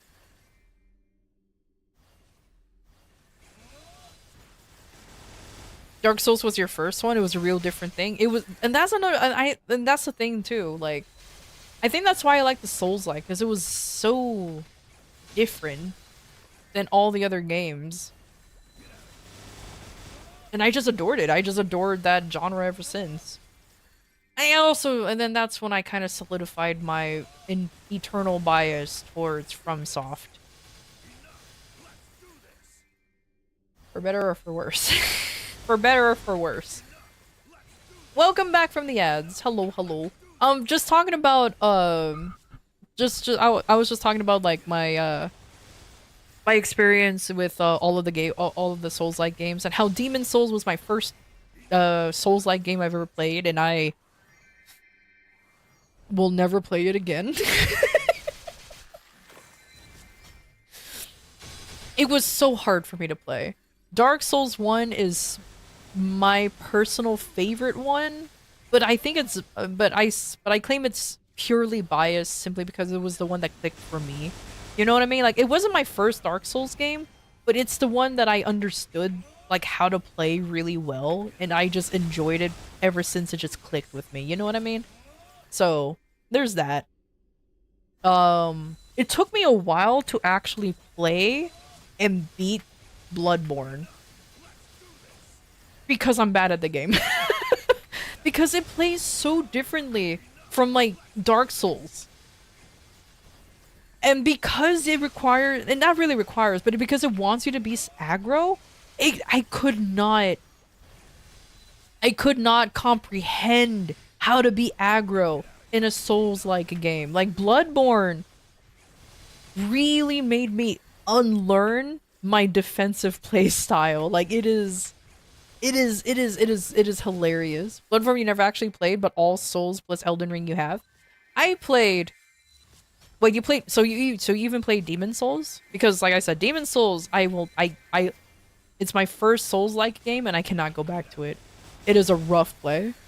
Oh boy, it's not like it was a bad game. I will say this again: Demon Souls is not a bad game. But because it was my first experience in the Souls-like genre, I was, like, always angry. I was always angry at the game. And I felt like I was forced, like I was punishing myself playing Demon Souls. Again, it's not a bad game. Because once you actually learn it, once I actually learned how to play, it's actually not that bad. But I had so much skill issue when it comes to Demon Souls that I hated playing it. And then, like I mentioned before, I played Dark Souls 1 through 3, 1, 2, and 3. And then I didn't really play Bloodborne, or beaten Bloodborne for a while, because like Bloodborne, as I mentioned before, once the ads were over, it was a very different play style for me. Because I was a sword and board type of Demon Souls player, or Dark Souls player, you know, hiding behind the shield, you know, being tanky, and then I used magic, so I made sure that nothing can actually touch me, and when they did, you know, I had a big fucking sword and a shield, so I was protected. Bloodborne said nah. Bloodborne said, nah. And I was like, oh no. So it took me a while to, like it was mentioned before, to one, learn how to parry. Because it is not required for you to parry, but it definitely helps. It is definitely recommended for you to parry. And I'm so bad at parrying. I still am. Even though I played Sekiro, I'm so bad at parrying. That's a skill issue on that's just my own skill issue. It has nothing to do with the games, it's just me. And but I played through Bloodborne, and then I'm like, I understand why people like Bloodborne so much. I finally understand it, because it felt good. It felt good to play. Like that's it. Whereas, like, if you go back to like Dark Souls, especially the first one, even though it's my favorite one, it's kind of rough to going back, because he felt a little too clunky, if that makes sense. Like, you really feel like, yeah, this is the start of like everything. You know what I mean? Like, it felt a little too clunky. Yeah, it was its charm, but still, and you really felt the lag and all that good stuff. Bloodborne, you can come back to it at any time, and it'll still feel great.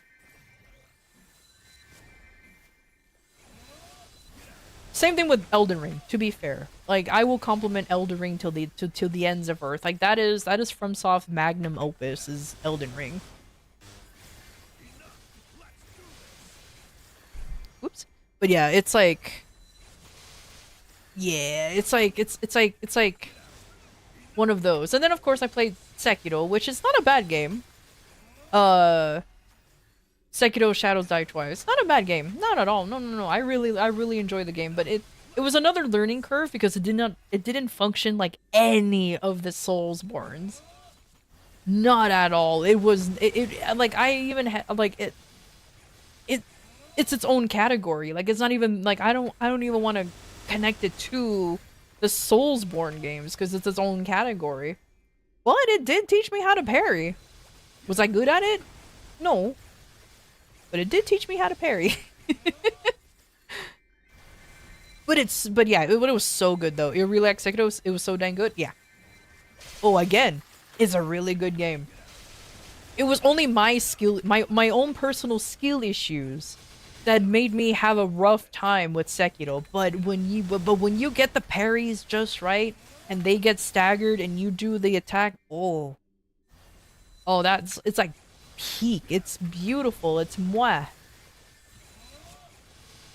But boy, did it take me a while for me to get used to it. Oh, it took me a while to get used to it though. Oh boy. Oh boy. But you know what? It's fine. It's absolutely fine. And then of course I played like non-FromSoft Souls-like games. Like Lies of P, for example, is another really good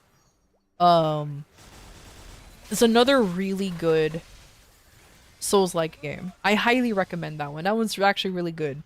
Really, really good. I do enjoy the story of it, the aesthetics, everything. I really do like that one. Another one that I played that a lot of people don't like, but I like it as a beginner Souls-like game. This is perfect for anybody who wants to play a Souls-like game but never played it before, is Code Vein. It's weeby as fuck, because it's anime as hell. But the core mechanics of the game is complicated enough. It's complicated enough for you to learn and then eventually understand. But like the gearing system and everything is simple enough for you to go, whatever, I just want to Oonga Boonga.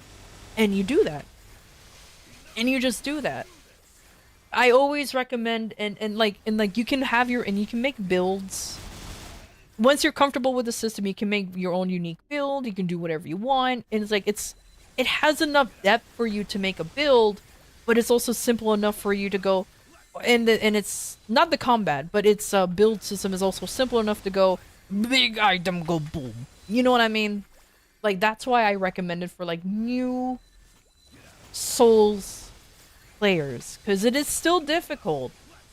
But one, you get a companion to help you in case you really need help. Two, the build system is both simple and complicated at the same time. So, like, if you want to make your own unique build, you absolutely can. Do you not want to bother and just wield Big Hammer? Knock yourself out. Knock yourself out. But it's also so memed you never gotten it. That's the problem though, it's been memed to hell and back. But I honestly do legitimately recommend it. I honestly do recommend it.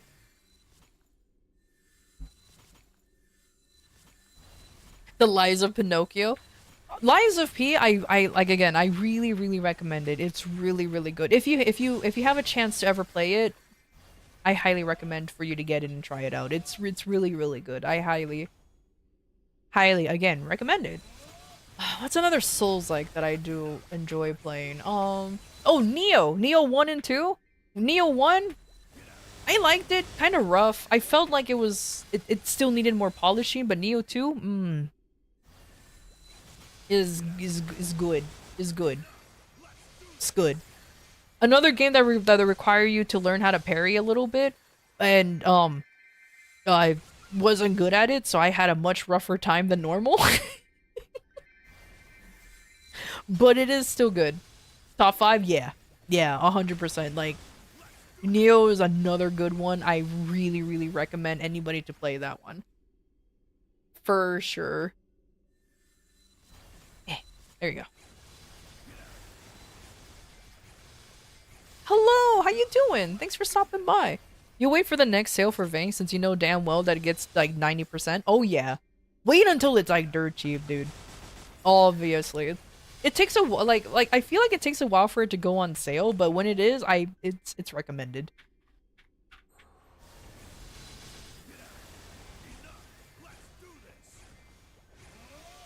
Yeah, I'm not a Souls-like aficionado. I'm not an expert in Souls-like games. I leave that title to Mr. Iron Pineapple, if anybody knows that YouTube channel. But I do love playing that genre. It's a genre that I feel satisfied playing once you understand the mechanics and once you beaten a boss that's been giving you trouble for a while. You know what I mean?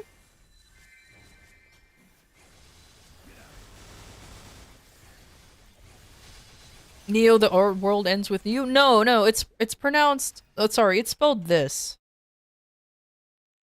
I guess it's supposed to be Nio, but I've heard it pronounced Neo for like centuries. But that's the game that I was talking about. As for the world, I never played The World Ends With You. I don't know anything about that one. I'll be honest with you. Iron Pineapple is a funny guy. It's a funny guy.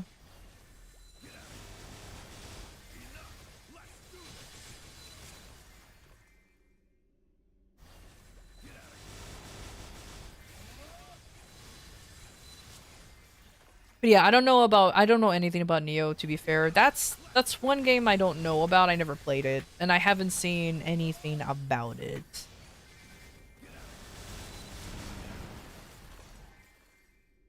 Boop.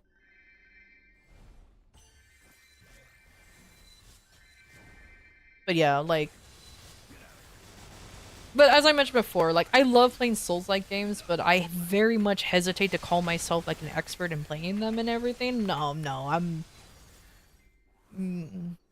like the average player who just... I have an average skill level when it comes to those games, like, or maybe even slightly below average if I have to parry, because, like, However, if there's an option for me to be any form of magic in those games, I can... You can bet your left butt cheek that I'm gonna be some kind of magic user. 100%. especially some kind of like sword wielding like some kind of like sword caster. Whoa, yeah. You can bet that cheek that I'm gonna be playing that kind of that kind of play style 100%. If there's no real magic, then I go unga boonga big ol' sword go blur. You can guarantee I go unga boonga big sword go burr. Like 1000%. Like, I guess the only exception where I kind of play both of the stereotypes is Bloodborne, when I went out of my way to get the Moonlight Greatsword as fast as possible. Because that's another thing too, fun fact. In every single Dark Souls game, except for 2, because for some reason it wasn't available in 2 right away and I hated it, I got the Moonlight Greatsword. I always mained the Moonlight Greatsword as a... I always have a build around the Moonlight Greatsword. All the time. Every time. I adore that sword. To be fair, I think I liked the sword thanks to fucking Armored Core. I don't remember which one it was, but it was on the PlayStation 1. And when I unlocked the Moonlight Greatsword on that game, I felt so OP. So OP. So my little brainium assumed that once you get the Moonlight Greatsword, you're OP. Now, that's not how that works anymore, but it's always been like a decent enough sword, or like at least a good sword. A strong sword, but you're never OP anymore.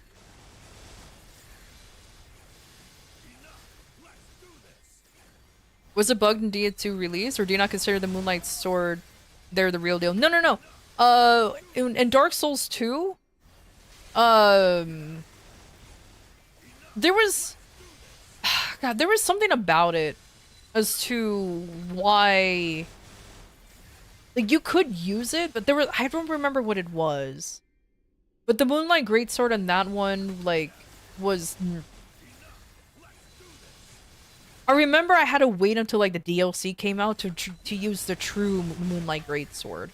I knew in Bloodborne I was very annoyed how it wasn't in the base game, though. Like, you had to wait until the fucking Hunters DLC for me to get my sword. I'm like, what the fuck? That's the one thing I didn't like about Bloodborne. However, I already... By the time I was playing Bloodborne, the DLC was more than, like, been released. But yeah, I don't remember what was the issue with with Dark Souls 2. But I remember I had to wait a while for me to get the sword. Oh, did I fuck up my placements? I did. I placed 2 and 1, didn't I? No.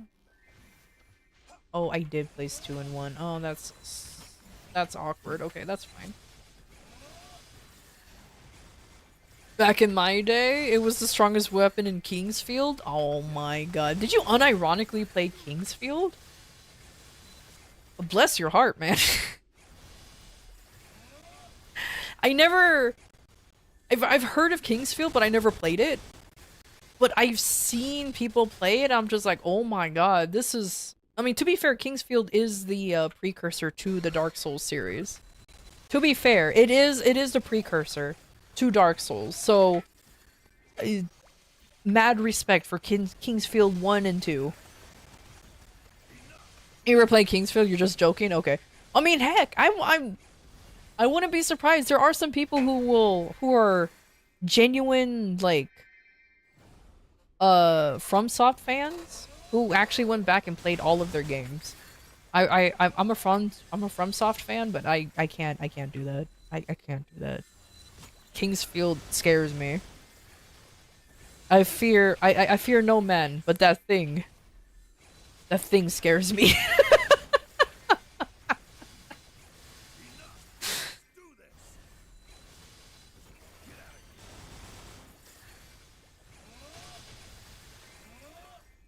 And the Moonlight Greatsword was a New Game Plus exclusive drop. Oh, was it? Oh, okay. I didn't know that.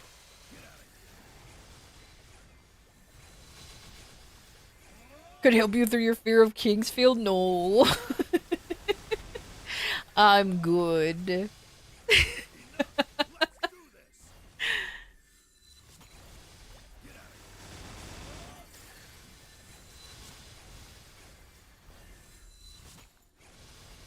Oh, Have a good night. Thank you for stopping by. Thank you, thank you.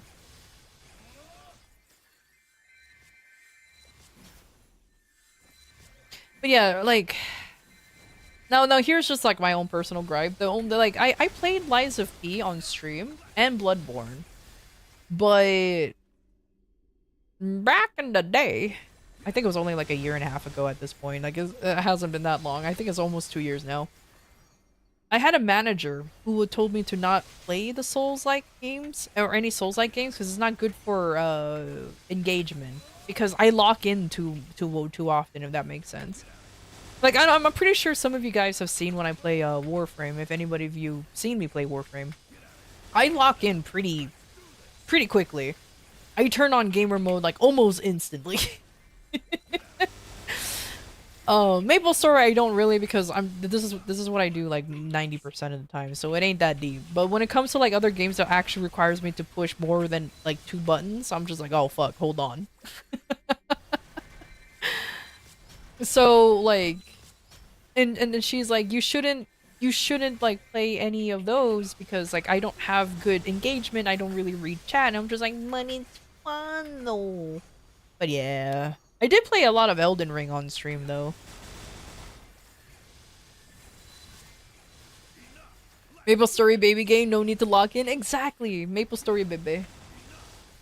Unless I'm doing bosses, then I actually do need to lock in. But to be fair, I don't stream my bossing because admittedly, I will get get distracted, and I don't wanna hold back my team, so I prefer to like just to lock in and be good at game, and just be good at game.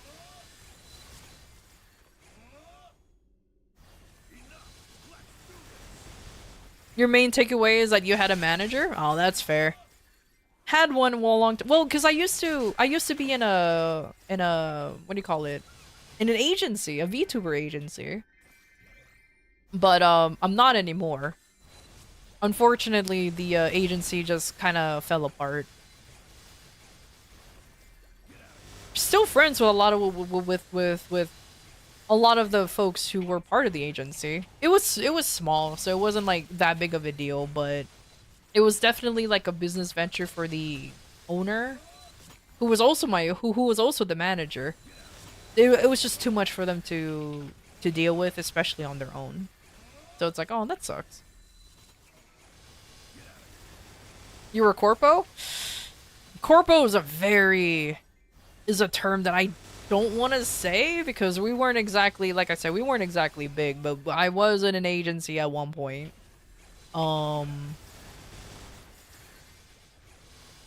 Hilarious though, after the agency fell apart, that's when I did my my new model.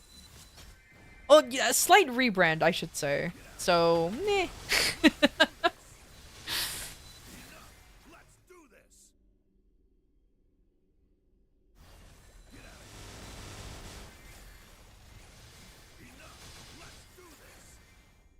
You'll say that you also enjoys seeing the streamer do well, so also that. I mean, that's fair enough. If you just enjoy seeing somebody just fucking go gamer mode, that's fine too.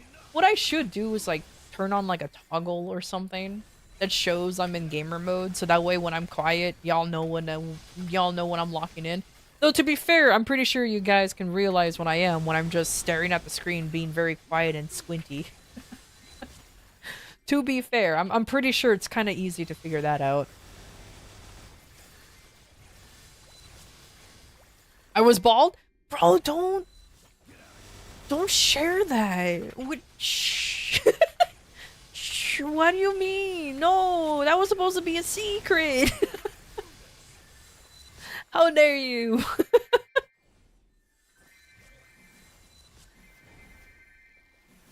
Can't believe it. You wanna know what's funny? I actually still have my old models too. Yeah, models now. Now I have multiple old models. My god. Yeah, it was very visible when gamer mode. Yeah, that's the thing though. So that's why I'm like, I don't think I really need a toggle to let people know that I'm in gamer mode when I literally just shut the fuck up and just start playing the game. I'm pretty sure y'all are smart enough to figure that out. I don't think I really need to explain when I'm gaming or anything, so it's fine.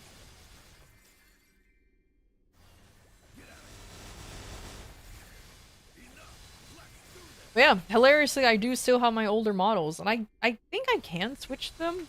I just have to dig them out somewhere, but I can switch to the older models. You'll be surprised on how really not that much different I look. I mean, I made the model, so I have to make sure at least I stay somewhat consistent. You gonna enjoy the silence? Wow, so mean. Nah, you just admitted you like the fact that I can have a gamer mode.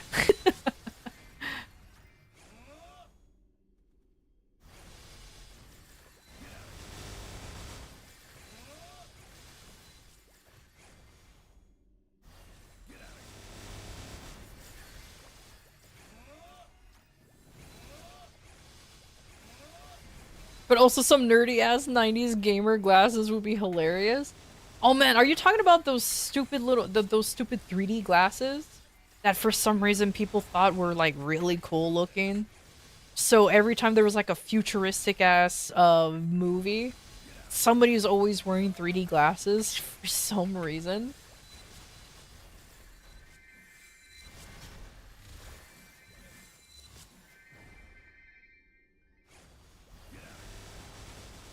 With the swirlies? Oh my god.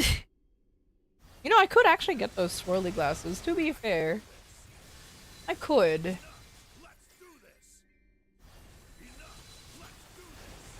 I can just... Maybe. But I don't wear glasses though, what do you mean? Imagine trading model parts with other VTubers. I know, right?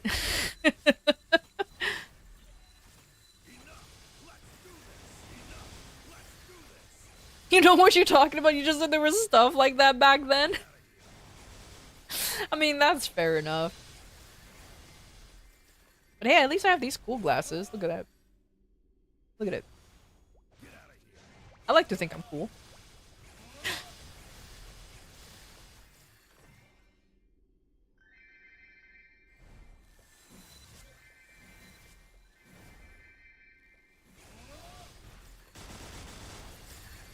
Gamer mode. Hell yeah, gamer mode. Oh, something expired from my inventory? Solar to energy? No, that's fine. I maxed out. There was no way for me to use it anyway, so it's all good. It's all good. I don't mind too much.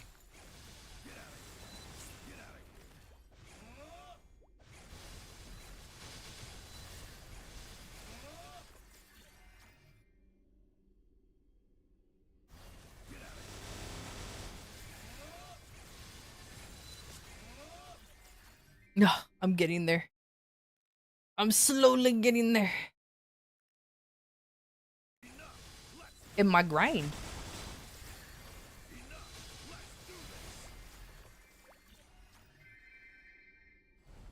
Though, to be fair though, playing all of the Devil May Cry games, this sounds like a good idea, but then again, I'm also trying to play through all of the numerical Final Fantasy games. And there's so many of them. There's so many. Oh god. There's at least 16. At least 16 of them. So fuck playing 10-2, 13-2, and Lightning Returns. I ain't playing those. No, no, no, no. I don't personally count those. And don't even get me started in the millions of Final Fantasy VII Crisis Core, Final Fantasy VII Dirge of Servers, Final Fantasy VII fucking Blast from the Past Mach 2. Like nah, I'm good. Nah, I'm good. I'm good. Like holy shit. But Dissidia though? No, hell nah. What do you mean Dissidia? That's a fighting game. That's the golden one? Nah. Nah. Nah. Though I am taking a break and playing the Final Fantasy games. I played 1 through 3 already. So I'm probably gonna have like a little bit of gap in between and then continue on. So that will be fine. Maybe I could like squeeze in another one, but I just wanna. I'll be honest with you. I kind of just want to play more Warframe on stream, so I can get through the story more. There's a lot of lore in Warframe, and I'm just kind of like, I want to get through that. I'm not in a rush to. Don't get me wrong, but I am genuinely interested because a lot of people I've noticed are like pretty lore, are like not lore buffs, but are into the lore, and I'm just like, okay, now you got me interested. I know I'm not interested in the lore of MapleStory, but this is my childhood game. But Warframe, what's going on here? Setting in, hell yeah.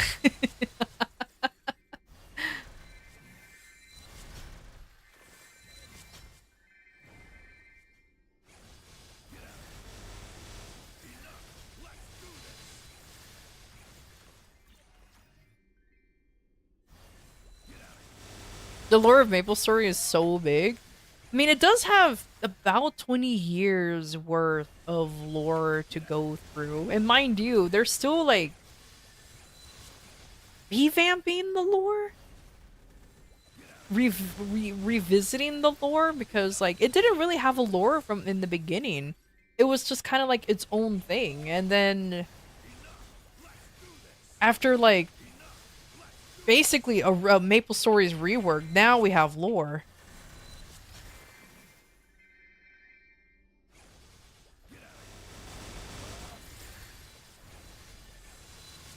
I wish it has a wait. There isn't a full version of that song. Ah, I'm actually kind of surprised.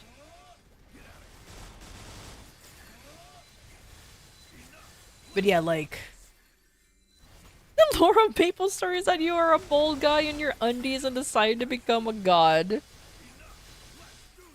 There you go. That's the lore right there. There it is. Flan just spoiled the whole goddamn thing. Can't believe it. Can't believe it. He spoiled the whole damn thing. My god, can't believe you. Wait, so this MapleStory is still the same game? Yep.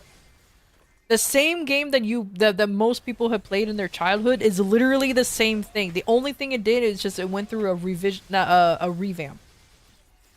There was an event called the Big Bang that just revamped the game, but it's still the same it's still the same MapleStory. It is still the same one from however long ago you played it.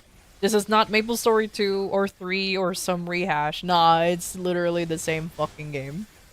Which is hilarious to think about because of how different it is. That's why whenever somebody come by and say, "Whoa, MapleStory's alive," like I thought MapleStory was dead. It's like, how you knew it was. The way you knew it? Yeah, that version of MapleStory is dead.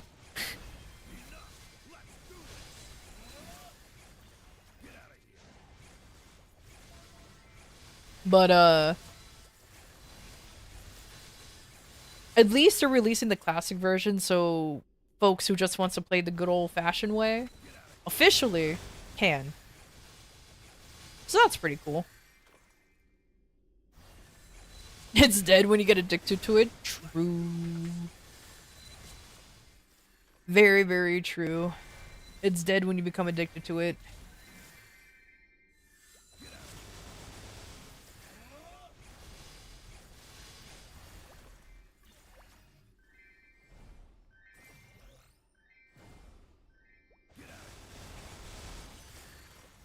Though, like I said, it's just a like for me. The reason why I just stuck with MapleStory for so long is I played this game for a while. It's a childhood game, but anybody can say that with like whatever childhood game they used to play. Like, unless you're unfortunate and your like your true childhood game that you really enjoyed playing was like Adventure Quest. I don't know if that shit exists anymore. I'm gonna be honest with you. So GG's on that one. Then or Ragnarok Online, then like GG's on those, because like those I'm pretty sure those don't exist anymore. So whoopsie poops. It's fine though. Just play a new game. That's not MapleStory, I'm kidding. You know what, maybe that's why I was never brought into the Bean Brigade. Not because they stopped doing the Bean Brigade, you know, the sponsored streams, but because I keep talking shit about MapleStory and Nexon. Because I keep talking shit about them. Like, don't let this idiot in. Nah. You never said anything positive about us. What do you mean? Pokemon got it? Perfect. Oh, speaking of Pokemon, did you guys know that... I don't know winning the lawsuit is a correct term, but they are making Pocket Pair change mechanics in Pal World. And it's really, really, really stupid how they're just getting away with it. Luckily, Pocket Pair is allowing, like, they obviously allow people, they're encouraging people to make mods to bring back the mechanics that they're being forced to remove because Nintendo and the Pokemon Company are just absolute dickweeds. And it's really, really dumb. You still play Stardew Valley? No shame? Hey! No, I ain't judging. Stardew Valley, as far as I remember, was a very popular game. I don't play it personally because I kind of got tired of farming simulators, but I can see why people like it so much. Especially since, oh man, can I go on let me go on a small, like, rant about Stardew Valley and the guy who made it, Chucklefish. I am so sad that he stopped working on Starbound. And he's putting all of his effort into Stardew Valley. Now I know why he's putting all his effort into Stardew Valley, because it was successful and it's making him money, so why the fuck not? But I really liked Starbound. It was such a nice little fun game. In case anybody doesn't know what Starbound is, it's Terraria but in space. Literally, it was Terraria but in space. And I really liked playing it. But I'm guessing it didn't make that much money, so he changed his so he decided to work on Stardew instead, and that one is making money, so he's like, fuck Starbound, I'm done with you. I'm gonna go ahead and work on this one instead. And I'm just like, oh, that's sad. Yeah, Starbound was, yeah, it was fun, but you know what? But business-wise, I can't, like, you can't blame them. You legitimately can't blame them. Maybe Starbound didn't do as much, didn't make as much money as it would. At least he allowed mods, and for a while, the modding community kept the game alive, but because there's no more updates to the game anymore, there's only so much the modding community can add to the game before it becomes just another game. You're not an actual Kaiser. You're a Dawn Warrior. You're just cosplaying as me. Look what they have to do to mimic a fraction of my power. Look what they have to do to mimic a fraction of my power. They have to dress like me.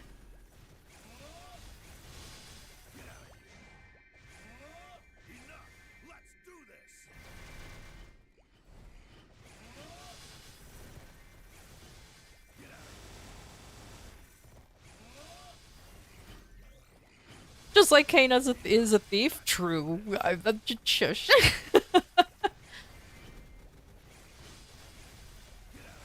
Intergalactic Traveler, you should not actually treat the world like Terraria. The worlds you visit, sure. You can buy, you don't need to. Yeah. I mean, if you want to be technical, sure, you can say all that bullshit. But to be fair, in the end of the day, aesthetic-wise and everything, is Terraria in space.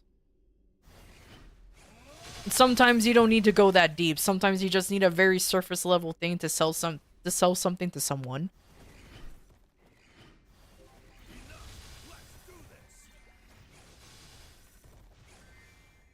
So it is what it is. Also gonna say it, gonna say what? What was I gonna say?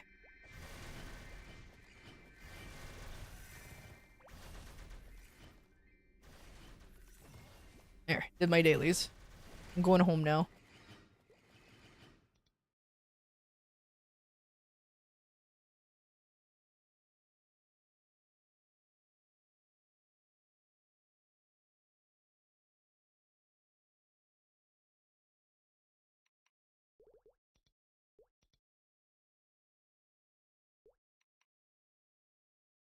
Mention the cosplayer. Oh.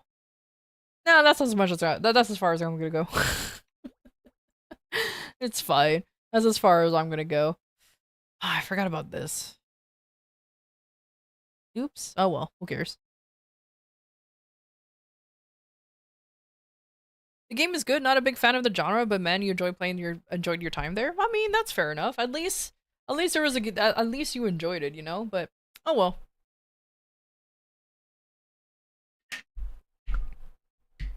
It is what it is, and it is how it is. You know what I mean? So I ain't gonna complain about like simple things like that. It's fine. All right. However, I will go ahead and end the stream right here because I am hungry. It is my time to consume the foods. So let me go ahead and find a nerd to raid real quick. How dare? I'm sorry. You just got here? I apologize. It's fine. Maybe next time. You blame Lowe's? What did you do in Lowe's? What happened? I can stay for a little bit for a quick chat. Really? Really, I didn't move the... I didn't... Oh, there I go. Yeah, that's probably the only thing that's like the thing. Oh, that made you work. Oh, yeah, totally blame them. Just be like, yo, guys, what if trade offer? I don't work, and you pay me. What if I don't work and you pay me? Easy. I'm pretty sure it will go down really, really well. Infinite money glitch? Exactly. There you go. There you go. Let me just have my boy up here. Yeah, exactly. Infinite money glitch. I'm sure they'll take it. What do you mean? How dare? I can't do your job. No. Besides, I think I much rather prefer working in a Home Depot anyways. Because why? Want it's simply closer to me. No other reason other than it's simply closer to me. That's about it. It's a drive and a half. How dare? I mean, I'm just saying. I don't want to go that far. And also, Flanring has a point. I'm not real. Look, I'm fake. I'm non-corporeal. Look at me. Look at my owl with half of his face being covered by the music because I'm too lazy to move him. Because I'm too lazy to move him, so it's fine. My aesthetic is blue. Yeah, you yet want to go to orange? It's a complementary color. Yeah, it's a compliment. Yeah, I legitimately had to think about the color wheel for a second. It's a complementary color, so it's fine. It works out well. I think it is, yeah. You know, it's been a while since I had to think about the color wheel. So it's fine. I'm usually just blue anyways. I'm usually just blue, so it's fine. It's fine. But anyways, let's see here.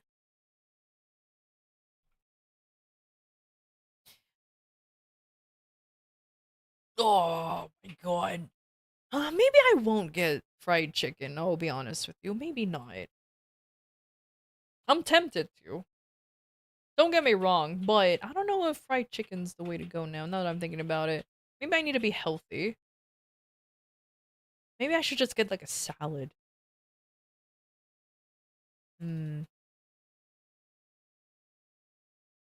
Get some Thai? That's not a bad one, actually. I'm just lazy to cook. But I can guarantee you I'll just end up cooking anyways. I can guarantee you that I'll just end up cooking anyways. Let her cook? Exactly. Exactly. But yeah, I can guarantee you that's just what I end up doing. So like, oh well. I always say, oh, I'm gonna go out and buy food. I'm gonna go ahead and get this, that. No, in the end of the day, I'm just gonna end up cooking something real quick. Are you good at cooking?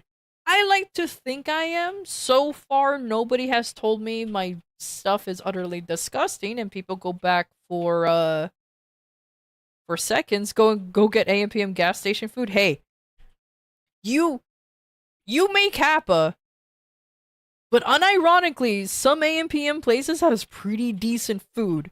All right. I used to get corn dogs from AM/PM. So joke's on you. Unironically, I did like getting their hot dogs there. It's not that bad. Or corn dogs. So yay.